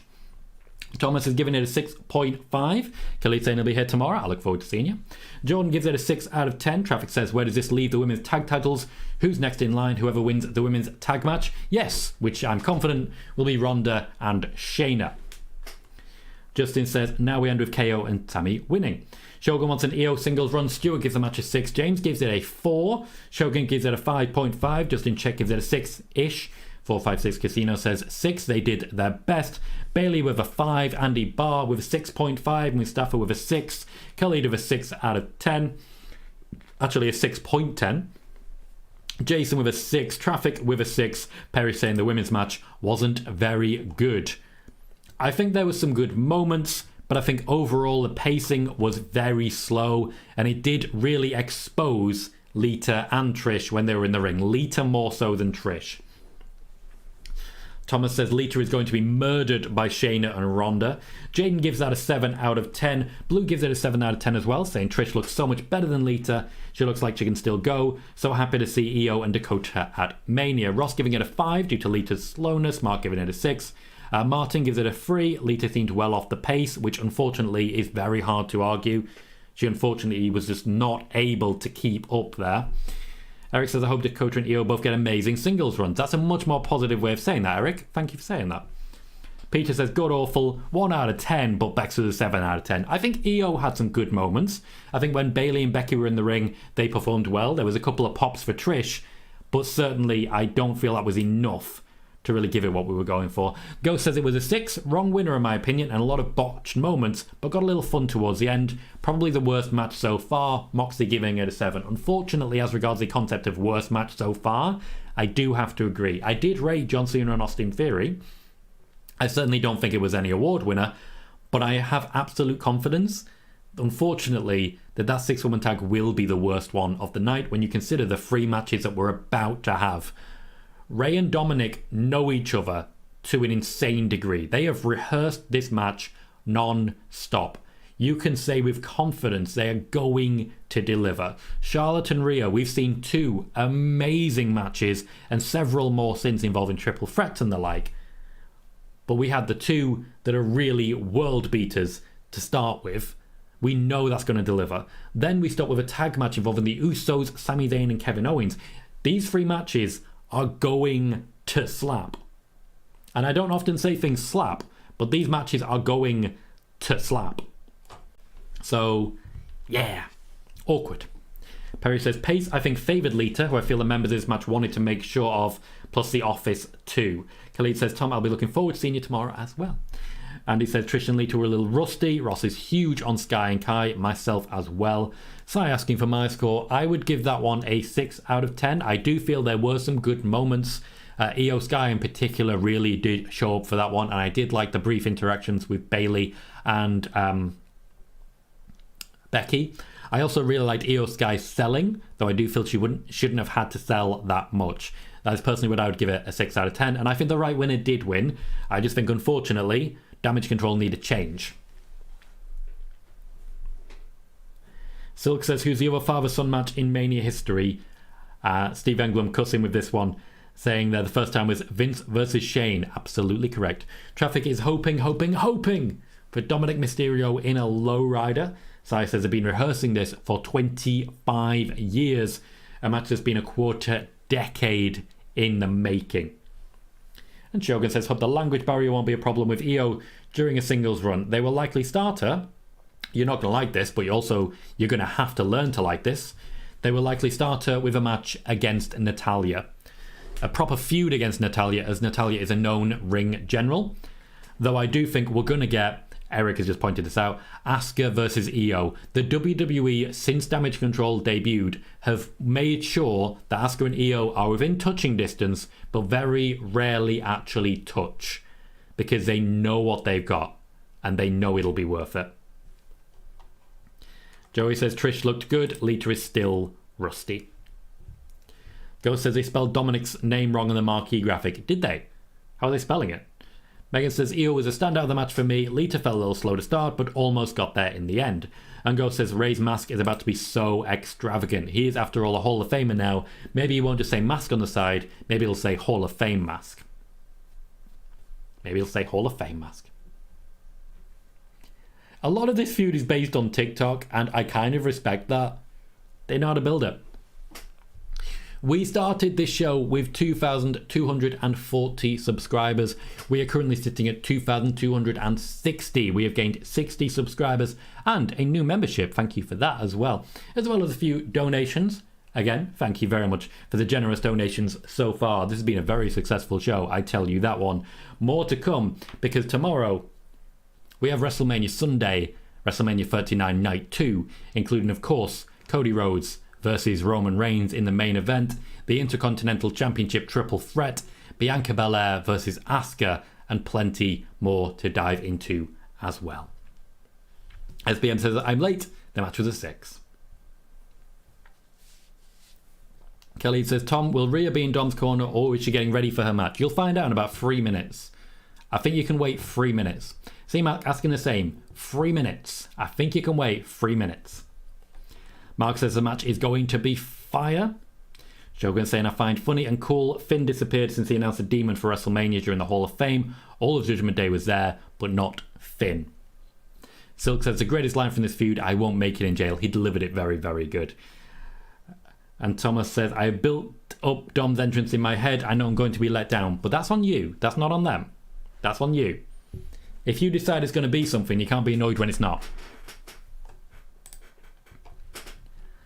Hector says, ex-con Dom for the win here. And Ghost says, the marquee graphic spelled his name with a C at the end of his name, while the actual promotional photo had it spelled with a K at the end. No one seems to be certain on this. It is a K. There is no C in his name. It's D-O-M-I-N-I-K. That's how you spell his name. But there is definitely some confusion over it still. Mustafa says, Ray can't hold back tonight to make it work. He won't. He won't be doing that. And Khalid says, more excited for night 2. Which is a fair point. We've had a lot of good stuff so far from WrestleMania Night 1. Bad Bunny has joined the Spanish announce team and he's receiving a very warm reception, which raises a question.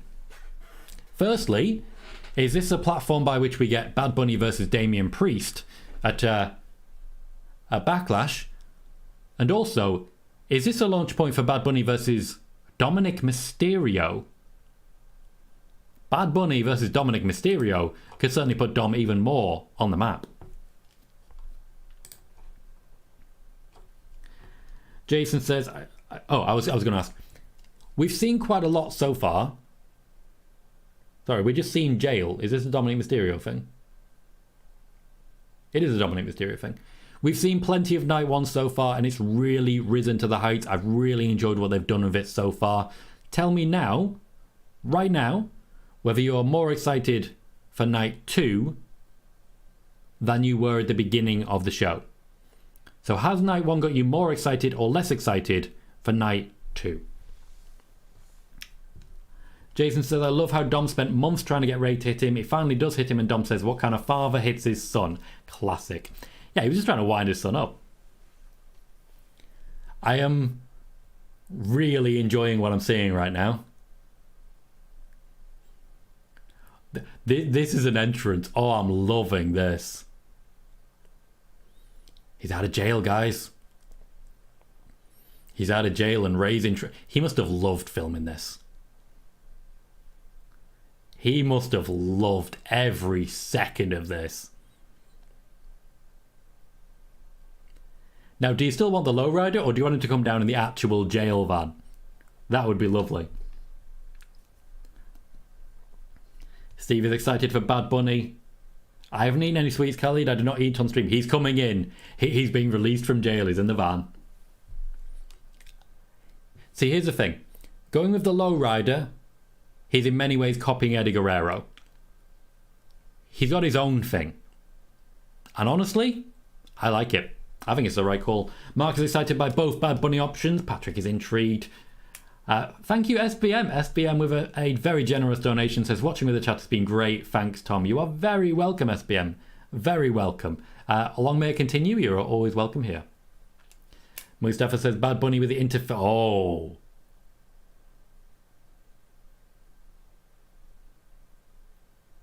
I would have loved it if he'd hit his head. Dominic Mysterio is the shredder and he's wearing Ray's mask. He can't get the hood back because he's got handcuffs on. Oh. No. This man is a law unto himself. Screw the lowrider. Eric wants Priest versus whoever wins tomorrow's main event. Patrick says more excited for night 2. Eric is more excited. Stuart is more excited. Shogun is more excited. Thomas is about the same. Mark is not even thinking about night 2. C-Mac still thinks night 2 will be better. SBM is more excited. Justin Check is more excited. Patrick saying as regards Dominic is coming out in a cop car. Khalid is excited for night 2 because it has good matches. Kieran saying, oh, did he get arrested again? Thomas is loving this. Steve Englund reacting with holla if you hear me. Martin loves the entrance. Kieran gives a 10 out of 10 for the gear. Thomas giving a 10 out of 10 for the gear. Shogun loving that he's wearing the mask. He has now taken it off, of course. Kieran saying new music as well. And Mark says, isn't that the Halloween Havoc mask? I mean, it's purple. Megan says, nice touch for him to be on Spanish commentary and not in English. I agree. Girl says, I hope the teardrop tattoo is a little more long-lasting for this one. Sean says, I think Io and Dakota's first WrestleMania. I could be wrong. They may have been the Women's Battle Royals. It's definitely Dakota's first Mania. And Hector says, this Dom entrance has been my favourite so far. I think this Dom push is going to go pretty well. Well. This was glorious. Absolutely glorious. Everyone wanted Dominic Mysterio in Eddie Guerrero's lowrider. Dominic is instead carving out his own character, his own niche, and after this feud, his own path. He is everything that the WWE wanted him to be. Ray's family are at ringside. I very much have Dominic winning this one. Hector says maybe Ray comes out on the lowrider. Once again, I do feel it's not worth just completely retreading Eddie Guerrero. We can be our own people and our own characters. We don't have to keep going backwards. Ghost says Michael Cole is going nuts on commentary right now. Dom is public enemy number 2 after Top Dollar, of course. And look, guess who's in a lowrider? Rey Mysterio is, of course, looking backwards. Because of this, it's not necessarily about Eddie Guerrero. He has just gone through the Hall of Fame induction when he literally did look backwards. More importantly, Snoop Dogg's the guy driving the car. I didn't know about that one. But I did know that Dominic was not going to be rocking the lowrider.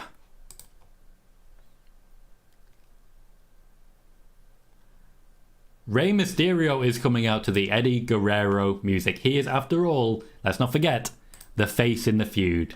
Thank you, Andy Barr, for a very generous donation as well. I very much appreciate it. Doing very well for those so far tonight, and I'm really quite enjoying the show as well. Thank you, everyone, for keeping me company during what is going to be the longest WrestleMania in the known world.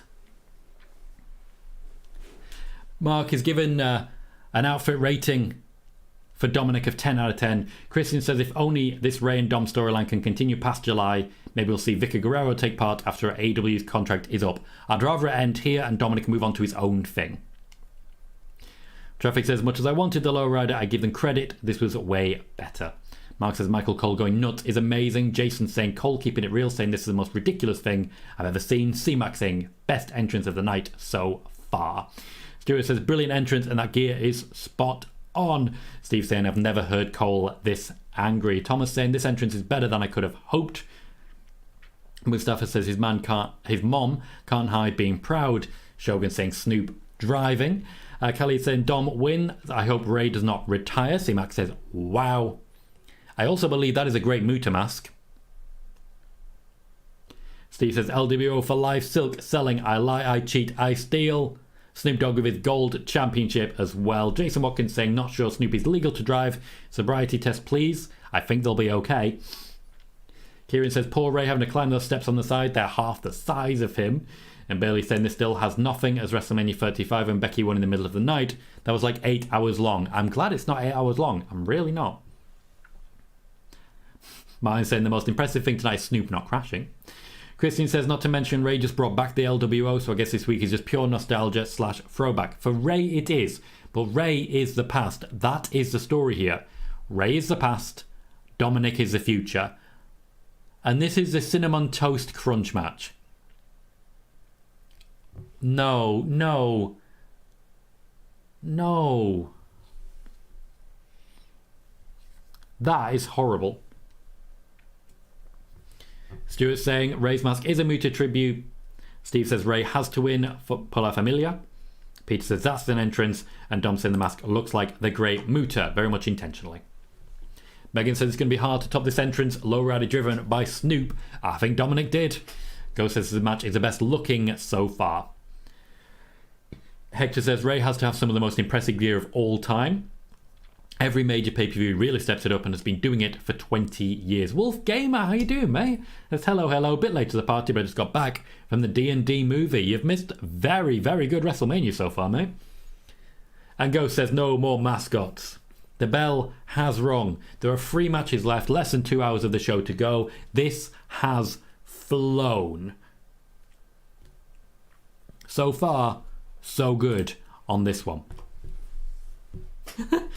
Steve says Damian Priest is a sin emoji, calling it now.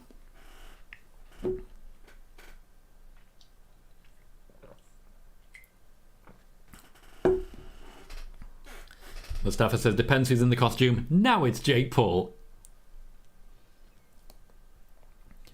I don't know how classic wrestling this match is going to be. What I will say is that Dominic is literally wearing the name of Rhea Ripley on his butt. Oh, he gets so much heat. Look how proud of himself he has. He is. Ray's going to have to hide the fact that he's loving every second of this as well. Eric says, I wanted the lowrider for Dom, but this is so much better. And Bailey says, maybe KSI is doing double duty in costumes. Well, and goes through the table again.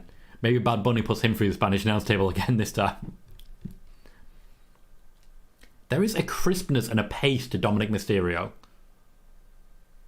Like, he knows what he's doing. He's very clinical about it. And he's just throwing everyone around. Well, I'll say everyone. He's throwing Ray around right now. But he has a crispness to his offense that I've got to love.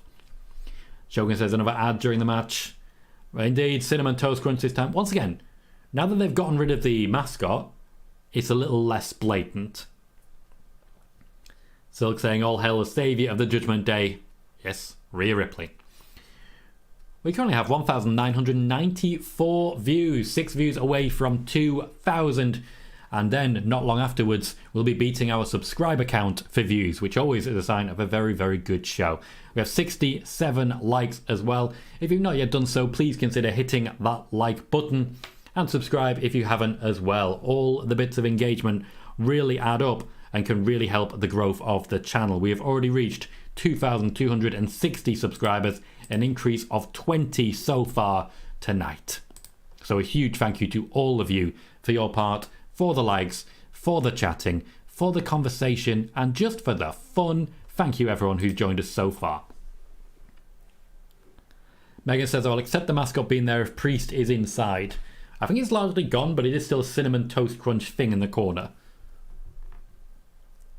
It's not too obnoxious, but it is obnoxious. A Let's Go Ray chant. They want to see Dominic get beat up. Wolf Gamer says, forgot it was Mania night, but I had a really fun time. The movie was super fun. Oh, I'm glad that's the case. I'm hearing good things then. Ghost says, the Cinnamon Toast Crunch on the ring and ringside area is just so wow. Whoa. Dominic nearly breaking the ring there. The turnbuckle was not enjoying that. Okay. So Dominic is whipping his son.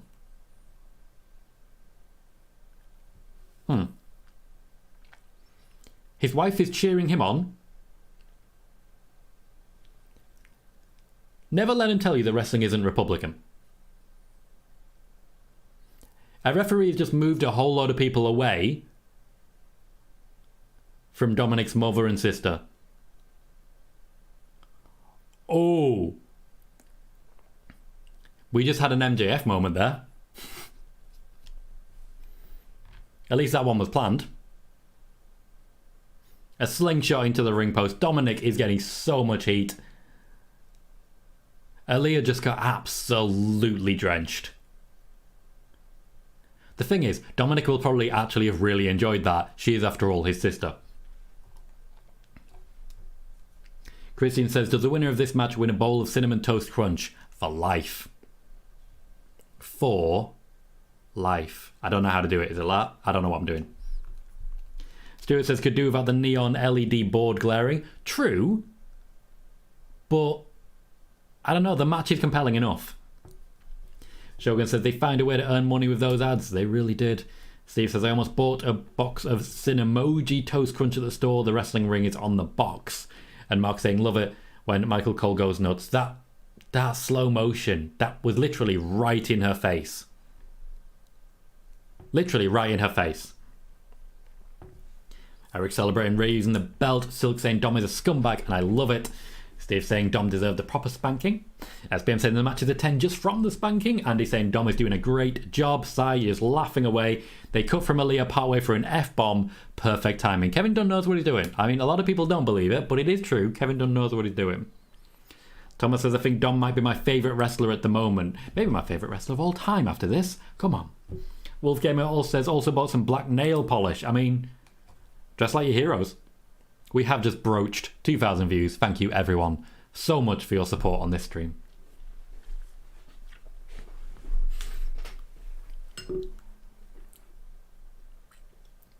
We are working towards some records at the moment for our streams. If I, for example, go to my YouTube channel, go to the live section and just see what the most popular videos are. The 3,000 bracket is the first 12. So after that, we start to get to new top videos. New records, guys. Always a wonderful thing. Also, the draft predictions are still getting views, and I've got 539 now, which is always nice. Always nice. Steve says, I wonder what the fan in the white next to Angie and Aaliyah thought. His seat would be right next to the iconic moment when he bought his ticket. The referee was, of course, moving people away. They didn't hide that as well as they could have. Again, Dominic's offense is really crisp. Really well rehearsed. He knows what he's doing. Yes, Stuart, that is his actual partner behind his sister.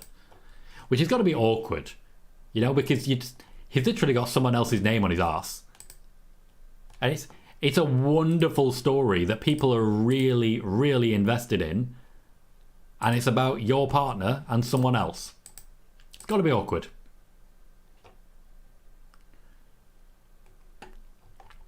Losing pace a little bit here. But every time they start to lose pace, he just wanders over back to his family again just to raise some havoc. The man is wreaking havoc.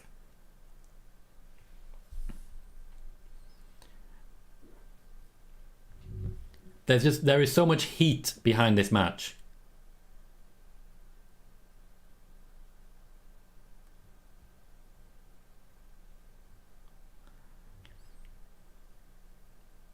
Dominic Mysterio again is slapped by his mother. Thrown into the ring post by Ray. That could turn the tide a little bit. Steve says, I'm sure Dom and Ray practiced this match like 1,000 times in La Casa. And they did. So before Dominic was brought into the WWE, he was already training with Ray. He was already having moments like this in a ring that they have in their home. In preparation for the match with Seth Rollins, they had this match again. In preparation for every match, they have had this match. When Rey Mysterio rejoined the WWE after his run in New Japan, he said at that time, he said, Dominic comes with me, he gets pushed, he goes straight to the main roster. That is what happened. Ray promised at that time, much like Conan once promised WCW, he promised he will be everything you want him to be and more. Much like Conan, Ray was absolutely correct. Dominic nearly getting pinned there. SBM says, Mama on his hiney. Well, Mama just got whipped. Jason says, if you told me 1 year ago Dom would be in the position and as improved as he has become, I would have said you are crazy.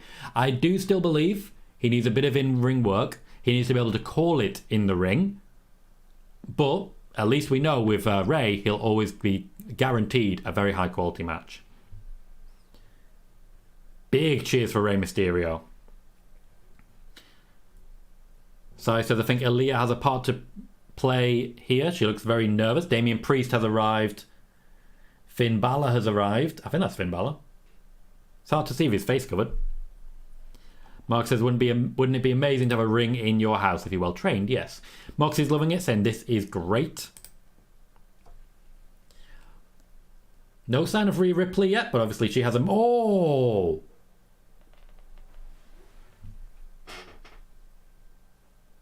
Oh! Let me just... Well, it doesn't look better on a replay. Went to Bad Bunny's reaction. I respect it. Well.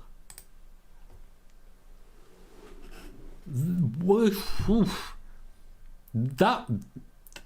Oh, I need a moment.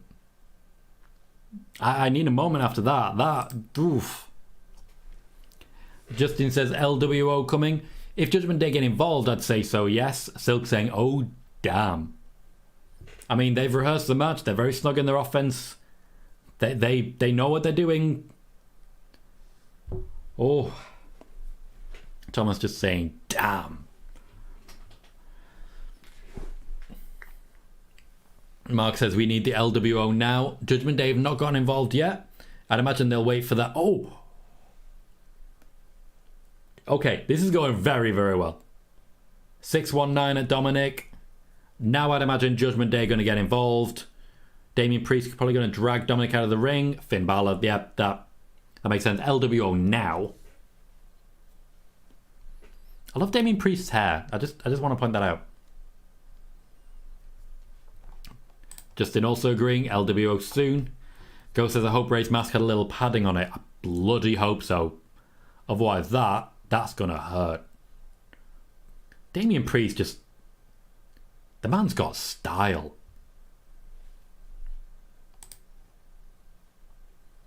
We need someone to even the odds here.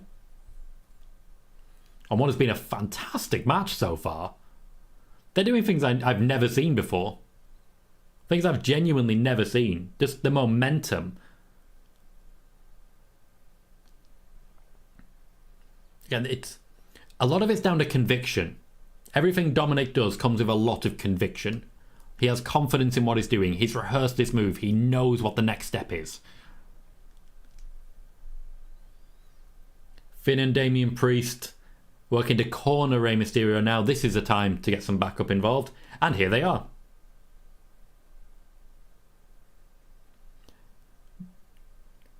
They are referring to them as part of the Latino World Order. I do think the future of Rey Mysterio is a player coach role. Patrick says probably Bad Bunny. You'll note Damian Priest has made sure to move towards Bad Bunny.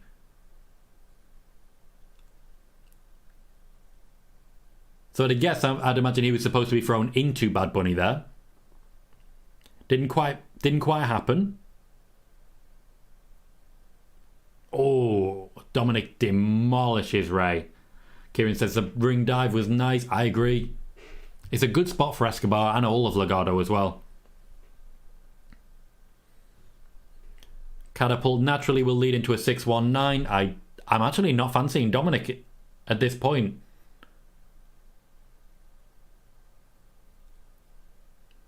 There's a lot still to happen, I feel, in this match. Rey's laying face down. Dominic prefers the frog splash onto someone face down. Rey turned event. I think that's it. No, Rey's kicked out. All right, you had me. You had me. You had me on that one. I'll give you credit, WWE. You had me.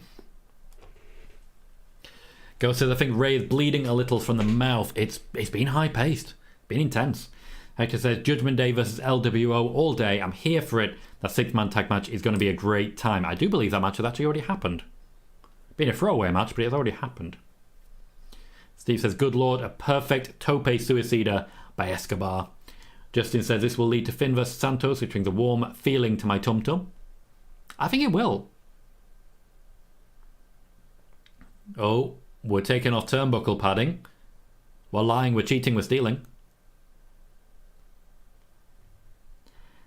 Kieran says, I think Dom's too tall to make the 619 look decent. I disagree there. Counterfeit. Do not insult people in this chat. Don't do it. Oh, there's a chain.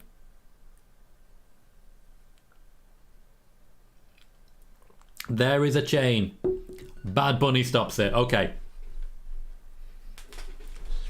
I think Dominic's losing. I think Bad Bunny's the one changing this out. It's over. It is over.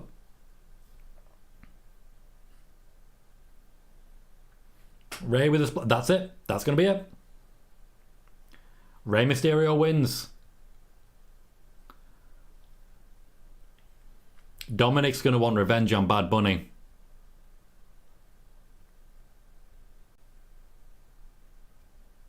The LWO stand tall. Rey Mysterio proves he still has a lot to give and he can very much still go. Meanwhile, Judgment Day will live to fight another day.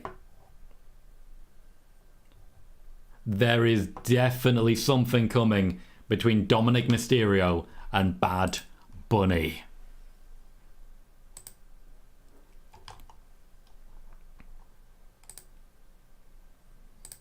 Let me put something out about that. Dominik Mysterio and Bad Bunny now have a score to settle. This will definitely be the year of the Judgment Day.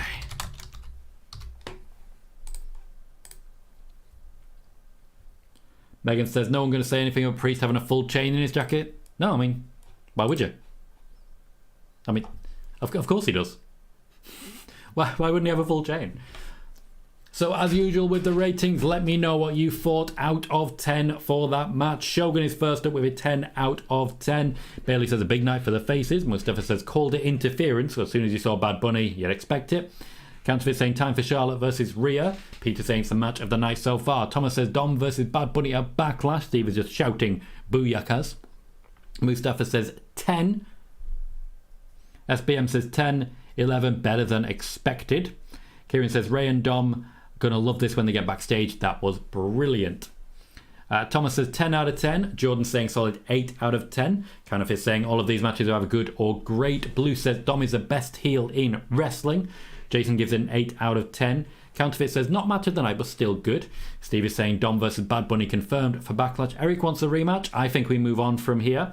Peter saying 10 out of 10. Cy giving an 8.5.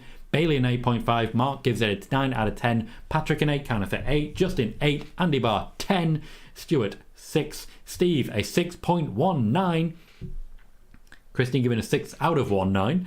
Eric said 9 out of 10. Only thing wrong was the winner. Yeah, debatable. C-Mac gives it a 10 out of 10.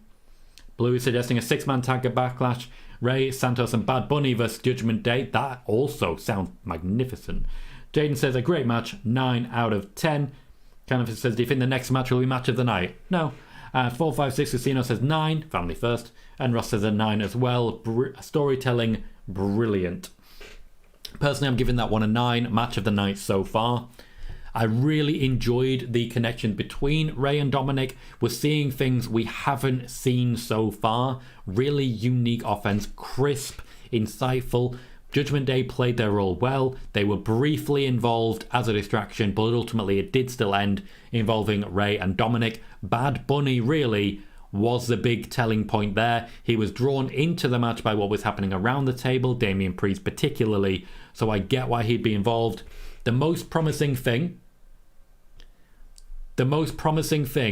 is where we're going next. Where we are going next is very promising at the end of that. Ghost says if that was a retirement match, this would be even more of a feel-good moment. Seems like Ray still has some gas left in the tank though. Absolutely. Moxie's giving it a 9. Hector gives it a 9 out of 10. I think the only 10 is going to be KO Sami versus the Usos. That crowd is going to lose it. Ghost says 9. Match of the night so far. Moxie's saying would have been a 10 if Dom won. Megan has given it a 9 as well. Moxie says, I do think next year's WrestleMania we will get a rematch where Dom wins, in my opinion. There may be a retirement coming. A retirement match still coming, but it will last a little bit longer. Megan says the other 2 matches have to really pull it out of the bag to beat that for match of the night. Well, it's a very good thing that the 2 matches we're about to see are the SmackDown Women's Championship between Charlotte Flair and Rhea Ripley and the Tag Team Championship match, Sami Zayn and Kevin Owens versus the Usos. You know you've got quality there.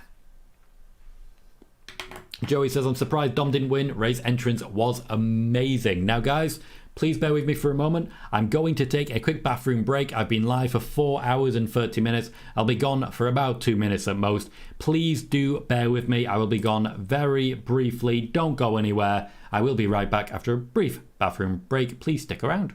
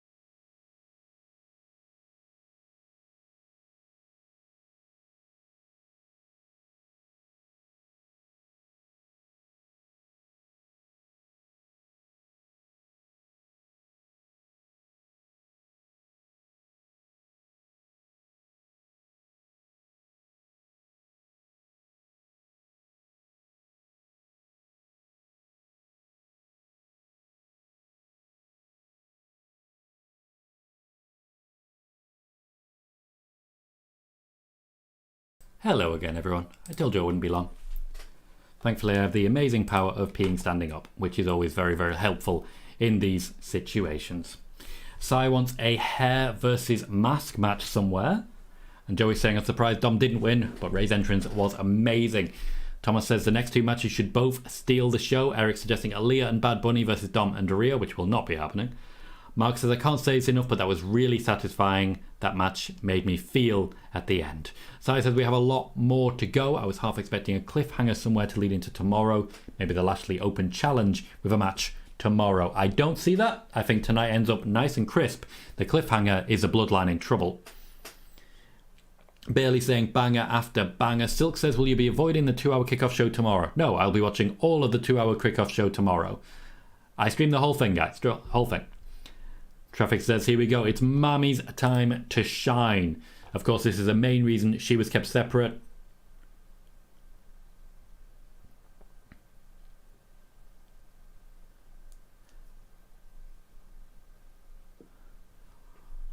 Rhea Ripley, who was lined up to main event tonight's WrestleMania Night 1, is now the second match.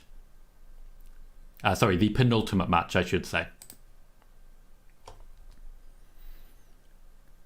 And so Rhea and Charlotte have a point to prove. They have a point to prove here, and I'm sure they will be eager to prove it. Shogun says, imagine Rhea losing. I don't see it. I just don't see it.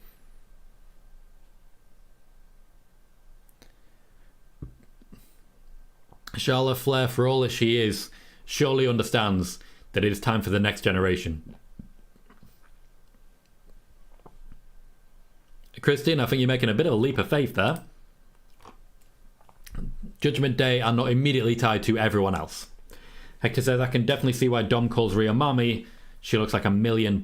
She's taking this. I'm confident she will be, yes.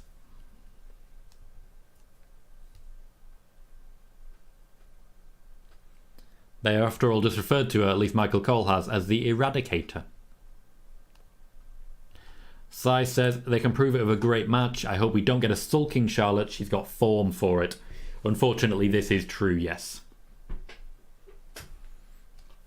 Rhea will get a good match out of her, whether she likes it or not.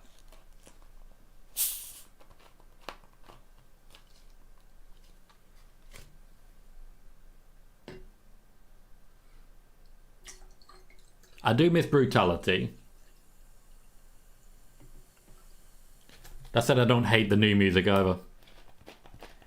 Stuart says, I love it. This is Mommy's time, she shouts as she walks down the aisle. I do think she's absolutely right. Ghost says, I don't love Rhea's makeup. Other than that, the look is an 8. I like the accessories as she was coming down. I'll say that. And now Charlotte Flair is on the way down. Is that the Doritos, Peter? It's not a great sign. Shogun says, I love Charlotte, but it's the right time for Rhea. She's the next generation. Counterfeit is saying, do you think this will be better than Asuka versus Bianca? I honestly don't know, and that's a good place to be. Jesus Christ, Charlotte. She knows how to make an impact, doesn't she? Mark says, Rhea's outfit 7 out of 10, mainly because I'm scared. Okay, Charlotte did look regal until you realised she's wearing a long bomber jacket. It's a long bomber jacket. Bailey says, face Rhea is going to be such a star. Sai says, I haven't seen a single thing on the show indicative of Vince's booking. Most of the changes that Vince made were largely based around later in the card. For example, night 2. But the 6-woman tag was definitely part of it. Outside of that, thinking about it, I don't think much more was affected tonight, though he did book the original plans for the Tag Team Championship match. So it says, what's the outfit inspiration? Charlotte normally has one. We'll see when she takes the bomber jacket off. Counterfeit, I don't see what you're seeing. Megan says, from a distance, Charlotte kind of looks like Gwendolyn Christie with this look. I see where you're coming from. It is from a distance, but I see where you're coming from.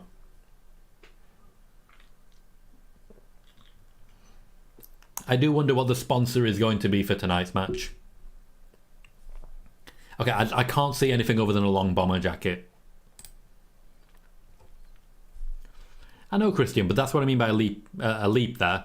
Yes, she's in the LWO, but that doesn't mean that's where they're headed at Backlash. Bad Bunny seems to be more likely to be their drop. Rhea Ripley may take on Zelina Vega. She may have a rematch with Charlotte. There's lots of possibilities. Khalid is enjoying Rhea Ripley's ring gear. It's a shame she hasn't gone Super Saiyan like she did against Charlotte the first time. And Traffic is getting Lady Gaga vibes. The rest really need to stop opening the ring for her. The ring announcer is still in the ring. They're going to try and book this one as a co-main event. There is no co-main event. No, Counterfeit. In no way do I feel like Charlotte has anything resembling Barbie. I don't know where you get that idea from.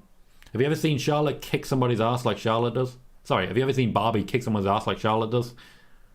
It is nowhere even comparable. I am starting to wonder if what you're saying is actually making sense or if you're just trying to be trollish. Just going to put that out there.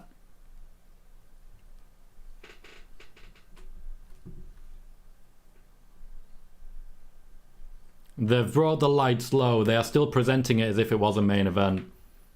Okay, I'm actually really liking Charlotte's ring gear.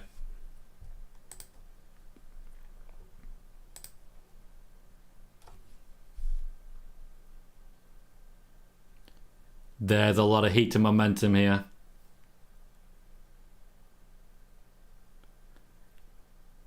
Huge pop for Rhea Ripley. She's going to be damn proud of that. Steve says, Barbie is and has always been a jobber. Shogun says, I really want to think what's Charlotte and Rhea thinking not being the main event. Khalid says, I got my prediction wrong. I thought Dom was going to win. Glad Rey Mysterio wins. A woo for Charlotte, which is neither a cheer nor a boo. She's very much got her own thing going on. Charlotte always has.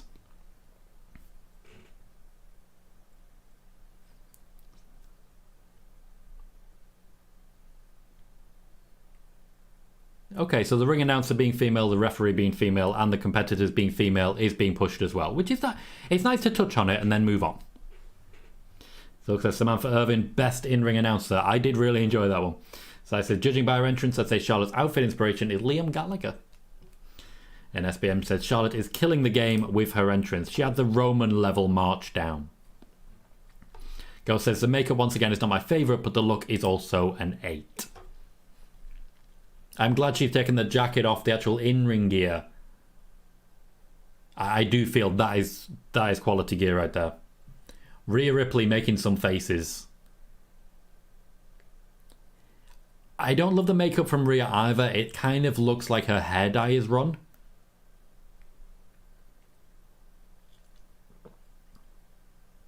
Andy said, is there a pay difference in where you are on the card, or is it just pride? Bit of both. The bigger a name value you have, the more they're going to pay you. Kind of is ready for this title change. Me too.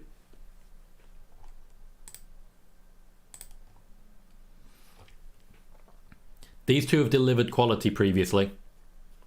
Corey Graves is reminding everyone of this now. They took a moment before they locked up. They will start moderately slow pace and then start to pick it up, much as we've seen for a lot of the matches so far. This is probably going to be the most traditional wrestling match of the night so far. There's going to be very little drama, very little overbooking, very little shithousery.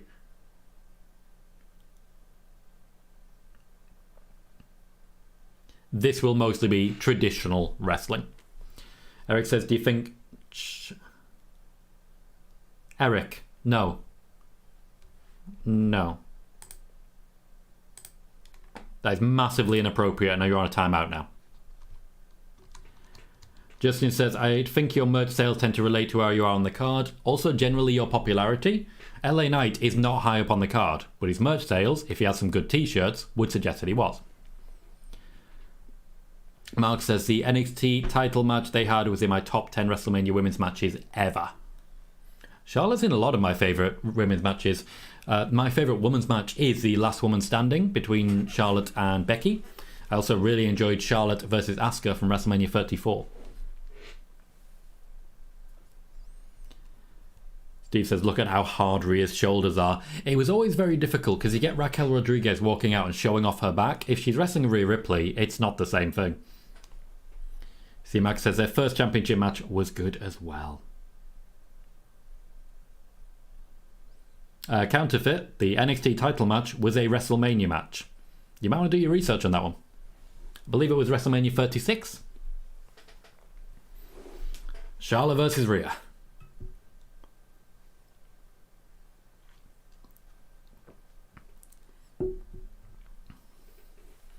Charlotte going through her greatest hits at this point.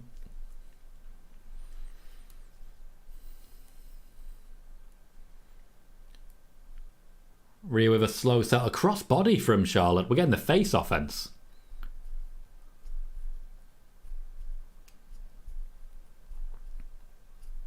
That's the one, Mark. Silk also clarifying Pandemic Mania was for the NXT title. Counterfeit, what I would say is if it was a different match, it would be different.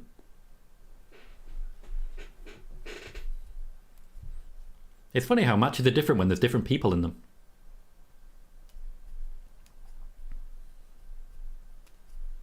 Charlotte Flair taking a hit there. As it's WrestleMania, a lot of people are taking the blow full in the face rather than protecting themselves properly. Logan Paul, for example. It's starting to stand out.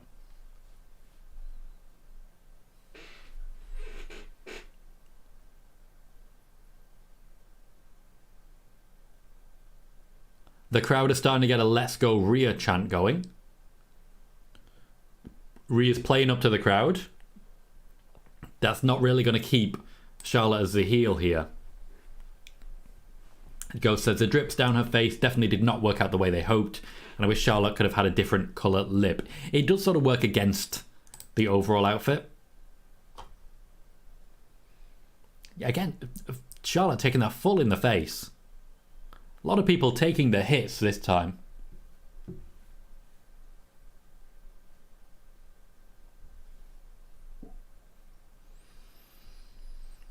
Still slow paced at this point. Rhea's put a couple of good moves together. What we're not seeing is a lot of submission moves. Submission moves traditionally do slow the match down unless you're really hot for a finish. For example, if Rey Mysterio had Dominic in a submission move, people would have loved it. At the moment, it's feeling a bit like a rest hold while they work out what to do next. Steve says, for real though, ladies like Raquel and Rhea with their imposing size and masculinity could really get a clothesline from hell over in their arsenal. To be fair, Rhea's kind of got one of those.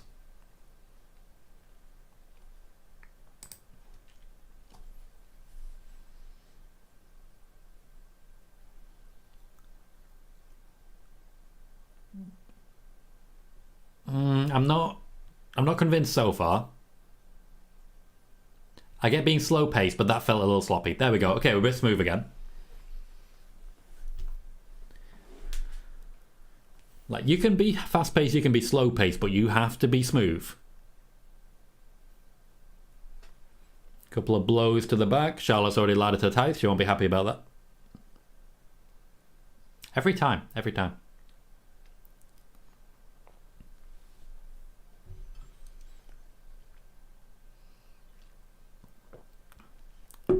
Rhea takes a moment to breathe and the fans make sure to communicate. Triple H, by the way, was fully aware that the fans were going to be behind Rhea for this one.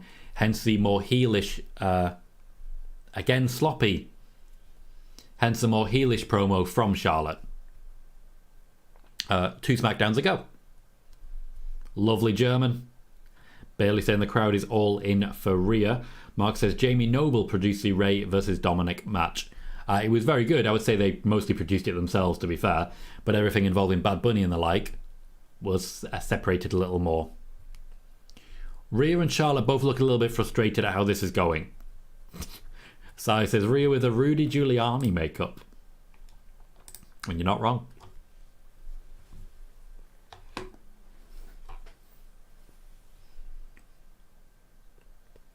One of the reasons their match at WrestleMania 36 was so good is because they used the empty arena to their advantage. Charlotte and Rhea were constantly communicating with each other. They were talking trash, as Rhea seems to be trying to do now, but it doesn't quite work out. Yes, Eric, you're back. Watch yourself.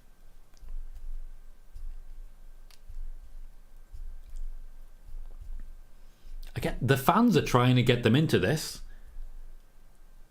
They're really going for Rhea. Peter says the match has promised much but delivered little. The match has just started. I'm willing to give it the benefit of the doubt. I'm willing to see what we can make of it, but we have to actually start making something of it.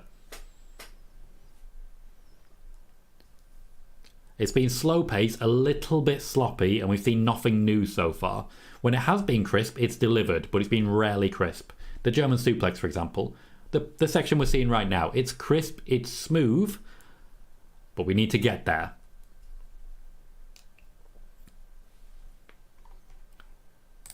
It's not the strongest reaction for Charlotte. And again, they are talking to each other, but that's not something the crowd is really going to pick up on. They know how to work with the crowd. They did that in their Money in the Bank match for the Raw Women's Championship. Rhea Ripley has got slapped in the face twice there.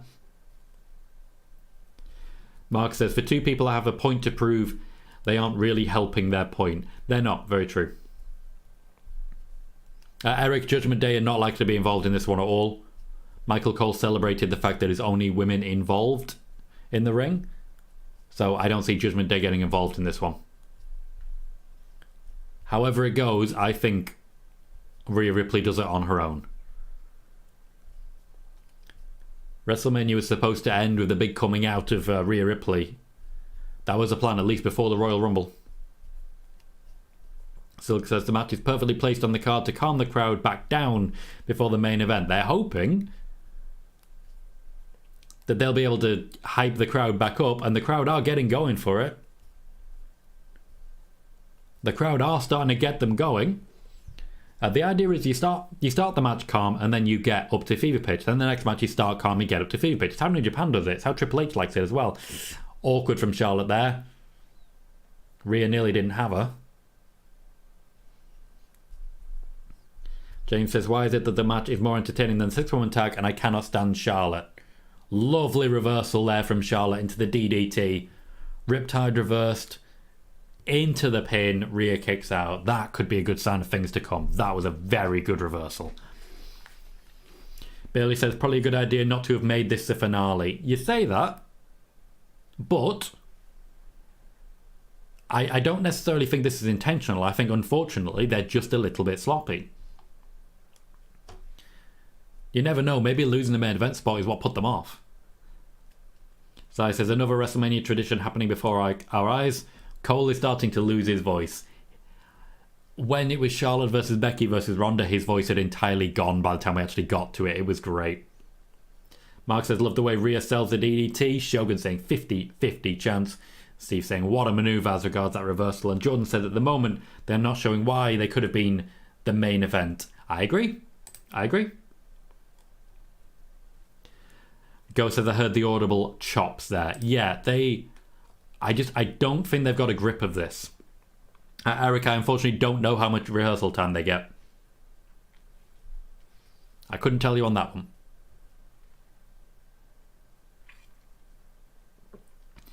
I know Triple H wants more matches to be called in the ring, though. This may be evidence of why they shouldn't do that.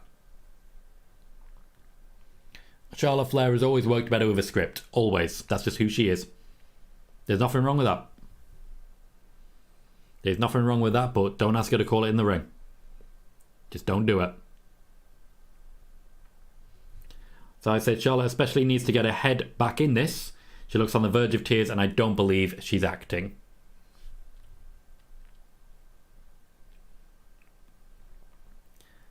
The fans are cheering everything Rhea Ripley does. We are getting momentum now.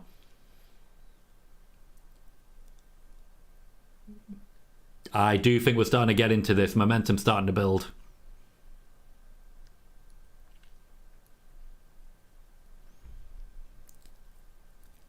The kip up. She's ready for the fight. She's got some bruises on her midsection. And yeah, she does look like she's crying a little bit. Steve says, someone give Cole a prime some cherry coconut bowl of Cinnamon Toast Crunch. I don't think that'll fix his voice, but it might perk him up a little bit.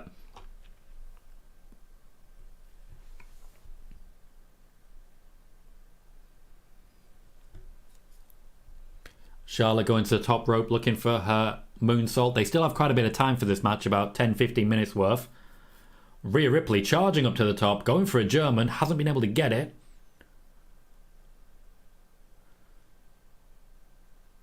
She's going up again. She's taking it. Charlotte with the backflip. I think she landed on her arm there. She looks hurt. Still kicks out. We're getting going now. Go says the match with them at Mania 36 does seem more cohesive than this one so far. Hope the movement of the match from the main event didn't shake them too hard. I think they were shaken. But I think also we're getting there now. I want to see how she landed. I think she landed perfectly there, Charlotte. I think she's okay.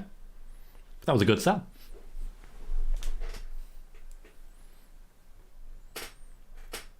Rhea picks her up. Could be going for something big, but instead we get a replay.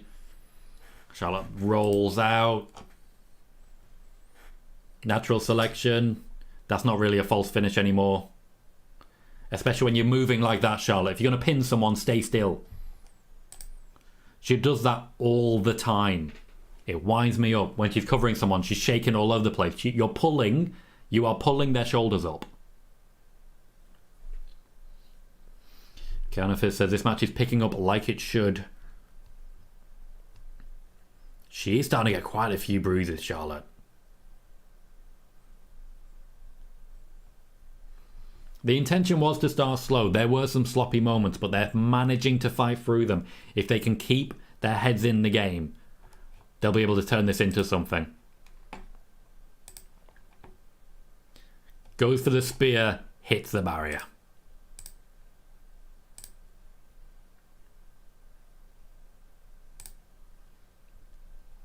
Still selling the arm. That could be the selling point. Rhea dominating now. The fans are into it. 456 just saying, wow.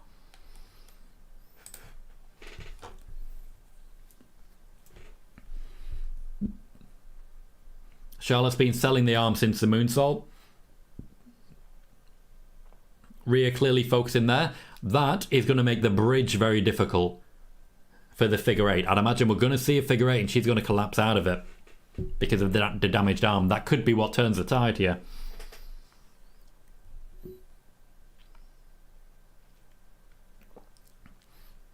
Rhea going for the riptide.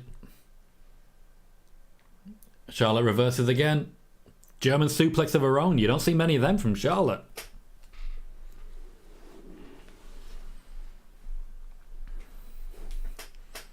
She is largely just surviving at this point, Charlotte. Going for another one.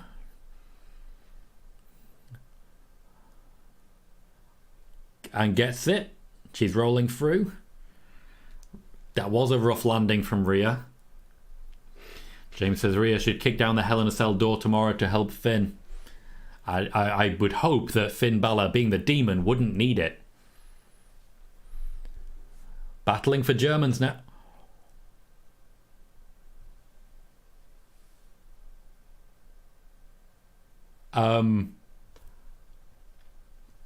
That's not how you take that move. They're showing a replay, which means it's not too bad. No, it's bad. No, that's bad. That's bad. Okay, Charlotte looks... She does not look with it. Okay, she's okay. She's okay. Oof. Mark says she's turning into the female Lesnar. Peter saying after 4 hours of eating, finally finished those awful crisps. Why did you keep going? Oh, Charlotte's nose is... Yeah. She's not feeling good. So I says that was a much worse fall. Mark just saying, damn. James says, was that a botch or deliberate? Bit of both. Like, she was supposed to flip, but she was not supposed to land face first. And he's saying, ouch. So I saying it was as bad as Ray's. And Steve quite fairly saying, that is her brutality. Ghost says the barriers are being used quite a bit tonight. And also says these landings have looked horrific. Charlotte's taking everything on the face. Everything. Why are you replaying it again? It could have been worse. It could have been worse. Sean saying, I wouldn't be surprised if Charlotte is concussed after landing on her face twice. She did very much land on her face both times. What I will say is she landed here rather than here. It could have been so much worse. The match has certainly picked up, I'll say that. PJ saying, I don't waste food. SBM is saying, oh my god. James saying it looks like she was trying to land it. Justin saying they keep showing it. And Bailey saying, this match is running a little long. They haven't got much longer, don't worry. Charlotte with the moonsault, which I don't believe she's landed in about 5 years. Essentially, it's a backflip and a clothesline now. That's what her moonsault is. But the pace is higher. The earlier botch is largely forgotten. Figure 8. Rhea reverses it a third time. Nearly spears the ref. A Glasgow kiss. Oh, here we go. Riptide. The fans feel this one. I feel this one. That's a proper pin.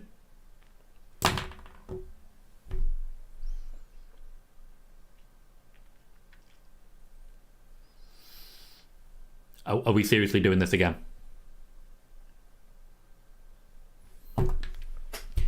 You had to ruin the end of days, now you're doing the Riptide. Charlotte's looking at the ref. Should have known. They should have known Charlotte was looking directly at the ref. James says they're making finishes so weak. I agree. I agree. Ghost says, not to seem inappropriate, but I'm genuinely worried about Charlotte's chest. That along with her face took the worst of that landing. You don't need to worry about being inappropriate. That is, like, communicating about someone being in chest pain is absolutely fine. Don't you worry. Especially when you consider she's had issues with implants before. Moxie says, is she the first person to kick out of the Riptide? To my knowledge, yes, she is. Charlotte going for a roll-up. The fans are not happy with this.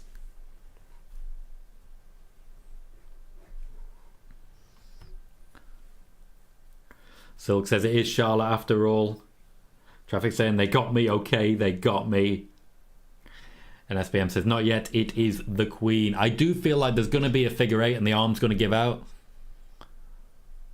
See, this is what I mean when I talk about knowing when to use your submissions, because the fans want Charlotte to tap. She's going to get to the rope. I believe she is Moxie, yes. Charlotte's at the ropes. Rhea does not want to let go. I think that was supposed to be a ref bump. It wasn't, but I think that was supposed to be. Oh, that was a very rotationary spear. She should kick out of this one.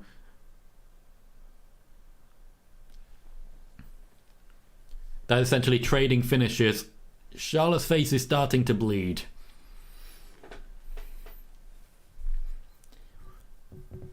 Given how we're finishing, do we see now how it would have played out as a main event? James says this match has gotten better. It absolutely has. But yeah, do you see what I mean when I say, like, this is how they would have produced a main event? Slow build, slightly too long, as it were, big kickouts, couple of big submission moves, and the fans clearly going for Rhea. Ed says this is so good. Mark says I think that was meant to happen to build to a big ref bump. That's twice now they've done that with the ref, to be fair. So he says, I fear for Charlotte if she wins here because the crowd could get ugly. You say that, but Sami Zayn's coming out next.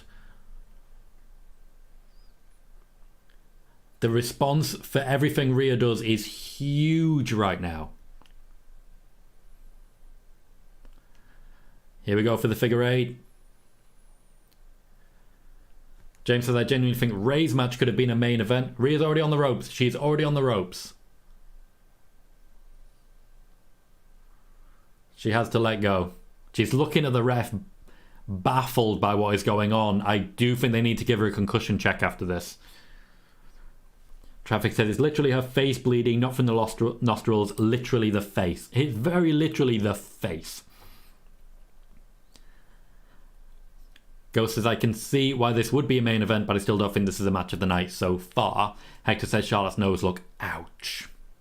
Rhea with a few marks underneath her arm as well. As this is awesome chant from the crowd. There is heat behind this one.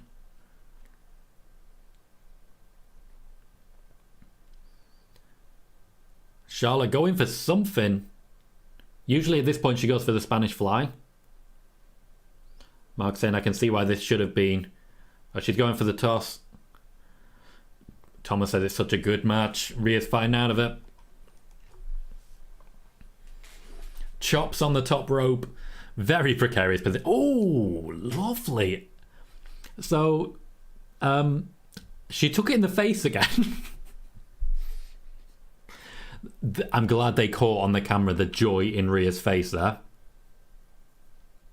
So I said, do not have her coming off the top rope, please. James saying Charlotte looks like she's dead. Oh, Riptide. She's going for a top rope Riptide. She's getting it.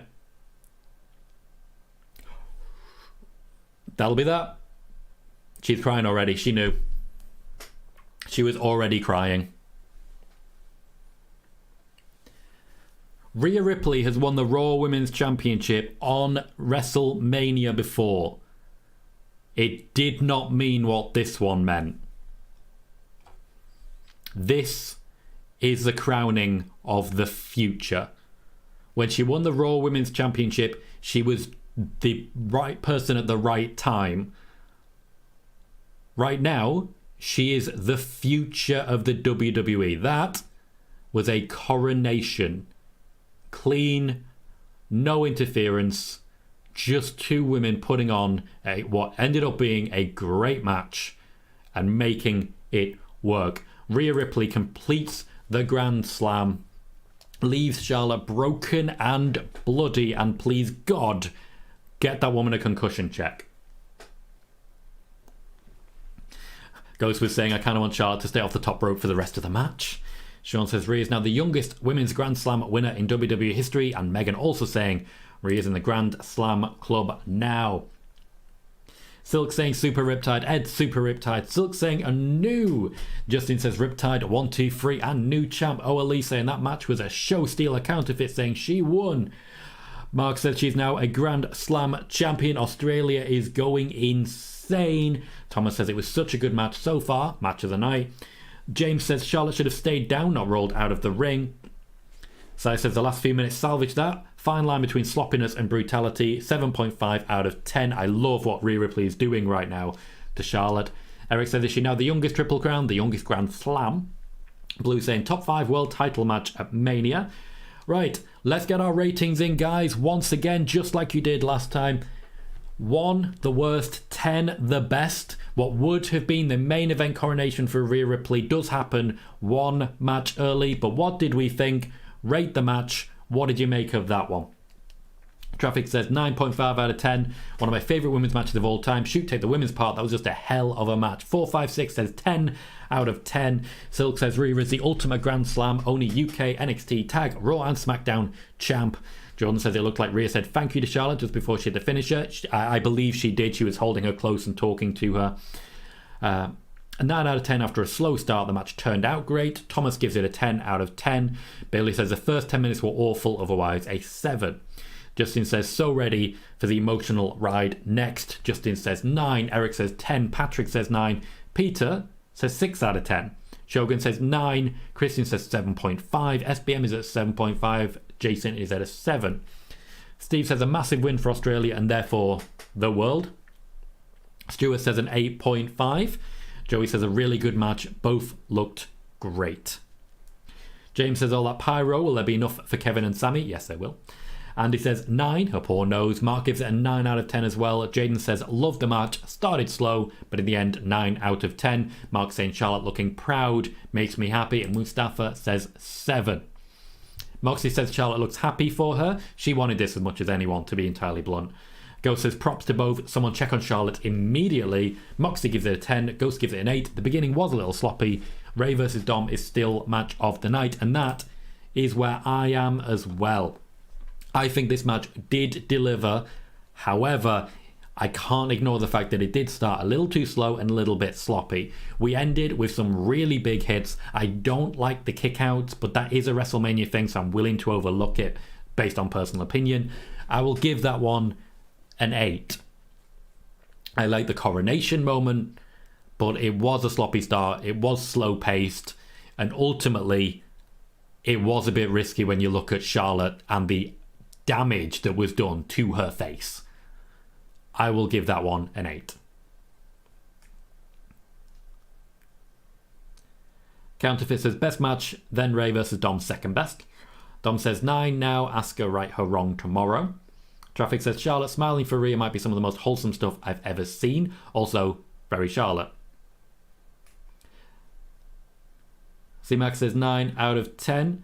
Counterfeit, James is entitled to his opinion. What are you doing? What are you doing? James is entitled to his opinion. Shogun's excited for the Gunter promo. We are getting a promo for the Intercontinental Championship Triple Threat tomorrow. James says, I think Charlotte shouldn't win the title for at least 8 months. Charlotte essentially won the championship this time round purely to hand it over to Rhea Ripley in that match. It was, as has been pretty common with Charlotte's championship reigns, a means to an end. Ross says 9, terrific stuff that. Charlotte shown on screen applauding Rhea there. Seriously though, get that woman a concussion check. And like a plaster. Get that woman a plaster. Moxie says, I think this is going to be the greatest WrestleMania of all time. The match is extremely high quality, I'll definitely say that. Andrew Quinn says, best match of this, definitely Ray versus Dom. Kevin says, how was the Rhea Ripley versus Charlotte match? Certainly got a lot of people off their feet, I'll tell you that.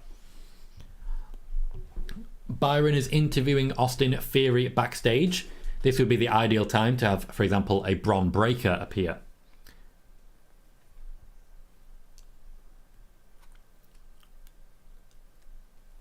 Sai's just giving us a wink. Joey says Night One has been a banger. Austin Theory with a very curt and very clear promo. They're pushing Mountain Dew. We have about 40 minutes left. We have 1 match remaining. And I'll tell you what, I'm still wide awake. This has been an amazing show.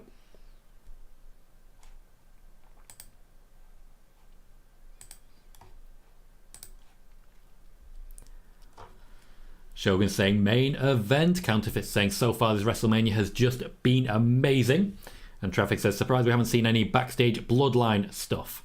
Sai says a smiley is a bug on YouTube. If I stick a smiley on the end, it deletes the rest of the message. Oh, that sucks. The Miz and Snoop Dogg are back in the ring. This would be a great moment to have some sort of surprise. Oh, they're announcing the attendance. 80,497. If that's a sellout, then I imagine tomorrow is going to be the exact same number. Patrick says, I hope the IC title opens night 2. Shogun is saying, Mountain Dew, where's Bray? Bray is the representative of Mountain Dew in the WWE. We do know this. Pardon me.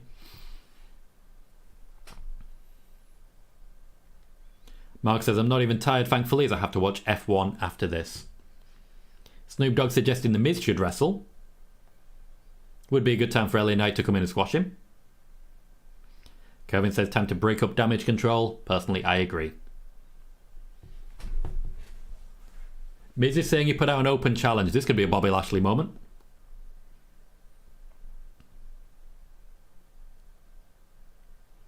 Is Snoop Dogg maybe going to go after him? This would be a good time for R-Truth to return as well.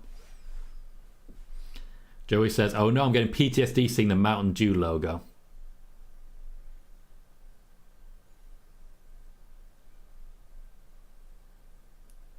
Oh look, it's Pat McAfee, who definitely won't have a match at WrestleMania.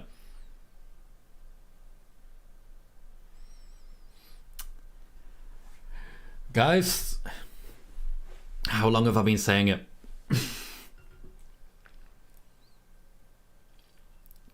Bailey says, WrestleTix reported 66,113 tickets sold. Andy Barr says, surprise coming. And it's Pat McAfee. Mark says, Snoop Dogg versus Miz? Not quite. Justin says, oh my god. Mark just shouts, Pat, Silk shouting McAfee. Sai says, surely they've not blindsided Cole again. They did. Keem says, Pat surprise again. Ed says, Pat. And Patrick says, Tom never lies. Moxie says, Bobby versus The Miz. He doesn't say that, but that's nearly what he says. It is Pat McAfee, and Michael Cole's voice has been destroyed. It is over. He's already dressed to wrestle. Steve says, what? Let's go. Pat McAfee has a wrestling contract. He will be making appearances for wrestling matches. He was not going to miss WrestleMania.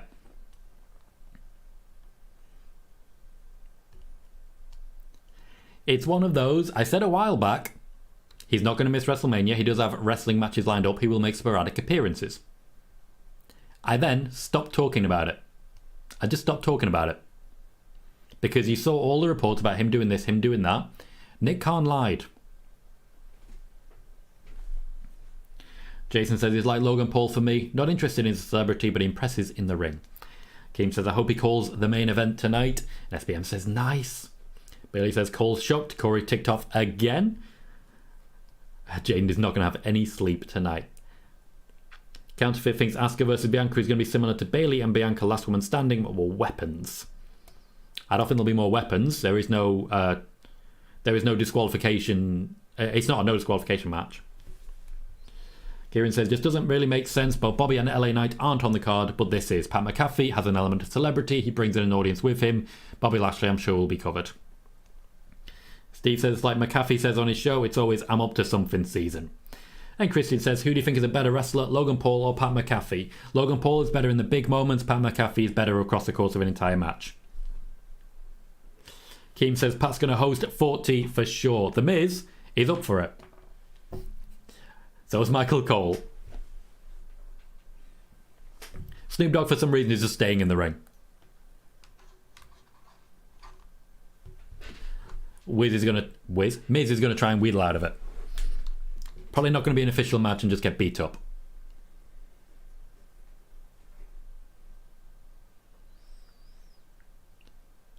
Wait, so who's going to make the match official?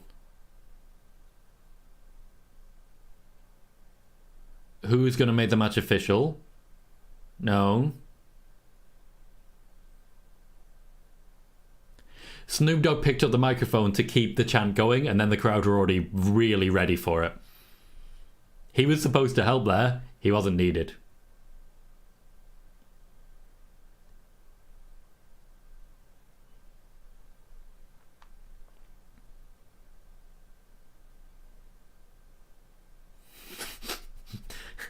A challenge to the Miz there. I would have forgotten that number.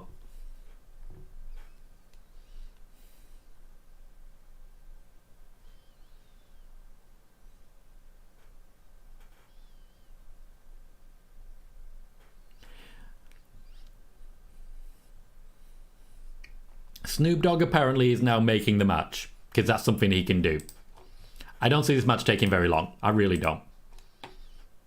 There's a very nervous moment there where I thought Vince McMahon was about to make a match happen. Sean says, Michael Cole is wrong. He's the only commentator undefeated at WrestleMania. Pat did lose last year also. He did. Lost to Vince McMahon. Feels like a world away. I don't think this match is going to last very long. But Pat McAfee is in an official wrestling match. Christian says, with Snoop wearing a ref shirt the whole time. No. Keem says, Snoop on AEW next week? No. Miz is just getting beaten up.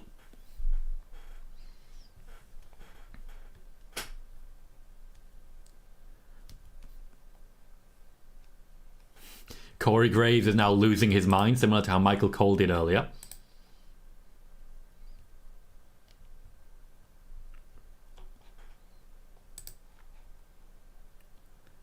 Canafit says, I think Usos match maybe match of the night. I agree. Of all the matches on the card, you would definitely look at that one as the one with the most potential.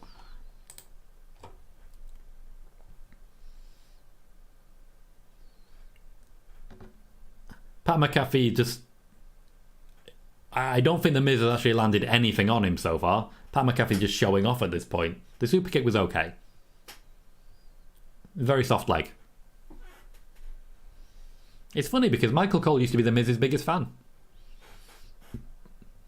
Another tiny balls chant.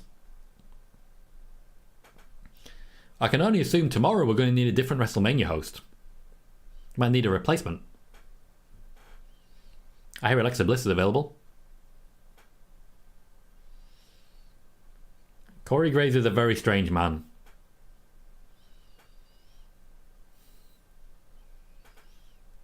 Miz wants to walk away. That's not going to work out. We all know that's not going to work out.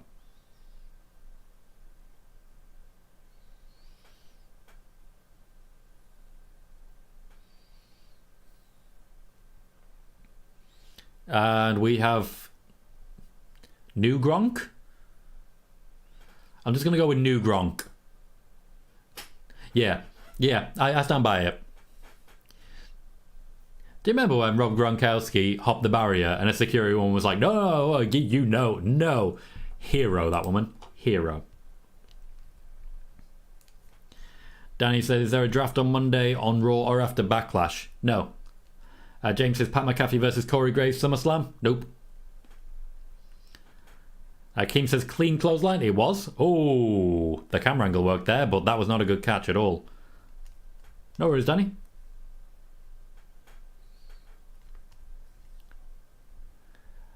Well, I said the match wouldn't be long. It's definitely not going to be. Traffic says, yeah, he plays the same position as Gronk did in the NFL. Wow, okay. Both are tight ends. I don't need to know about their ends, mate. I mean, the tightness is their own business. McAfee looking for a finish, I'd assume. I don't know what his finisher is. Oh, that was just a kick in the face. I'd imagine that's that. The Miz spoke to him the entire pin there.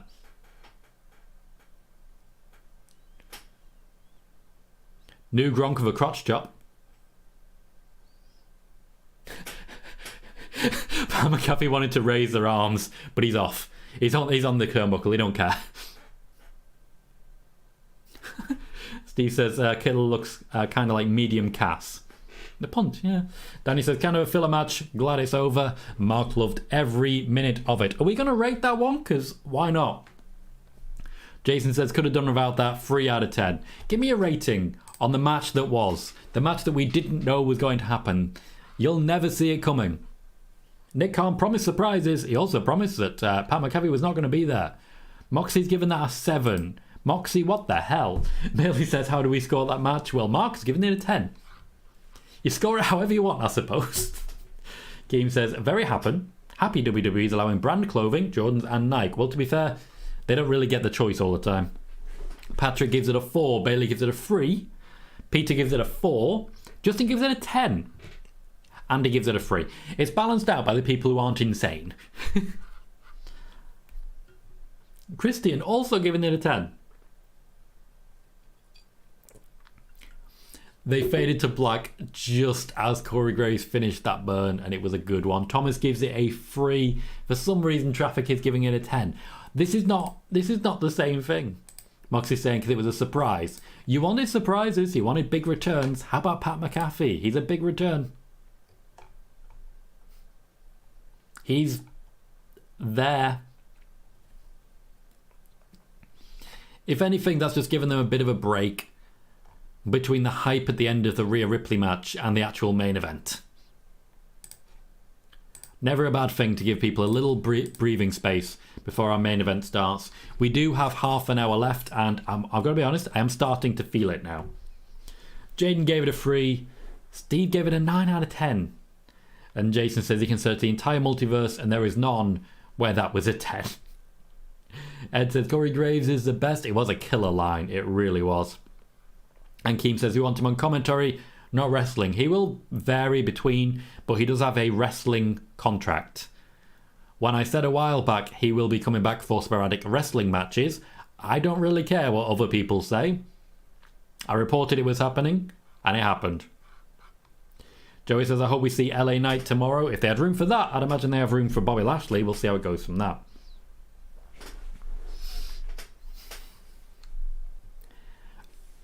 Si's apparently keeping track of all this.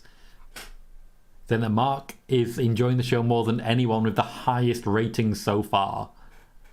You are insane. Christian says, I mean, they do say that WrestleMania is the Super Bowl of wrestling, especially with that punt. Yeah, Ed, you're right about that. Says Tom, didn't you report Graves had tried to get a match with Pat around Rumble last year? Yes, he did. Pat McAfee obviously was getting a lot of positive attention. Wow, you really are keeping track. That is terrifying, Si. That's why you're asking for my scores, wasn't it?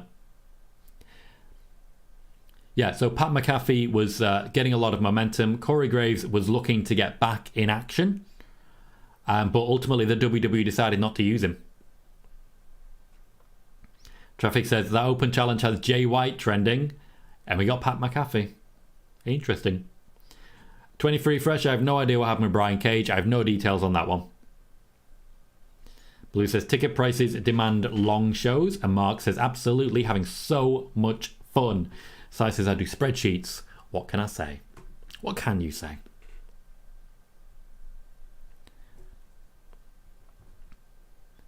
They're hyping up the rest of the card for tomorrow's show. And we now have DraftKings ad involving The Miz and Baron Corbin. You do spreadsheets, do you? Do spreadsheets. Moxie says Pat was feeling oozy.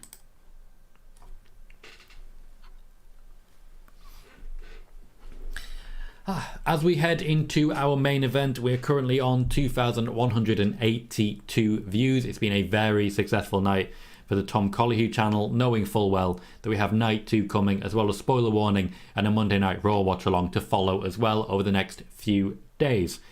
By and large, I'll be in bed by this time on Monday, so at least fingers crossed. Only just, but fingers crossed. I do want to say a huge thank you to everyone who's hit like. We were up to 69 likes, which I've got to say is nice. One more gets us to 70, and we are on 2,261 subscribers. Over the course of this show, we have gained 21 subscribers. Admittedly, that's 1 in 100, but I will take that 1 in 100 any day, meaning that they will come back and check out videos in future as well. If you are... 72, I stand corrected.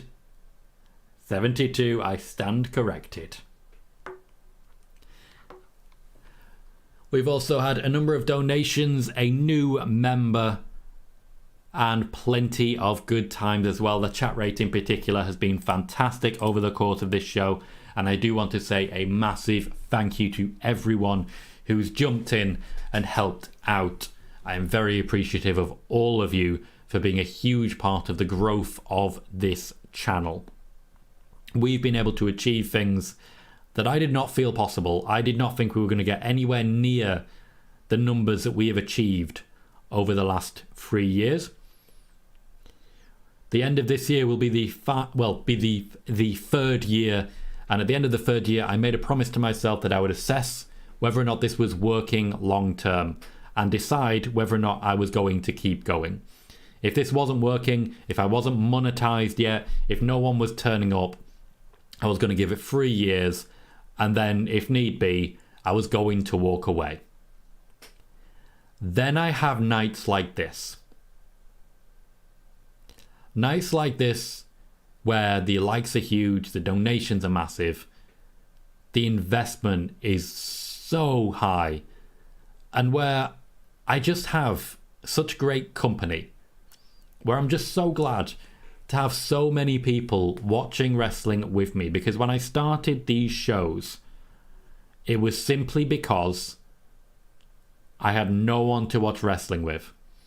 Because it was during a pandemic, I was locked in my house alone and I had no one. I want to say one more time before the main event kicks in, thank you.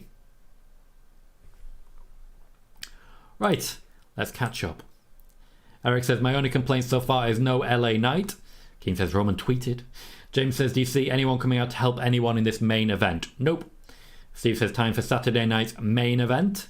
Blue says, the only problem with 2 nights is night 1 feels like a party in a way night 2 just can't, even if it's better. I do get what you're saying. I get what you're saying about that. Vegeta says, Cage retained. I imagine he either re-signed or he's just working out the alleged injury time that was added, which is a fair comment. Jordan says it's Usi time.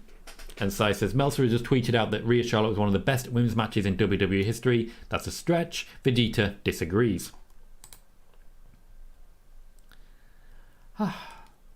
So between YouTube and Twitch, we're currently on 47 viewers, and we're having a damn good time. We're going into our main event, which will be the culmination of almost a year-long story between Sami Zayn and the Bloodline. Kevin Owens is his tag team partner against Jimmy and Jay, the Usos. It's the big one. It was not going to be the main event, but over the last few days, the change has been made. I have a question for you. Is this going to be match of the night? Simply yes or no. For you, is this going to be match of the night? Mark says, no, thank you. You got me back into making videos, feeling that creative juice I've been missing. You deserve all the praise and the recognition out there. Thank you, Mark. I really do appreciate that. Jordan Darlow says, well said, Tom. How great is it to watch WrestleMania with people who get what wrestling is about? Yes, it is. James saying he's been here for a long time. You have, James. Quite a few people have at this point. Sai does believe this is going to be match of the night. Kieran does not believe it's going to be match of the night. Keem says yes. Bailey says yes. Traffic says yes. Silk says yes. Mark says yes. Kieran, you look like the outlier here. Dom says, don't forget to hit that like button, or we have 3 words for you. That's not Usi. James says yes. Andy says yeah. Humpadooey says yes. Vegeta says no, it's a tag team match. You say that. Let's see how it's going to go. That is his second no, though. Mustafa says, those of us with you from the early days, come back because this is the place to be. Thank you, Mustafa. Jordan says yes. Christian says, just a friendly reminder. Even though you watch wrestling alone in the pandemic, we all watch wrestling alone in a way. We're all watching together, so technically we are never alone. Okay, I appreciate that, Christine, but I didn't watch wrestling alone at any point because I was on stream with several people, which is what I was trying to say. Stuart says should be, but folk are expecting so much it might not make it. 456 says they have a big void to fill after this night. Vegeta prefers one-on-one. Jaden says yes. Bailey says night 1 has already set a high standard for tomorrow's show. C-Max says should be match of the night, but I don't think so. Kevin says the crowd are going to make this match special, and Ross says yes, absolutely right call, as the storyline pressure on Roman and Bloodline as a whole. Moxie also saying yes. And Megan says, what percentage of mics will break from Sami's pop? It's going to be the big pop. I know we had the GTS earlier, but if we can just make reference, because I do believe when you compare, and you're going to, this is the big pop that we got way back at Money in the Bank 2011. Keem says, whose entrance first? We have a musical. I'm sorry, is that someone called Lil Lucy?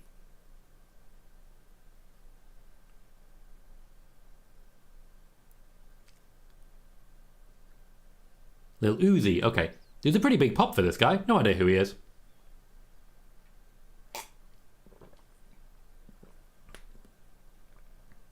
Well, this is way technical and that hair must take a lot of work. The quality's dropped a little bit, so I'm going to refresh my stream. Logically, this should be Sami Zayn and Kevin Owens getting the entrance first. Mustafa says, this better be match of the year. Now that I'm in Europe having to watch this at crazy hours, this better be. Yeah, crazy hours. Well, Si, that is not what I expected to hear from you. Didn't know you were into that, but you know what? To each their own. To each their own. Maybe a bit less aggressive, though. Bit aggressive, mate. Bit aggressive.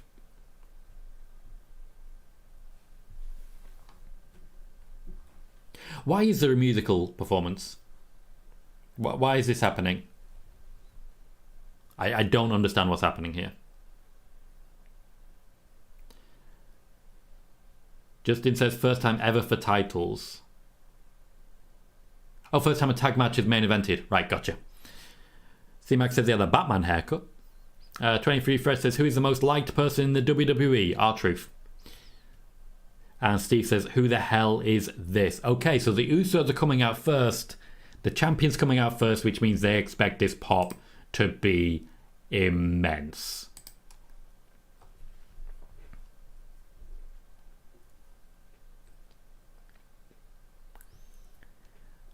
The Bloodline will be leaving with 0 championships at this year's WrestleMania. Joey wants to get to the main event already. The idea is that they are separating the last 2 matches out because they need the crowd to come down from Charlotte versus Rhea and get back up for the tag team match. They'll do something similar for tomorrow. Much of the same way they had Vince McMahon and Stone Cold Steve Austin between the main event and the previous match at last year's WrestleMania. Christian says, what's of all these rappers showing up? What is this AW Dynamite? And Sai says, that's the worst typo since I sent an email to my boss and mistyped head count in the subject. Oh.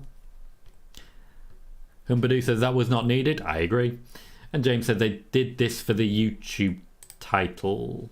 What's the YouTube title? I don't believe WWE have a YouTube title. Traffic is not liking that the champs are entering first, and Stuart says he likes the white version of that Uso shirt. Bloodline in white is not something you see a lot of, but I reckon it'd work.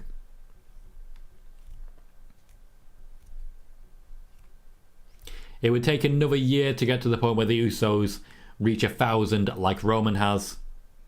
That moment is unlikely to come.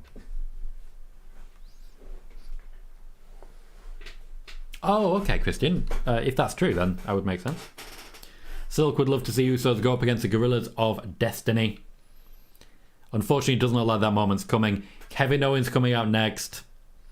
Now, I said yesterday during the Smackdown watch party that Sami Zayn is he's the one here. Kevin Owens is doing everything possible to essentially step aside out of Sami Zayn's way and make sure that all of the spotlight is on Sami. All of it. In that way, he's been very successful. Very successful. This, of course, is why Sami Zayn will be coming out last. So I said, I tell a lie, send a text to my dad that autocorrected, I'm sorry to I'm dirty. That's an interesting leap. Traffic says, this is the first time tag titles have closed out the night, any night of any Mania. I do believe it is, yes. Vegeta says, only white I want to see is Jay White. And Keem says, Sami gets the pin tonight. For me, Sami pinning Jay is the right call. Let's see how we go. Hector says, the new Uso shirts are well now in my shopping cart on WWE Shop.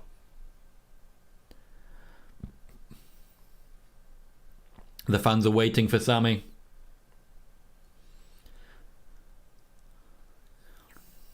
It's a coming out party. Sean says, someone correct me if I'm wrong, but I think this is KO Mania 7. 7?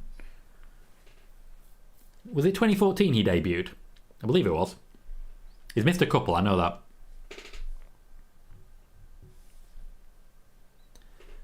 Sami's already very emotional. He's already used the opportunity to publish tweets on Sami for Syria. If you're not aware of Sami for Syria, it may be worth checking out. He's done a lot for charities and a lot for the protection of the Middle East. He literally is doing everything he can to help people. And for me, Sami Zayn is like the antithesis of wrestling. Wrestling is a right-wing practice. Sami Zayn should not succeed in that world, and yet he does. He's a guy who'll go on strike for you. He's a guy who'll literally give you the shirt off his back. He's a guy who doesn't want to be the guy, who doesn't believe he can be the guy, who will always step aside so that someone else can be the guy. When the Bloodline storyline was pitched to Sami Zayn, his interest was, how over is Jey Uso going to get from this, and how can I make it bigger? That is who Sami Zayn is. That is who Sami Zayn is. And that is the Sami Zayn that deserves this moment. Jermaine says, look, could Baron Corbin have a match tomorrow night? My guests before Roman and Cody. Mark has goosebumps. Keem says, this is amazing, man. 23 Fresh says, what surprises do you see for tomorrow? Some. Silk saying, literal goosebumps. It's KO Mania 4. And Vegeta says he debuted at 2015. Thank you for the clarifications. Traffic says, Sami is the type of guy who can do a match with someone known for being on a show called Jackass and make it work. It didn't just work, that was match of the show. And no one will ever tell me different. It says, from a match with John in Knoxville to main event of Night One, good on you, Sami. Good on you.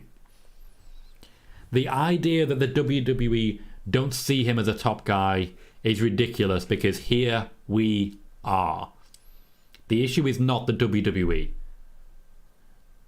Sami Zayn believes in serving and helping others to a degree that I can see him running the company one day.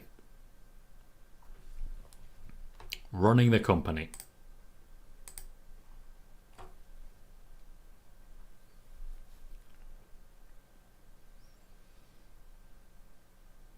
You can definitely see the emotion in Sami's face. He's ready for the fight. Jimmy will open the fight. Jimmy and Sami. Okay, let's see what you can do, guys. Let's see what you can do.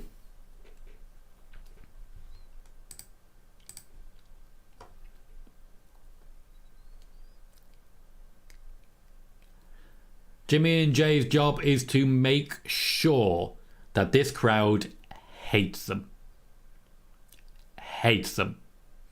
They have to do everything that they possibly can to turn all of this crowd against them. That is not going to be difficult when you're in the ring opposite Sami Zayn. It won't be difficult at all. Traffic says, if you had to guess now, do you ever see Sami holding a world title? Yes, and I believe he will hold a world title before 2023 is through. Moxley says, this Mania is way better than last year's and it's only night one. There was some very good matches on last year's WrestleMania, Bianca versus Becky, for example. But the momentum of this year, Triple H has pulled a blinder. He really has. Hector says, I like how Sami has SZ on his tights in duct tape, like KO does. That's a cool look. He did recreate his gear, get some new gear made on the basis that most of his stuff was Bloodline, and that doesn't really work anymore. Also, it means that he and Kevin Owens actually match.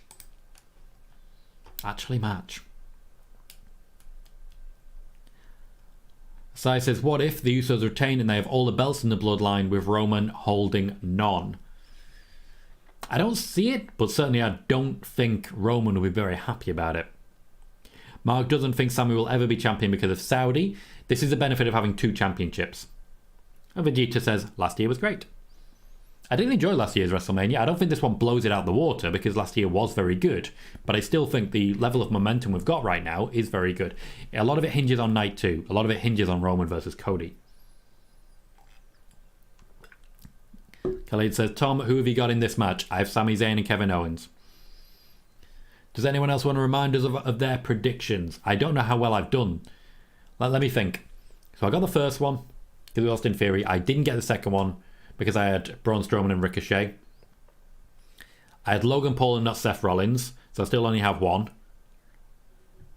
I I had the faces, Becky, Lynch, Lita and Trish, so that's 2 out of 4.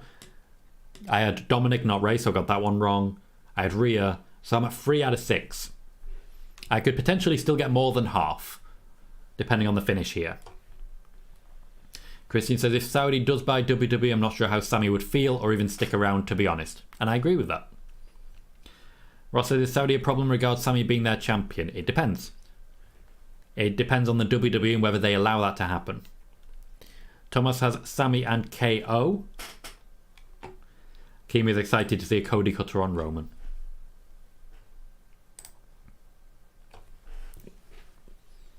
We are already at the point of suicide dives. The Usos are really picking Sami Zayn apart. It's going to be a typical tag match, particularly an Uso-style tag match, not a Sami Zayn Kevin Owens style tag match. The Usos will isolate, they'll work hot tags, they'll keep him in their corner, and they'll hit some offense. But they'll keep it as a standard tag match until we get to a point when Kevin Owens tags in, at which point all hell is going to break loose, and it's never quite going to stop breaking loose. The ref will simply lose control. At that point, we'll get a solid 10 minutes of absolute carnage before we build to the finish.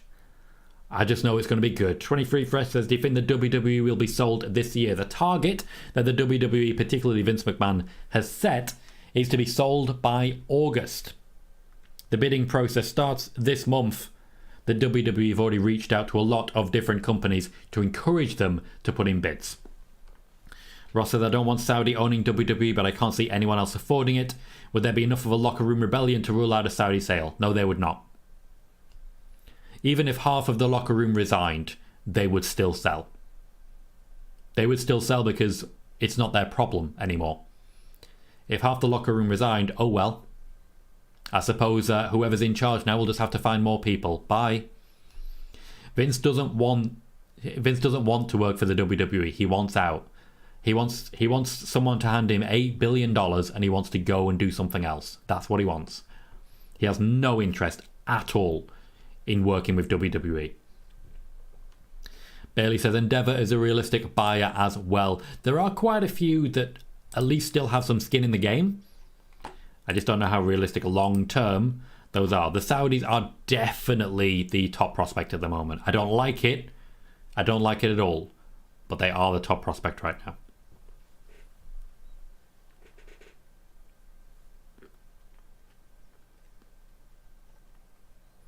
Sami Zayn is getting beaten down by both Usos. They are controlling the ring so far. Much like the last match, we are starting at a nice slow pace. Couple of rest holds, getting the crowd involved, getting the crowd invested, and also trying to advertise the sponsor, Intuit TurboTax. Always wonderful. Always wonderful. But they are taking their time. Thomas says, Wrestle Features have stated Jason Jordan produced the Rhea versus Charlotte match. Wrestle Features do not report news, so they are taking that from someone else. I'm guessing they're just not crediting them. Unless there is a credit there, Thomas, let me know. Jermaine says, I feel like the Dominic match set up a tag match between Dominic and Priest versus Rey Mysterio and Bad Bunny at Backlash. Very possibly. Personally, I'd also see Dominic versus Bad Bunny as a one-on-one. Kevin Owens is tagged in. He's immediately going to the top rope. All hell is about to break loose. Thomas says no credit on their post. And then they have chosen not to credit someone. I've had issues with Wrestle Features before lying about me and my reports as well.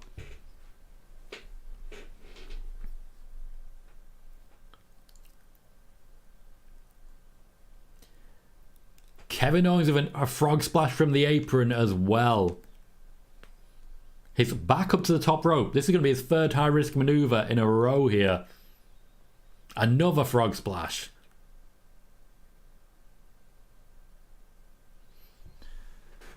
We have a kick out. He's not quite finished it there. Sami Zayn will be huddling in a corner somewhere at the moment. Jey Uso is in the ring. Bailey says for his size, Kevin Owens is a remarkably agile performer. I agree with that. He can do everything that Montez Ford can do. The man's amazing. I don't think enough credit is given to that. Lovely move by Jey. I also think it's worth saying, I know several of you said earlier, but I just want to repeat it. This is his second close of night one main event in a row after the Stone Cold Steve Austin one last time. Keem says, moving like Ray out there. Vegeta says, KO out here going crazy. He be cray-cray.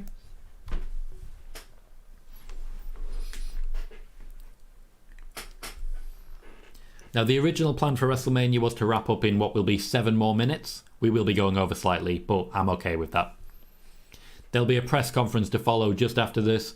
It will be one of those kayfabe journalists press conferences. I'm not very interested in it.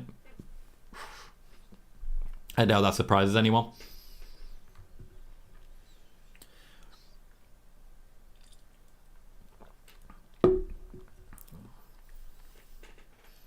Jimmy Uso taking an opportunity here to get back in control. And he will absolutely take it. We're going to slow down again a little bit. The referee communicating with Jimmy, giving him his next cues. 23 fresh. So is Zack Ryder debuting soon? No.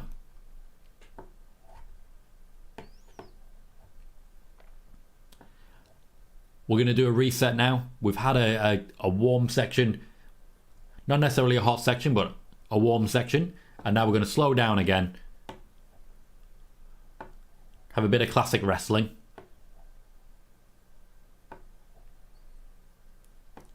And then start building towards the top. You'll see that a lot, particularly in Uso matches. Cold, hot, cold, hot, cold, hot, boiling, job done. That's how they like to do this. Jey Uso providing a distraction. Sami Zayn back in the game. He's about to do his brainbuster. Oh, that always looks good. That also, it always looks scary. Another swanton. Kevin Owens kind of missed his man there. Going for the cover. Really shaky legs for some reason. I don't know why that was necessary, but we got there. Sean says, in my opinion, KO should stop using the swanton because the opponent always counters it. He did two there in the last couple of minutes, and both of them landed. Admittedly, the second one he missed slightly, but they both kind of landed. Sami Zayn now going for some high-risk offense. The fans letting him know, he the one. He does a frog splash of his own. Even Sami Zayn now breaking out the face offense.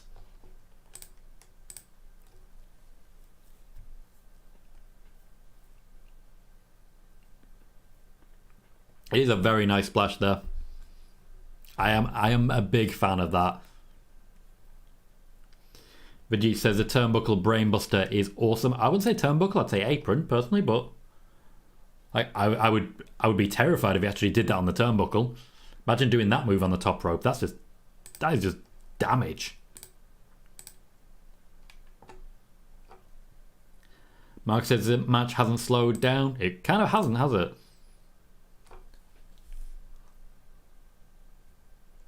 Sami Zayn's a legal man again.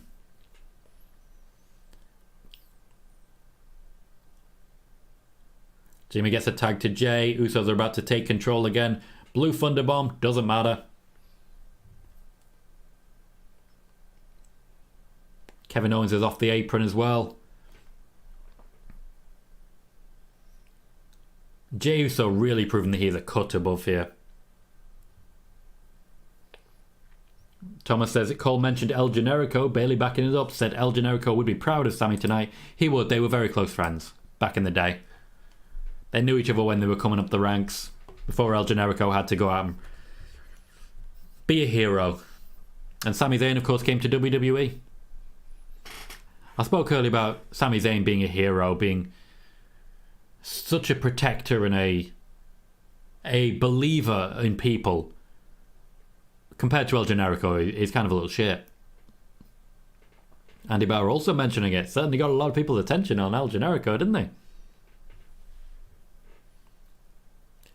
Jay took his shirt off, and apparently that's a disrespect. Has he added a palm tree tattoo? He's added a palm tree tattoo. It's nice. Sami Zayn is being demolished here. As I said, the plan was that you need to hate the Usos by the end of this. Absolutely hate the Usos. And it is working. Owens saved Sami, but not for long.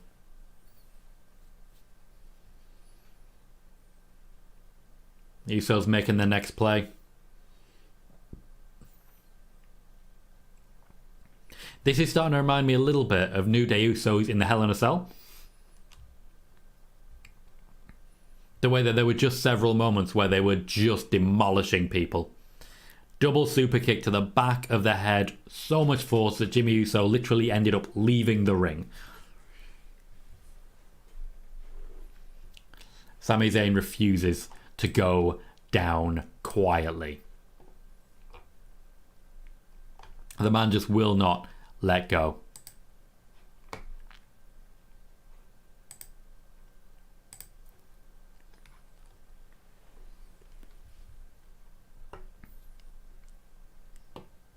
I think this is the slowest the match is going to get. This is storytelling, so it's slowed down a little bit again. But the fans are clearly behind Sami. Owens not on the apron once again, meaning Sami literally has nowhere to go. This is the story. Kevin Owens is a participant, but Sami Zayn is the story. In many ways, Jimmy is outside of this as well. This was all about Jay and Sami. That's the story. Sami once again refusing to go down. He's the one. Another tag. They're just hitting big moves, going for the pin. It is very slow paced now, but that's methodical. That's intentional. Once it picks back up, it's going to be blistering.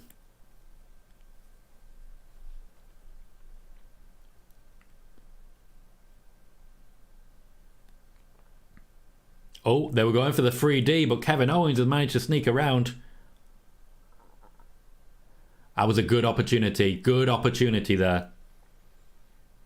They've rebuilt the Spanish announce table. That may have been a bad move. Sometimes when something's broken, you just got to leave it. just don't keep trying to fix it, because you know what's going to happen. Are we going for a package pile driver here? I think it's time for a package pile... Oh, no, we're not. It's been a while since he's done his package pile driver. If there's ever a time to bring it back, now's the time. Looks like the Usos may be putting Owens through this one. Okay.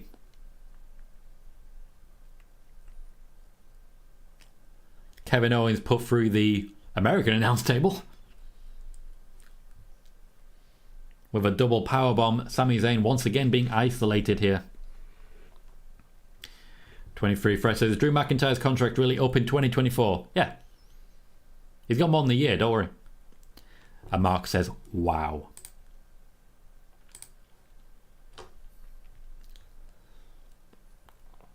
Sami has had a moment to recover, but he is still 2-on-1. Shogun says, good night, Kevin. Have a nice sleep. 3D. Attempted cover. Sami says no.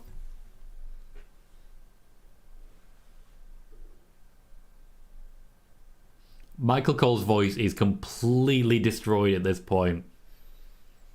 Sami has got his head onto the ropes where he cannot be pinned.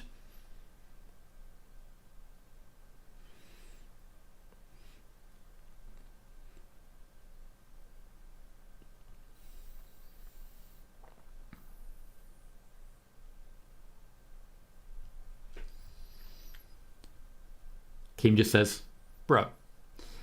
And he says, is a package pile driver outlawed in WWE? All pile drivers are outlawed in WWE apart from tombstone pile drivers, and even then you have to ask permission to use it. Mark says, oh my god, oh my god, oh my god, oh my god, oh my god, oh my god, oh my god, oh my god. And Keem says, the storytelling over nothing. Justin says 3D was protected, so that was huge. It really was. Moxie's saying match of the night already, and we're not even in the hot part yet. Shogun says zombie Zayn right now. Man knows how to play death, basically. 23 Fresh says, will there be an ECW theme for next year's WrestleMania? No. A lot of questions you ask are just a plain no, 23. I don't understand why there would be an ECW theme. That makes no sense. We're not in ECW.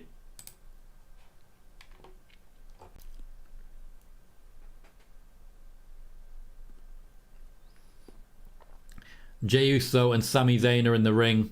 together. Sami Zayn just took a haluva kick. And this is where the story is. Jey Uso and Sami Zayn. And Sami lives.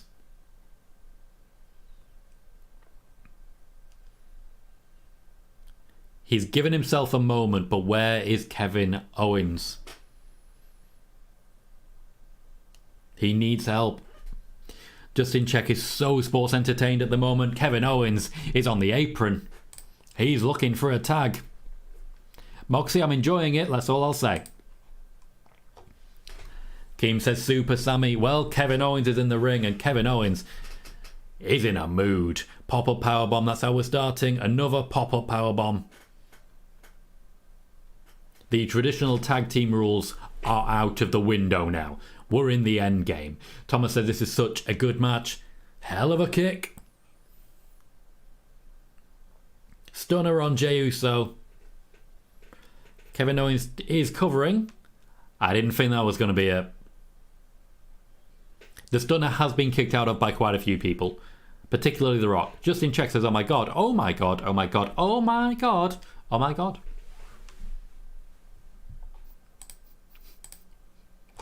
Mark says, World of Warcraft. Wow.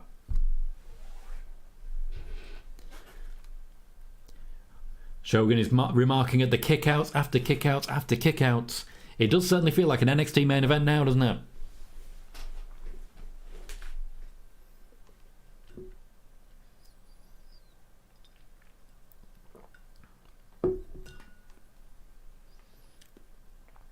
A moment is being shared between Kevin Owens and Sami Zayn here. Sami's back looks wrecked. Owens is picking Sami Zayn up. All four men are in the ring. The ref is not trying to get anyone out. Keem says super kick party. It's coming. The fans are making their feelings heard. Thomas says, I'd love to see Sami and KO versus FDR. The day may come.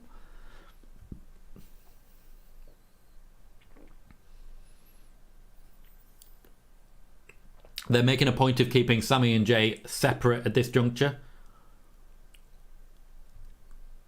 Kevin Owens destroying people. Goes for another pop-up powerbomb. There was a blind tag. Kevin Owens could be in trouble here. Kevin Owens is in trouble here.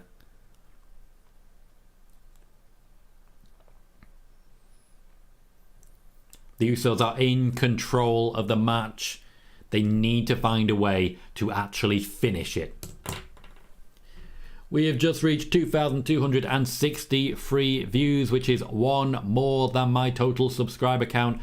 I always really like it when we do that because it means more people have watched this show than I actually have subscribers. It means we are growing. Splash is in stereo. Kevin Owens still fighting back. The fans are really hot for it. Mark says this is incredible. James Kemple saying match of the night. The match will need to be over before I can state my opinion on that. Thomas says, okay, that got me. I know what I believe, and I believe in Sami Zayn. Keane says, fight, KO, fight. Fight, Steen. Fight.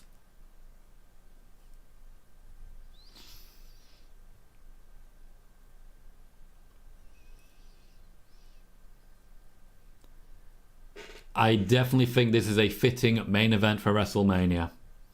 C-Max says, I think I got a concussion from all those super kicks. And 23 Fresh says, Sami and KO versus FDR at WrestleMania 40. Andrew Quinn is saying, holy bleep. Holy bleep. Oh no, get back off. I heard too much of Kevin Owens there. I think he said, don't super kick me. Oh, double super kick me. Yep.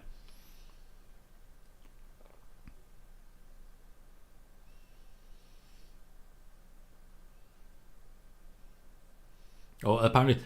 Go up. Big one. Big one. Oh no, big one.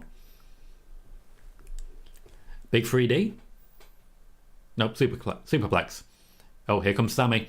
We're back in the fight. Shogun says, how many super kicks? More.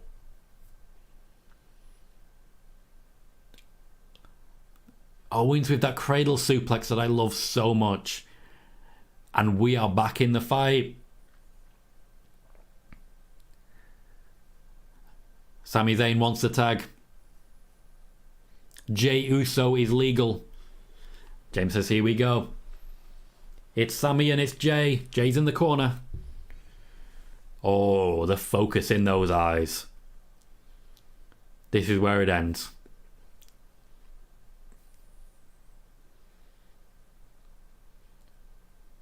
Jey Uso makes a point of not going down. Sami likes this moment.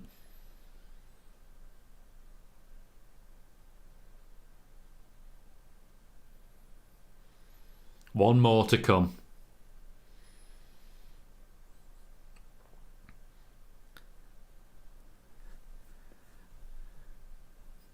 Jimmy has arrived. Kevin Owens sees him off. One more time. The fans feel it. They're not messing around here. We all know where we're going. The job is done. The Usos have lost. And Keem says, this is amazing, man. Wow. Justin says the ending was perfect. Kevin Owens looks very emotional right now. Oh, Sami Zayn just lost it. He's just lost it. James says match of the night. Thomas says match of the night. Keem says tears. They are both bawling. C-Max says that was match of the night. Great match. Keem is saying fireworks. Guys, as always, as we've done throughout all of this show, thank you, Si, for this idea. Rate the match for me. 1 being terrible, 10 being the best in the whole damn world. Let me know what you thought. Andy Barr is saying 10. Thomas Phipps says, a lot of numbers there. Shogun just says unified tag team champs. Patrick says 10. Stuart says 10. Peter says 20. Roster says that pop. Justin says 10. Keem says 10. Lot of love right now. Sean is saying Kevin is now a Grand Slam champion. It's the one he had left to get. Hector says all the stars. Bailey says 10. John says 10 out of 10. What great storytelling. This is what wrestling is all about. Mark says 10. Shogun says 10. Jason says 9, which I think is fair. I personally am going 9 on it. I do feel there are moments which went a bit too long. And the sustained beatdown of Sami Zayn, for example, went a bit too long for me. I also feel there were some uneven moments. I'm giving it a 9 personally, but I do think that was match of the night. It's up there for a potential for match of the year. I just want to leave a bit of wiggle room. Ed says PWG style Mania main event. The WWE is changing, and that might just be a good thing. Mustafa says 11, which counts as a 10. James says I wonder what Roman is feeling. We will find out. Jaden says match of the night, perfect main event, 10 out of 10. Person naming yourself Goku after Dragon Ball Z. WrestleMania's over, mate. There's nothing to show you. Blue says Night 1 would have been a top 3 Mania on its own. We have a Night 2 still to come. Vegeta says 9. Mark says match of the year. Match of the year. Moxie says 10 as well. And they are making sure to give Kevin Owens and Sami Zayn all the time in the ring that they want to celebrate with the fans. The job is not done. The bloodline is not vanquished. Joey says this was amazing, one of the best Manias ever. Ross says remember the chat that KO was going to AEW a couple of years ago. 2 WrestleManias in a row. Jason says very, very rarely do I give a 10.